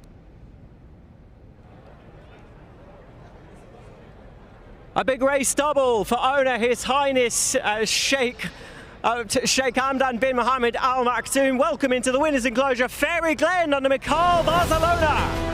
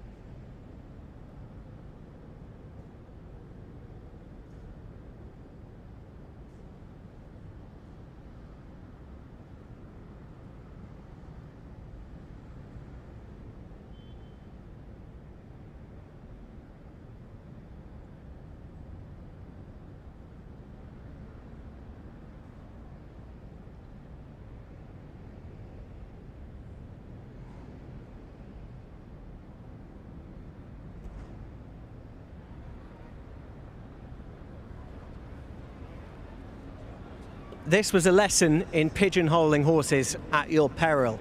They're more versatile than we give them credit for, and despite the fact, Mikhail, that she was last in winning action over 2,600 metres at Lingfield back in the UK, the drop in trip, no issue. No, exactly. It was a question mark before on, and she travelled very well during the race. We went nice gallop, and she's been able to press the pace under the bend. So she stayed on very well, and we just knew if it was much pace in the race today, we were happy to go and make it. And actually, we went nicely. So no, she stays very well, and yeah, she did well. Well, this opens up plenty more options. When you're riding a horse who you think the trip might be a little bit sharp, does that change anything in what you might do in race to race, or not necessarily? Well, it could depend on the target, but before the race, I didn't expect that we're going to go good gallop, so I thought we were probably going to have an easy lead. But we have to use plan B and work well. Well done. Thank you. Correct weight in the Balanchine, sponsored by Altair Motors. Correct weight 3521. Ferry Glen, your winner, 149.89. Margins confirmed. 3/4 by a half. Correct weight.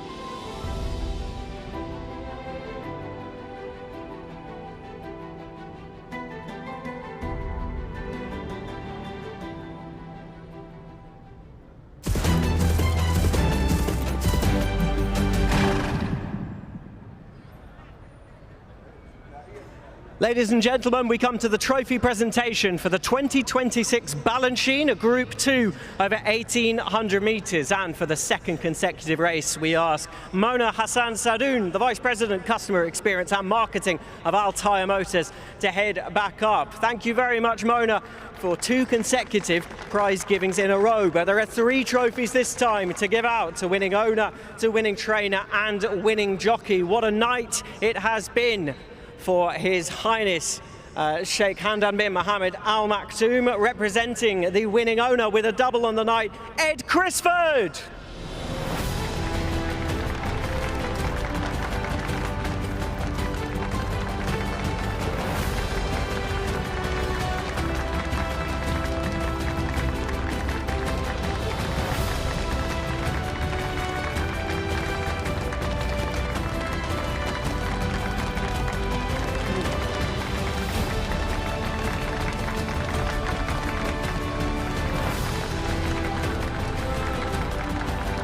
And with Ed representing owner, he needs to be represented himself. A hard-working member of the team out here looking after a bevy of horses. Welcome up to the stage, George Prince.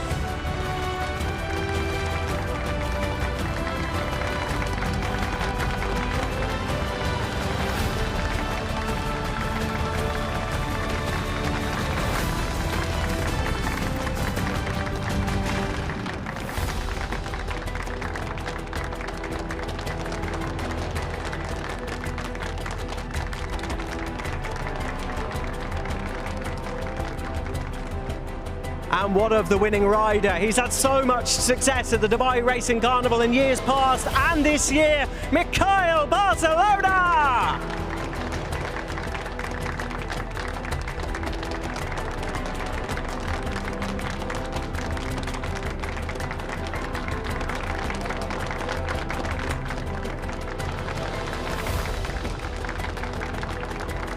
And we ask Ed and George to rejoin Mrs. Mona Hassan Sadoun and Mikhail for one more photo opportunity to mark the winning of the 2026 Balanchine.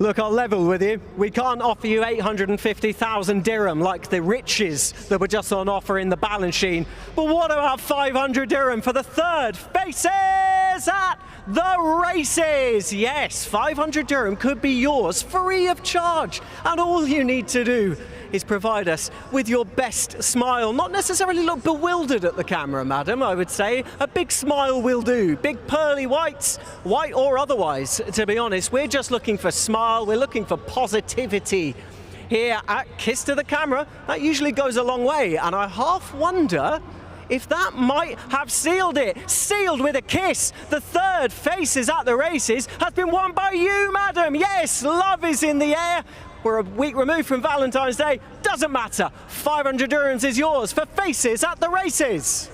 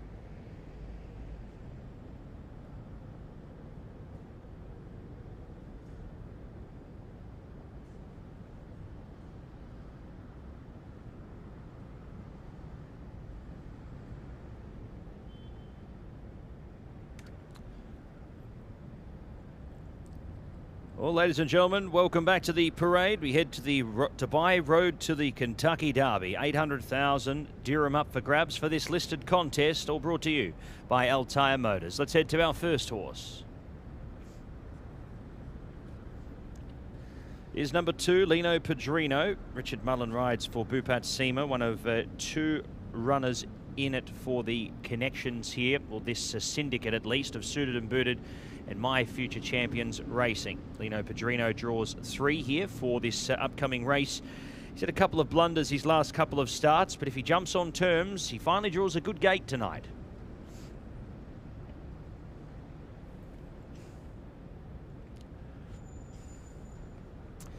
Followed up by number 3 here, Brotherly Love. Safi Osborne rides for Jamie Osborne, Jim and Claire Limited. 3-year-old colt here by Zoo Star.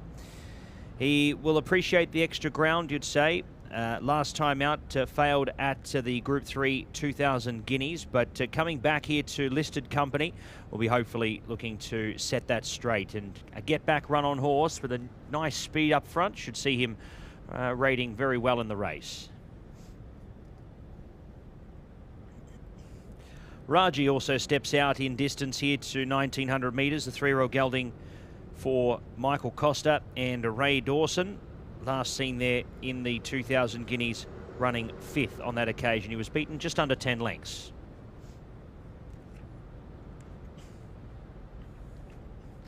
Here is number 9. That is Night of Glory. Ross Ryan already with a winner tonight. He rides this one for David Menusier and All for One Racing X. He was a winner at Lingfield on the all-weather before coming here. He ran 6th over 1,400 metres behind 6 speed on the 2nd of January. That was over the 7 furlongs. He steps right up in trip here to his longest distance to date. Number 1 is our next horse, Saloom. Impressive, going on to win by 6.82 lengths over national history on the 30th of January. He's back here after 21 days off the scene. Bupat Sema and Tygo Shea combined, rated 100 off his first win, the son of Authentic. 5 is El Karwanij, caught the eye, the 3-year-old colt by Honest Mischief from back in the field. Ardri De Vries does the riding here for Marwan Al-Badai. Stable have had a good night already so far, narrowly beaten in one of the previous races. They've got El Karwanij here, and he draws very well in 4. Number 6 is Omaha Front. He'll wear the red cap here for the Suited and Booted My Future Champions Racing Syndicate. Andrew Slattery to ride off the rating of 88. Another here for Bupat Sema.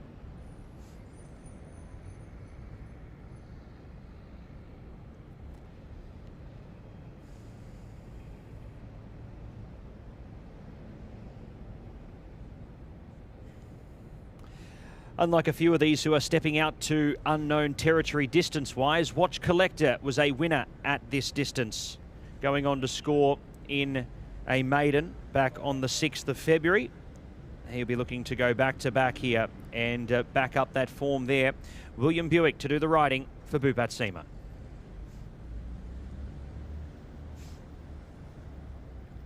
Duke of Martin draws the ace, the 3-year-old colt here by Gun Runner. Silvestre de Souza to do the riding. Coming out of that 2,000 guineas, was down the track on that occasion, running 10th. A 1,400 metre winner at Jebel Ali. The 1,900 metres, an unknown for him. He draws 1.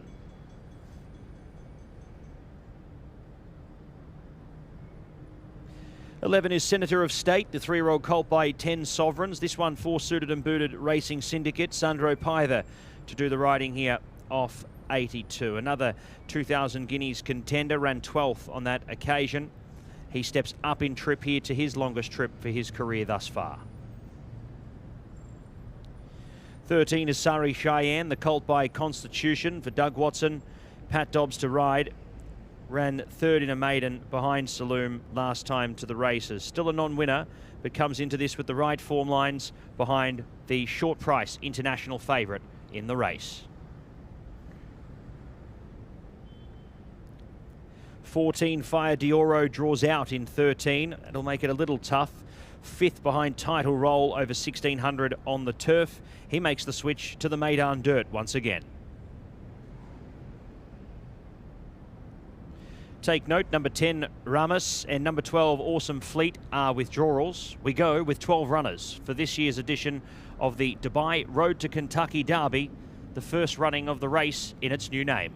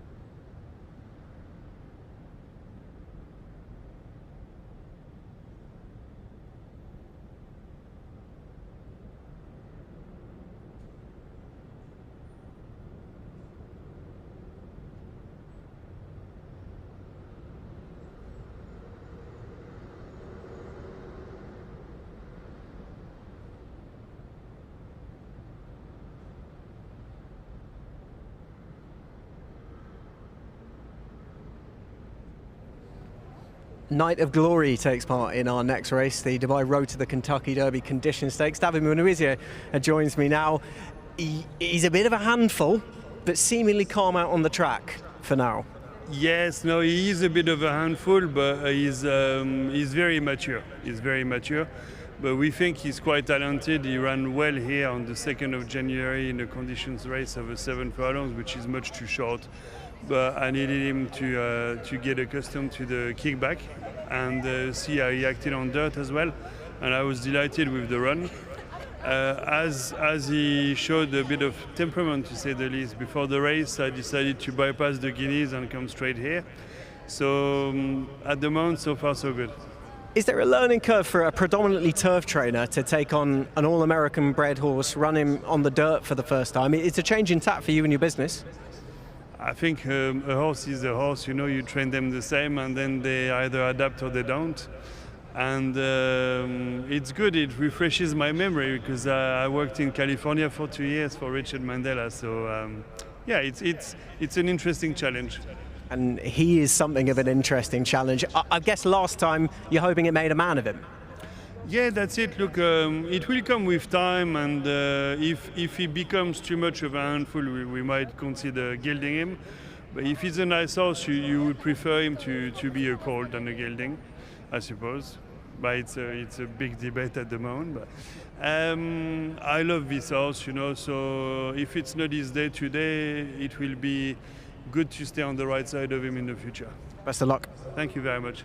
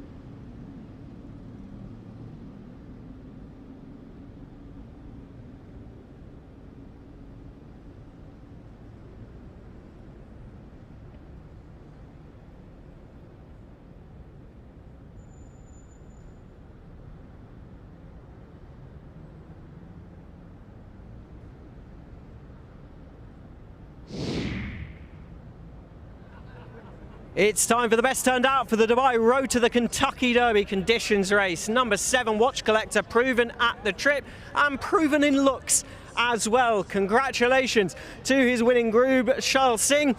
He has won 650 dirham, courtesy of Dr. Ali Essa, who has outsourced the best turned out to what I can only imagine is a competition winner, such as the honour of giving out the best turned out. Proudly sponsored by PHI Advertising.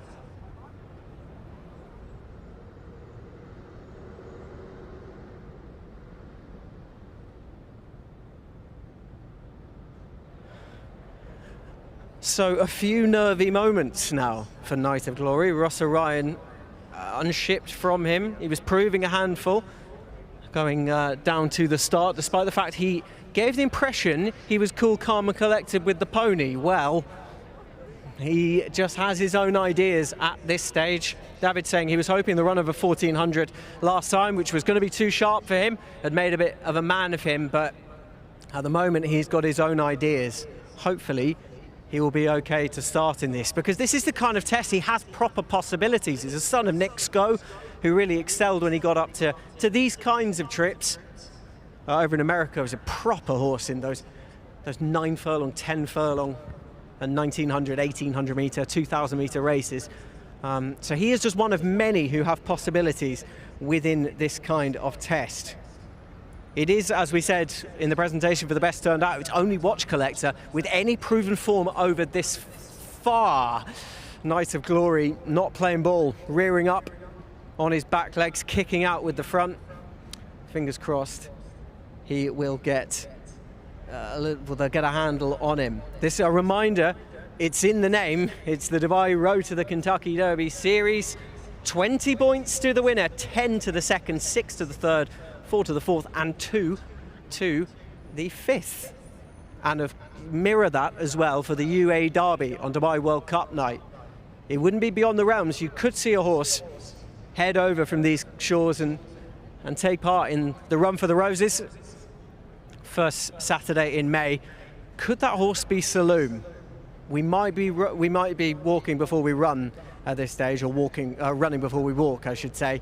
As you can see in the background, Night of Glory, he's proving very, very difficult at the moment. Saloom, to his credit, and with his quirks in the past, he's been fairly quiet. There are absolute pains to keep him quiet as well. At Tiger Shea, he got on his back and then he got a tiny bit on his toes. Well, no sooner had that happened than he left the paddock.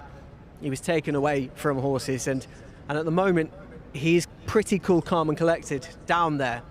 After what happened in December at Festive Friday, when he had to be withdrawn ahead of his belated debut over 1600, they played the very soft approach with him. He was kept away from horses up at the pre-parade, last to leave there, barely entered the paddock before leaving, and was much better in the stalls. You're hoping, as a racing fan of the scene out here, that this is something of his crowning moment. But there are any number of horses who promise that the step up and trip is really going to suit them.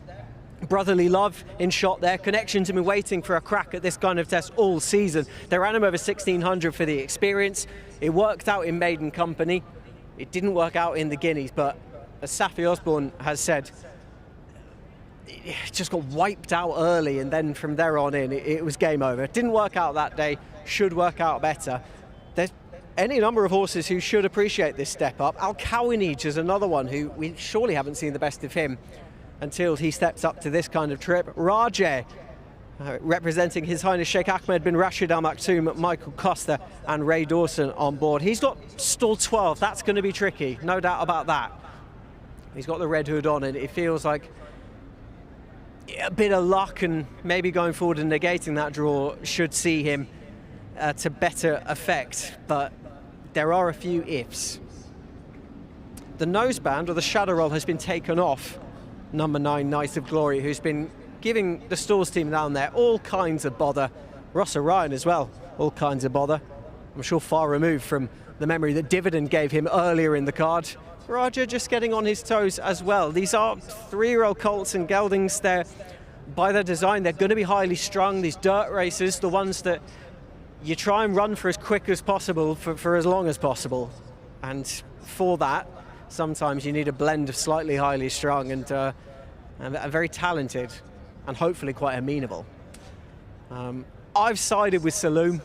I'm pretty sure Pat has. We're both of the opinion that until he gives us a reason to jump off the train, then why would we do that? He was so impressive last time. He didn't outright lead from the beginning, but very quickly it was apparent that the leader in the colours of Sheikh Hamdan bin Mohammed Al Maktoum were not going quick enough for him. He took up the lead. He went hard in front. That would have taught him plenty. And I just have a feeling that he's the one that they all have to beat. It's not an original suggestion, but I was a big fan of him prior to last time, and I remain a big fan here. You've also got the likes of Omaha Front and Lino Pedrino representing Suited and Booted, my future champions racing. Suited and Booted do plenty out here, provide plenty of horses. Good to see them rewarded with 3 runners in here, because they've also got Senator of State, who is going to need to show a little bit more than he did in the UAE 2000 Guineas on Fashion Friday. A few more to go through, but I'll leave that in the more than capable hands of Pat Comerford. Can't wait for this, Pat. Looking like it's going to be a really nice race here, Anthony. Thank you very much. The Dubai Road to Kentucky Derby, formerly the Albasta Kia, listed level here, 1900 metres. These runners starting to fill the stalls. Now take note, as we saw what was going on there with Night of Glory. No need for a vet check here for Night of Glory, but as a result, they haven't been able to reattach the shadow roll, so he will race without one. As he loads away, there's about 4 or 5 left to come up, including Saloom. And all eyes will be on Saloom. As we know, they've done countless hours with him in the barriers. And we saw what he's truly capable of if he's able to do everything right. Fire Dioro comes up into line. Night of Glory continuing to getting restless in the gates. Saloom will be the last one to load away. Locked in. Runners are ready for the Dubai Road to the Kentucky Derby. Ready now. Watch Collector Fractious.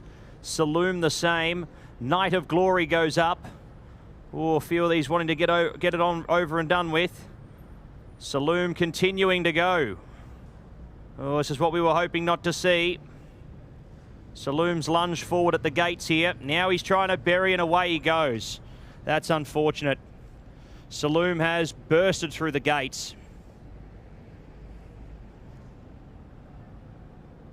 And he's caught immediately. That's amazing work from the outriders.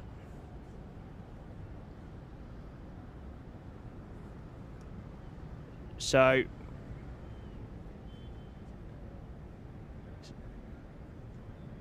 okay, so number 1 is out. Number 1 is out, unfortunately. Saloom rolling a line here, scratched at 9:13. That's really unfortunate. All that was going on at the gates. Unfortunately, too much for Saloom. They've done so much hard work getting him there, and he tried to bury himself under the gates. Then he tried to jump over the top of them, and eventually he just went straight through them. So very unfortunate, but Saloom is out. Overseas viewers as well. That's going to cause some serious seductions on the international market. Runners are sent on their way here in the Dubai Road to Kentucky Derby without Saloom, and away they go. Omaha Front, Duke of Martin, one of the first to show up here early. Fire Dioro kicking up and fizzing up out wider to head towards the lead with Raja. Then came Night of Glory, who's in behind them in 5th position. A length and a half back to Senator of State, joined by Lino Pedrino. It was a length and a half to Brotherly Love, who's 4th to last from El Kawanij. Second last, Watch Collector, Sari Cheyenne, and we've gone without Saloom, who was a scratching at the gates on the barrier's advice. Up in front, it's Duke of Martin, who's going to head down the back, a narrow leader. In search of the 1200 metre peg, and midway leads by a short margin to Fire Dioro, who continues to track up deeper. In between them, keeping Fire Dioro 3 wide, is Omaha Front.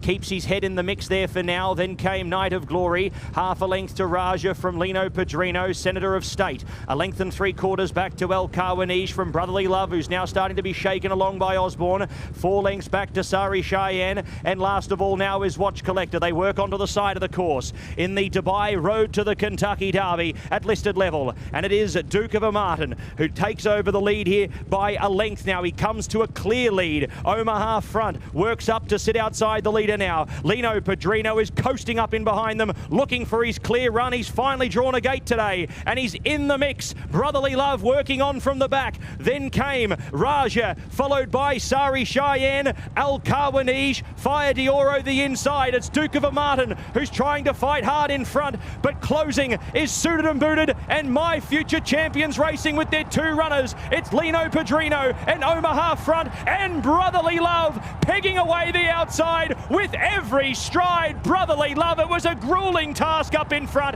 and it's set right up for Brotherly Love. The Son of Zoustar goes home in the Dubai Road to Kentucky Derby by a length and 3/4. Duke of Maiden, a brave run in second from Raja Sari Cheyenne, Lino Padrino. Next was Omaha front, followed there by Al Kawanij. Then came Senator of State. A big gap back to Watch Collector from Night of Glory. I'd say his race was run before the gates even opened. Fire Dioro, the last one to greet the judge, and Saloom, unfortunately, scratched at the gates, and we will see him hopefully another day.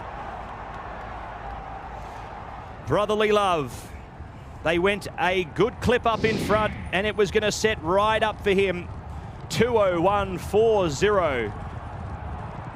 Just like his brother, he has to be niggled and niggled the whole way around the track, but he keeps rising to the task and has gone on to win. Duke of Maiden, what a run on speed. Lino Padrino looked the winner at the turn, wasn't to be. Sari Cheyenne's made good ground from the back. 3:8.2.13 your numbers, 3:8.2.13. Brotherly Love, your winner in the Dubai Road to Kentucky Derby, sponsored by Altair Motors. And he's avenged his brother's defeat in this race 12 months ago. Heart of Honor, second to Galactic Star on that occasion. But the run style's the same, the heart's the same. Brotherly Love, just when you thought we'd been robbed of a proper contest with Saloom dramatically scratched after breaking through the gates, we're then served up an absolute treat. Duke of Imoton has run his heart out. Lino Padrino was in there fighting as well, looking to get all the favours, but staying on dourly. Brotherly Love under Safi Osborne. For Jamie Osborne, Jim and Claire Bryce, they've got another good one on their hands, and the half-brother to Heart of Honor enters the division and has laid down a marker for the UAE Derby. We've only ever had one horse in the history of these two races going side by side to win here and then go on to Derby glory. That was Mubtahij for Mike de Kock. Christophe Soumillon in the saddle in 2015. He'd go on to place in 3 Dubai World Cups as well. He was a proper horse. I think we've got a proper horse on our hands here. Safi Osborne was concerned about being drawn in and around some quite scatty horses. Brotherly Love, fair play to him. He's been very good and well behaved in the stalls, which for a family like his is not the easiest, and that's what it means. Validated. Jim Bryce on the right, the trainer on the left, Jamie Osborne. They said when he gets up to 1900, you're going to see the real him. We're running him over 1600 to teach him things. And what a result they've had. Jimmy McCarthy, big part of the team, also joining in the celebrations. And why not? Remarkable to think that a couple of seasons ago, Safi Osborne was becoming the first female rider to win a race at Meydan. Well, she's a standing dish of these fixtures now, and in no small part to this family. The mare Ruby Love has produced not only Heart of Honor, but Brotherly Love, who's avenged the family respect in what used to be known as the Al Bastakai. It's 20 points on the Dubai Road to the Kentucky Derby. Numbers in the Dubai Road to Kentucky Derby, 3:8.2.13. Brotherly Love, 2:01.40, 2 by a short head, 3:8.2.13, race 7.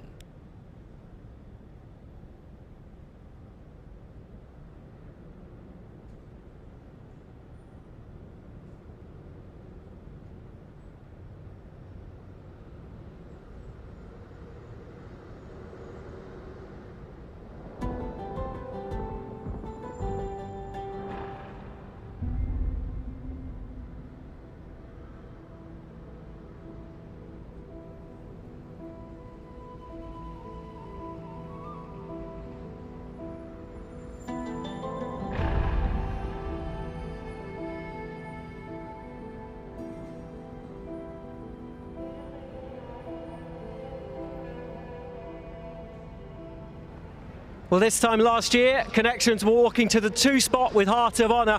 The half-brother, Brotherly Love, has avenged him. Son of Zoustar by Scat Daddy Mare, Ruby Love congratulates Safi Osborne and Brotherly Love.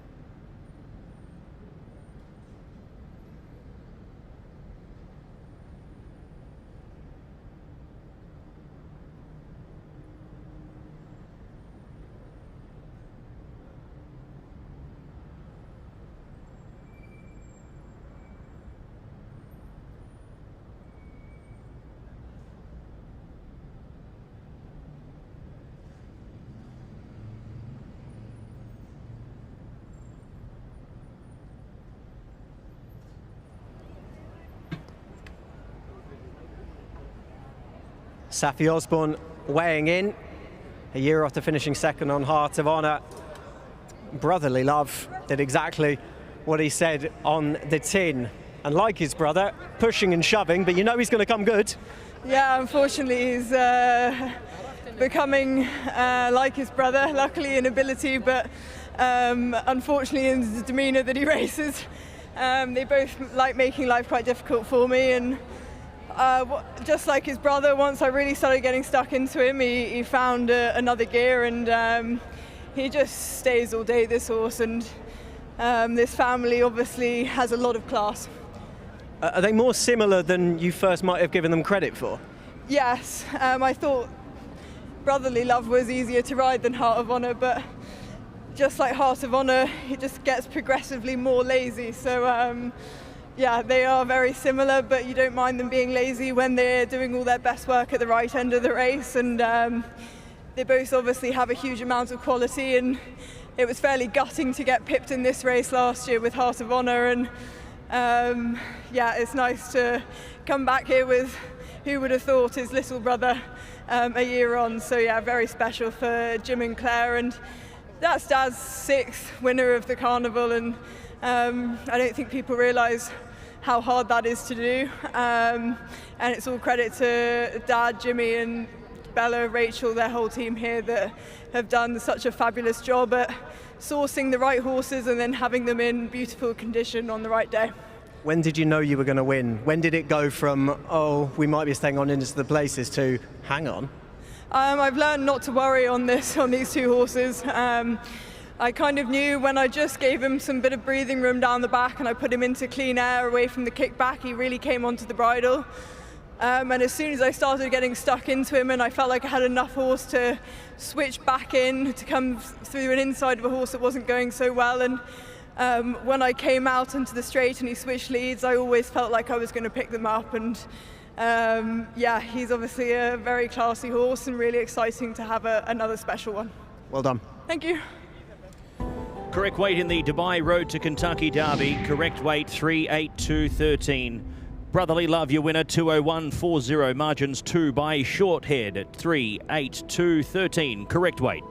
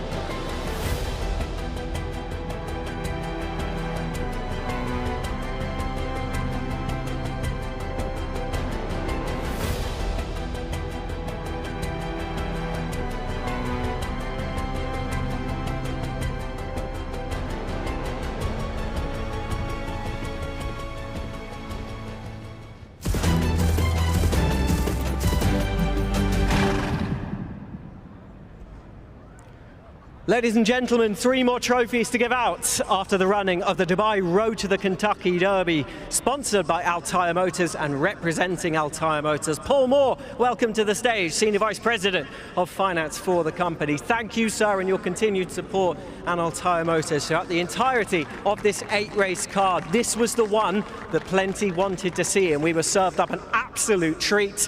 And there are prizes for the winning owner, the winning trainer, and the winning jockey. First, the winning owner. They have invested plenty out in this game. Brilliant to see them rewarded and getting revenge for Heart of Honour last year. We welcome up to the stage owners Jim and Claire Bryce.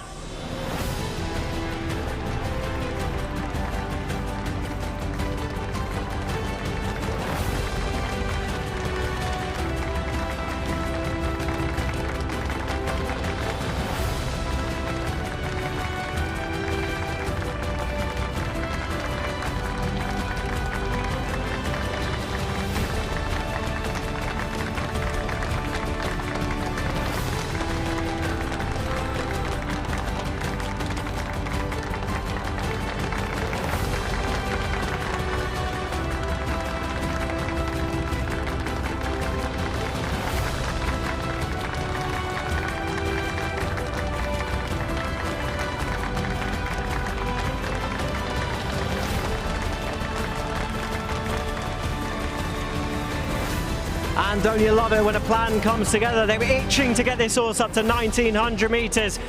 Pay congratulations to the winning trainer, Jamie Osborne.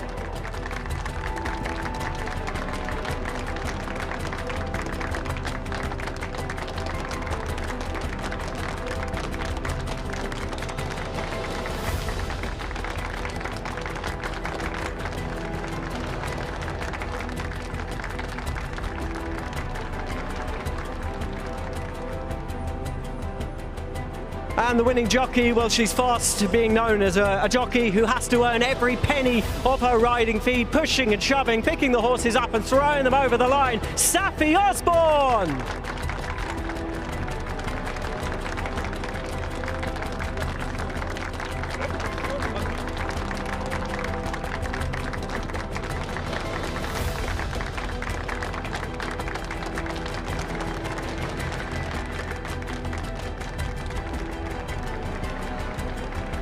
And we welcome back Jamie, Jim and Claire Bryce and a few other members of the entourage for one final photo opportunity to commemorate a massive night for the operation. The Dubai Road to the Kentucky Derby Conditions race goes the way of brotherly love.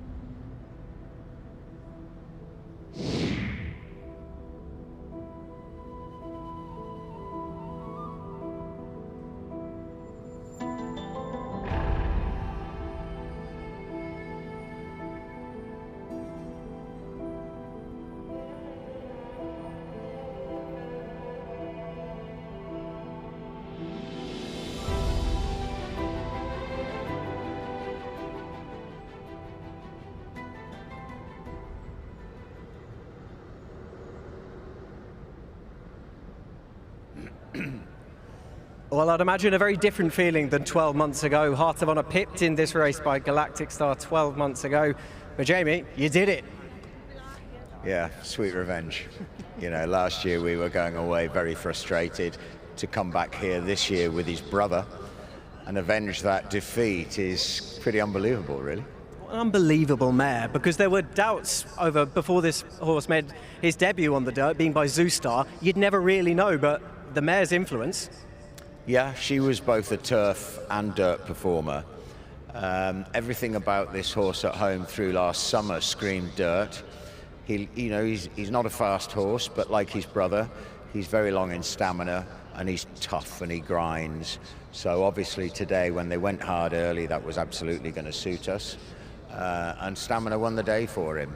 Great shame for David Redford that he lost the mare this year. She's obviously been a wonderful producer. Thankfully, we've done a deal with David on the foal. But, you know, for Zoostar to win a stakes race on dirt, I'd say that's almost certainly a world first. It's a massive moment for all concerned, really. And for someone who spotted a gap in the market, to bring these horses out, a UK-based trainer running horses on the dirt, we know what happened with Toast of New York. But at the same time... Well, there was a gap. Like everything in this game, it doesn't take long to fill them, and I think that the dirt racing is getting stronger and stronger out here now. I certainly think this year's batch of 3-year-olds are stronger than last year's. And you know, we might have to look for a different gap now. But no, we're still in the game, and I can only do this with the support of Jim and Claire Bryce, my team headed by Jimmy McCarthy, that are out here for the whole winter. They're unbelievably good, and thankfully that result is what Jim and Claire, Jimmy, Bella, Rachel all deserve. Massive moment, well done. Thank you. Well done, Jamie.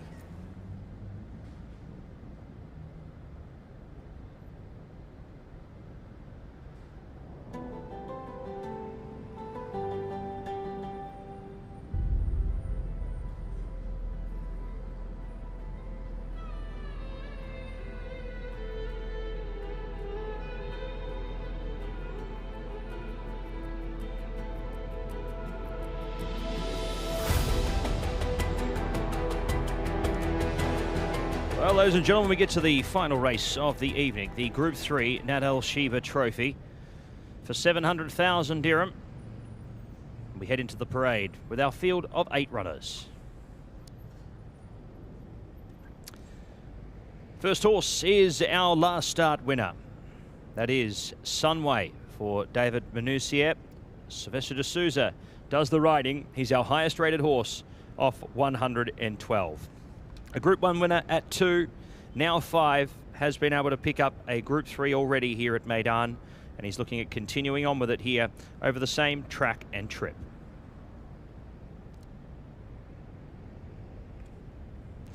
We welcome back Al Nayab to the races, the 8-year-old gelding by Dabawi for Tom Clover. Ross Orion rides off the rating of 111.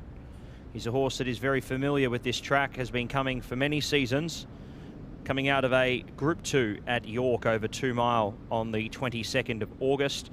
He's first up. He's had 182 days between runs, and he kicks off his campaign here in Dubai.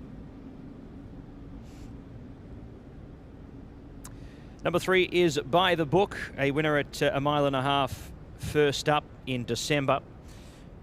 Was then dropped to 10 furlongs, ran in the Millennium and ran third there, running a good race behind Fort George. Stepping back out in trip here now to 2,800 metres.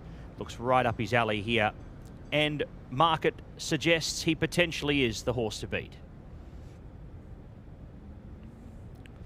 4 is Crystal Black, getting out to a more suitable trip here of 2,800. Over 10 furlongs last time out, was 5th. He was down the track on that occasion. Never really got a chance at the winning post. This 8-year-old gelding here by Tiafello, trained by Jared Keane, to now be ridden by Andrew Slattery off the rating of 105.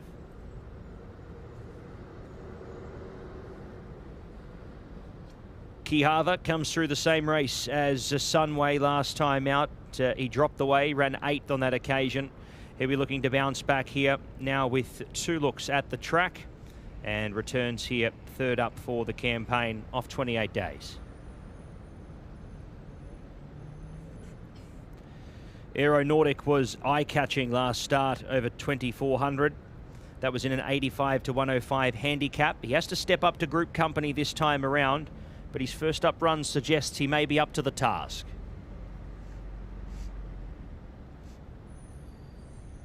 Night Walker draws the ace once again.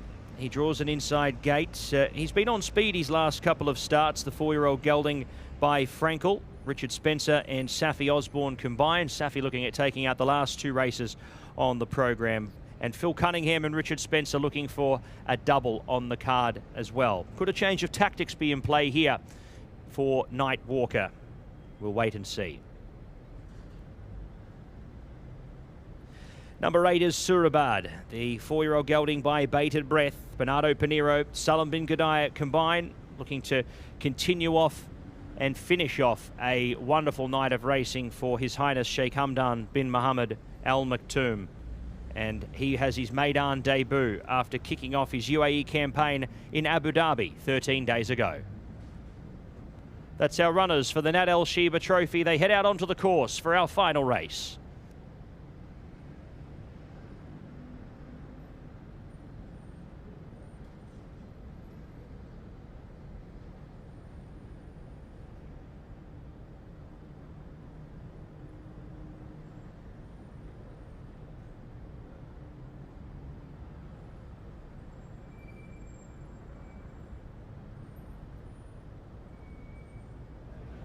Al Nair goes for Tom Clover, who joins me now. You've got Dapham with his stairs.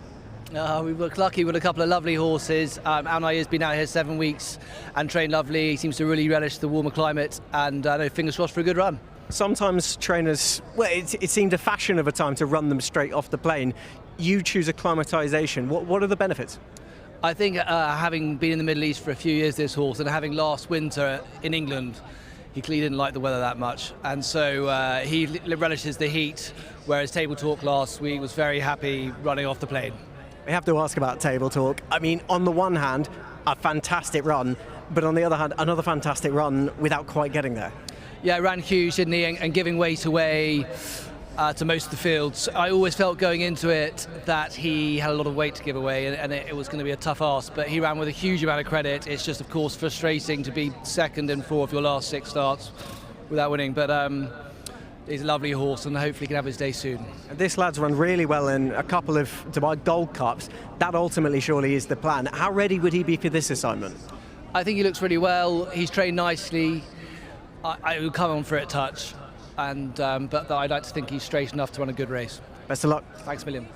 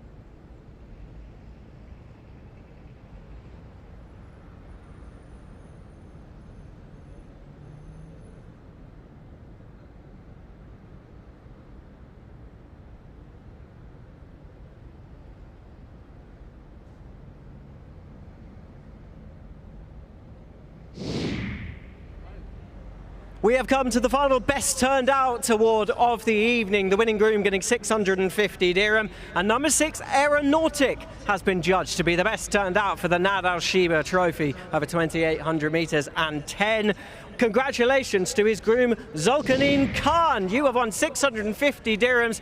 And all evening, we've been trying to seek out future fans of the sport. I'm reliably informed that these kids have only been to Royal Ascot and here, so they're keeping good company. And they get to witness once again Mr. Ali Essa giving out his 8th best turned out. If he was to roll up his sleeve, you'd see a bulging bicep just to show how many times he's lifted these heavy envelopes. The money's in there, and it's Zulkarnain Khan who looks after Aeronautic.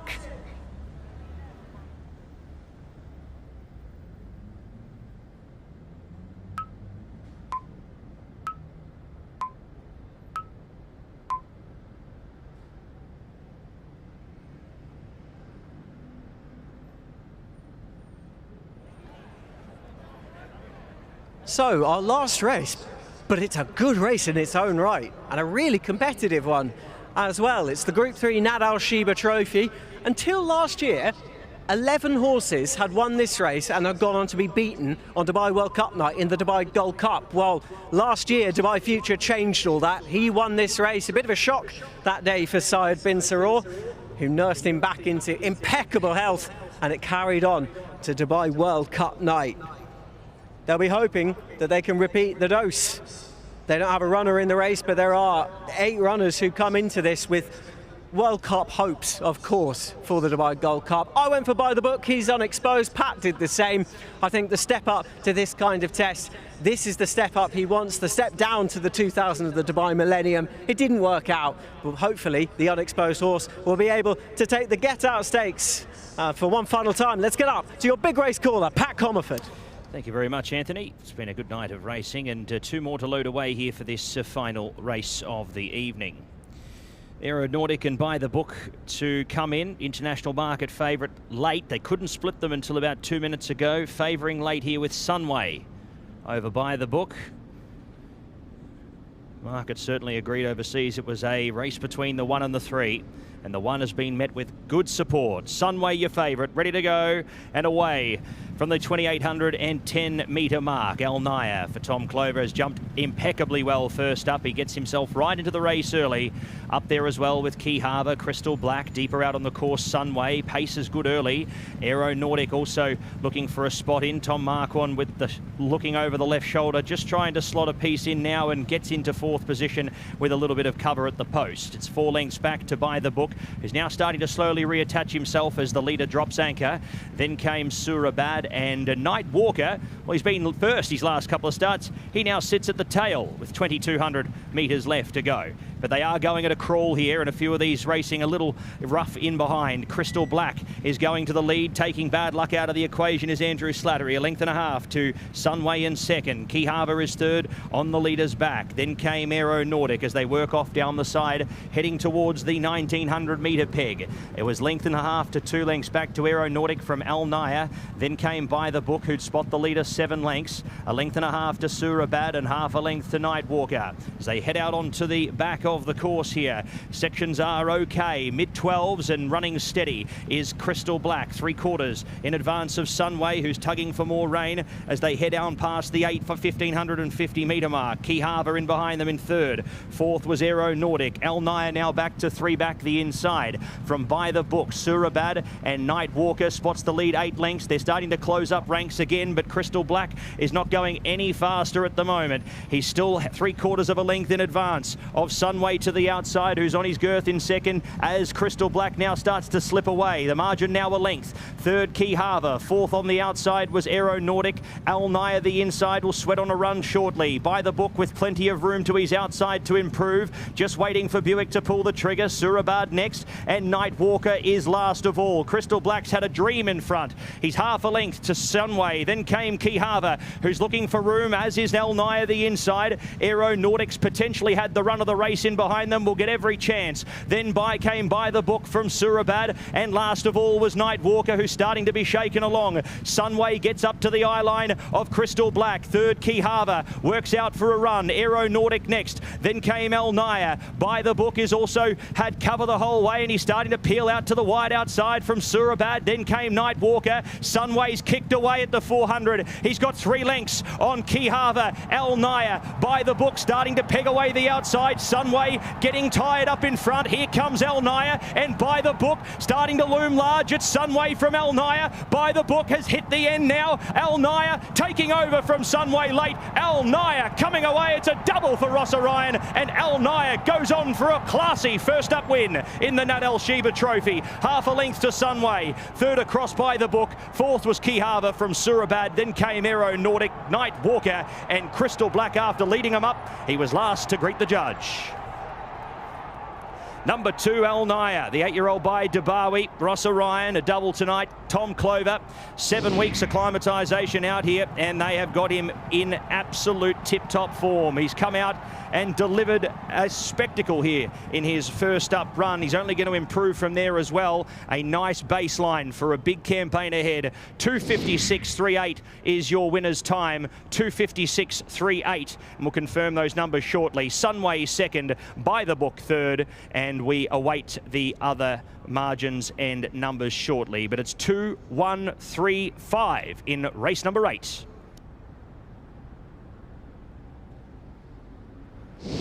He's back in the winners' enclosure here, El Naya.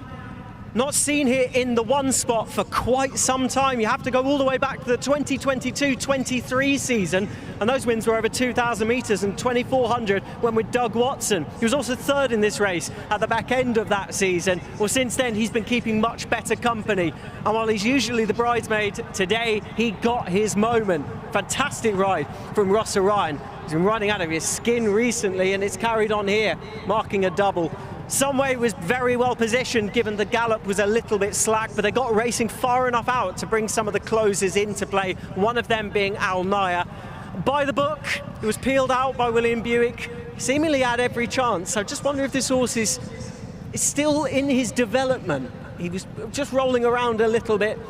Maybe this 2810 didn't quite suit as well, and it actually is a drop back to 2400 that he might want. He's run admirably. Sunway was fighting back at the end. A very admirable performance from him, the Al Khal Trophy winner, who had to give away a Group 3 penalty for his troubles in this race. But El Naya's deserved this. I mean, he was second in the Dubai Gold Cup on World Cup night in 2024. He was slightly off the ball when returning in 2025, but his European form after that showed he's still got races to win. Very narrow second over 3,200 metre at Sandown in July. Third to the Ascot Gold Cup winner, Trawlerman, in the 3,300 metre Lonsdale Cup at York's Ebor meeting. That's proper form. And translated over here, a track he's gone well at in the past, but recently not quite getting there. It's not hard to see how El Naya has managed to get back in the winners' enclosure. Just when you thought he was starting out his campaign, he's been able to win. El Naya takes the Nat El Sheba Trophy of 2026. And the numbers in the Nat El Sheba Trophy, 2:135 confirmed. El Naya, your winner, 2:56.38. Margins a half by 2.5 lengths, 2:135. Race 8.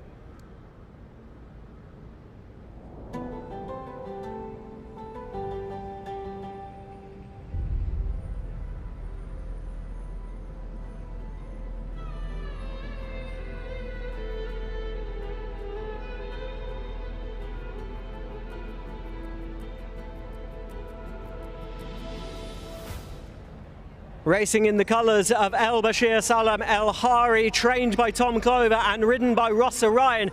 It's a long overdue return to the Meydan winners' enclosure for El Naya!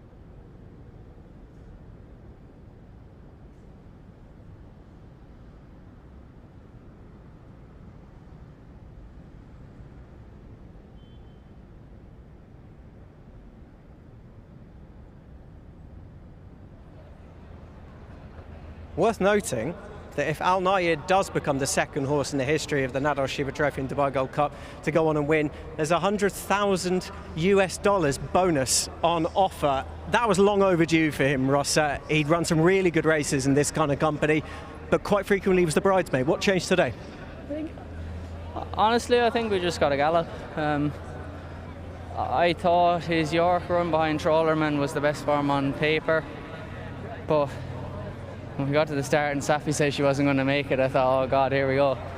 But got in a great rhythm, settled really well down the back, and turning out of the back, I got him to come alive, and luckily I tracked up Pat Dobbs and it just opened up lovely. Look, first run of the year, he's going to come on a lot. He got there, didn't do a lot, but I think he was just, you know, reaching for his girths a small bit, but he's going the right way. Tom has done something different with him and trained him out here from the get-go, so it seems to be standing to him, and yeah, I wouldn't be surprised if he seeks out a bit more improvement out of him. And I mean, he's run really credible races in the big one itself, the Dubai Gold Cup. Surely all roads lead there. Yeah, you'd imagine so. It's a win and you're in. It'll all depend what sort of field turns up, but he's proven over a track. Extra 2 furlongs will suit even more, so and he seems to be loving life, so he's got his year off to the good start, which is, for an old horse like that, it's a lot of confidence. So yeah, you never know, it could be very competitive. What a night for you. You, before this season, hadn't ridden too much out here. Now you're leaving with 3 winners. Yeah, just lucky enough last year I got on a couple of horses that have decided to go abroad, and the likes of Dividend and a few to Saudi Arabia.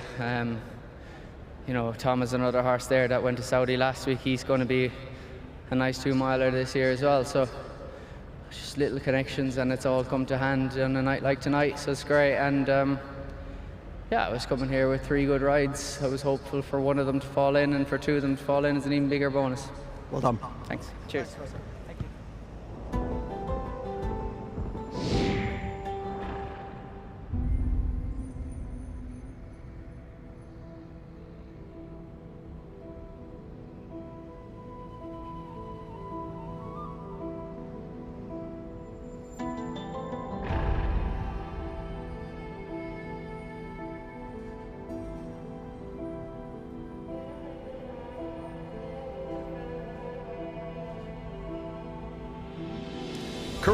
Correct weight in the Nadal Shiba Trophy, 2-1-3-5. Correct weight, Al Nayed, your winner, 256.38. Margins a half length by 2.5 lengths. Correct weight in the last.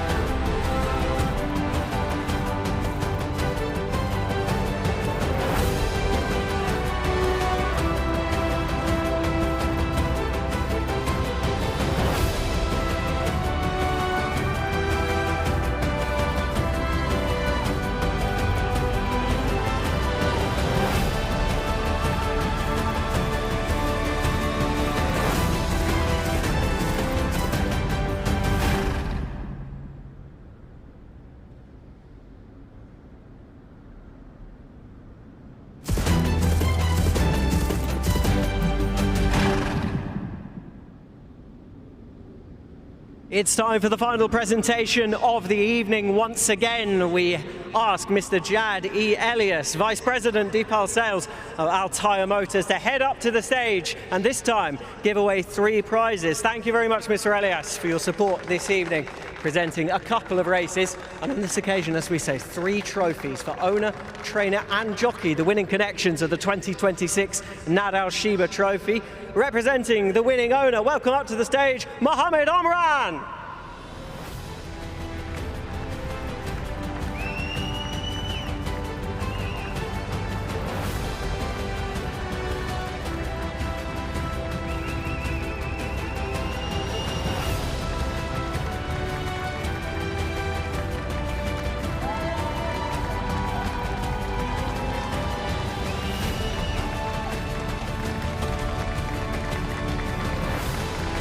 And we welcome up to the stage the winning trainer, Tom Clover.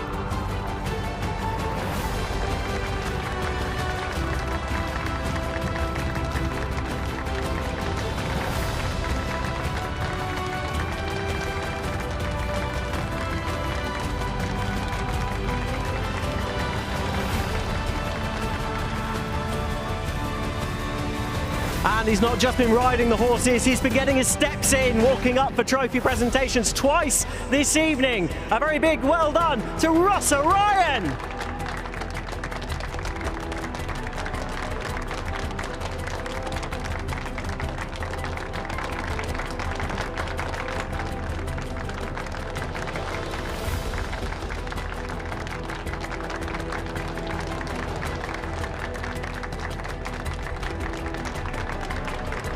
And for one final time, we welcome back winning trainer and winning owner back to the centre to pose with their trophies to celebrate Al Nair back in the winners' enclosure at Meydan in our final race of the evening, the Group 3 Nadal Sheba Trophy.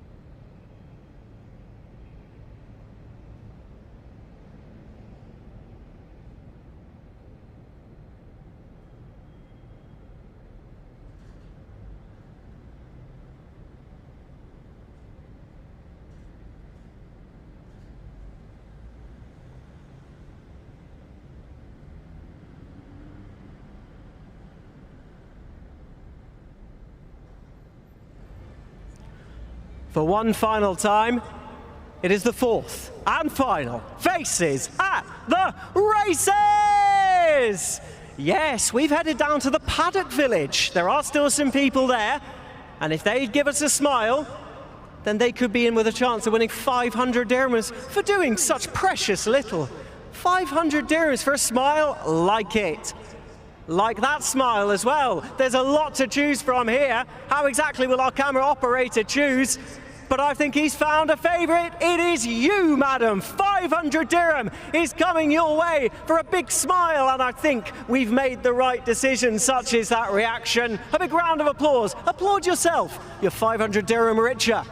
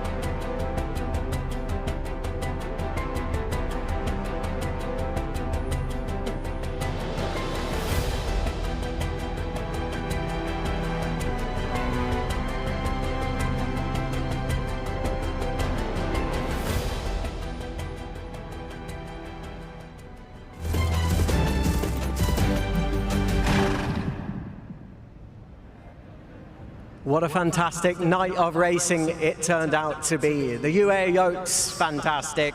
The road to the Kentucky Derby, well, that was dramatic. The Nadar Sheba, a fantastic event. And just all the way through the card, Pat, quality after quality, a perfect little accoutrement to head into Emirates Super Saturday with. Totally. It was the perfect little entree that we could have for what's to come next week. Big thanks to Altyre Motors, our sponsors for tonight. You know, there was some really good prize money put on consistently through the night, and we've seen some fabulous racing. We've had some great results. We've had some heartache as well. I mean, it was unfortunate with Saloom, obviously not, obviously breaking through the gates before the start. We know how hard they've worked to try and get that barrier manners under control. So, it had all the highs of racing and the unfortunate things that can also happen. But look, I mean, it's the game that we love. There's so many factors that come into play, and at the end of the day, you just never know when it's going to be your day. At the end of the day, in that event, we saw a very worthy winner in Brotherly Love come out and score for Jamie Osborne and Jim and Claire Bryce. What a story to have a brother of a former contender of the race come out and essentially atone for the runner-up position the year before. Racing's all built on stories, and it's certainly one of the stories that we've got here, one of the many stories for this season. Racing also has a funny knack of humbling you. Just when you think you've got it all worked out, you've got your pace map, this horse did this last time, then Ferry Glenn goes and takes the Balanchine over a distance. Should have been way too sharp for her. Class told.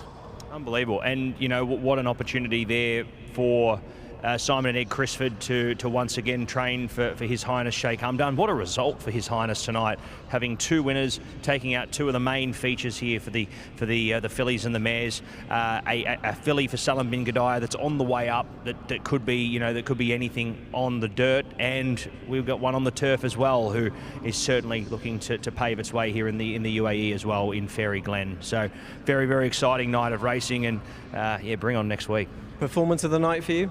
Performance of the night for me, I found it probably tough. I think Al Naya coming in first up in the last race was very impressive. What Tom Clover's been able to get out of him is astronomical. It does go to show that maybe that taking the time with the horses and acclimatising them here could be the way to go for some of these, especially some of these older stayers. We know how much he loves Dubai. He thrives here at this track and has done for years.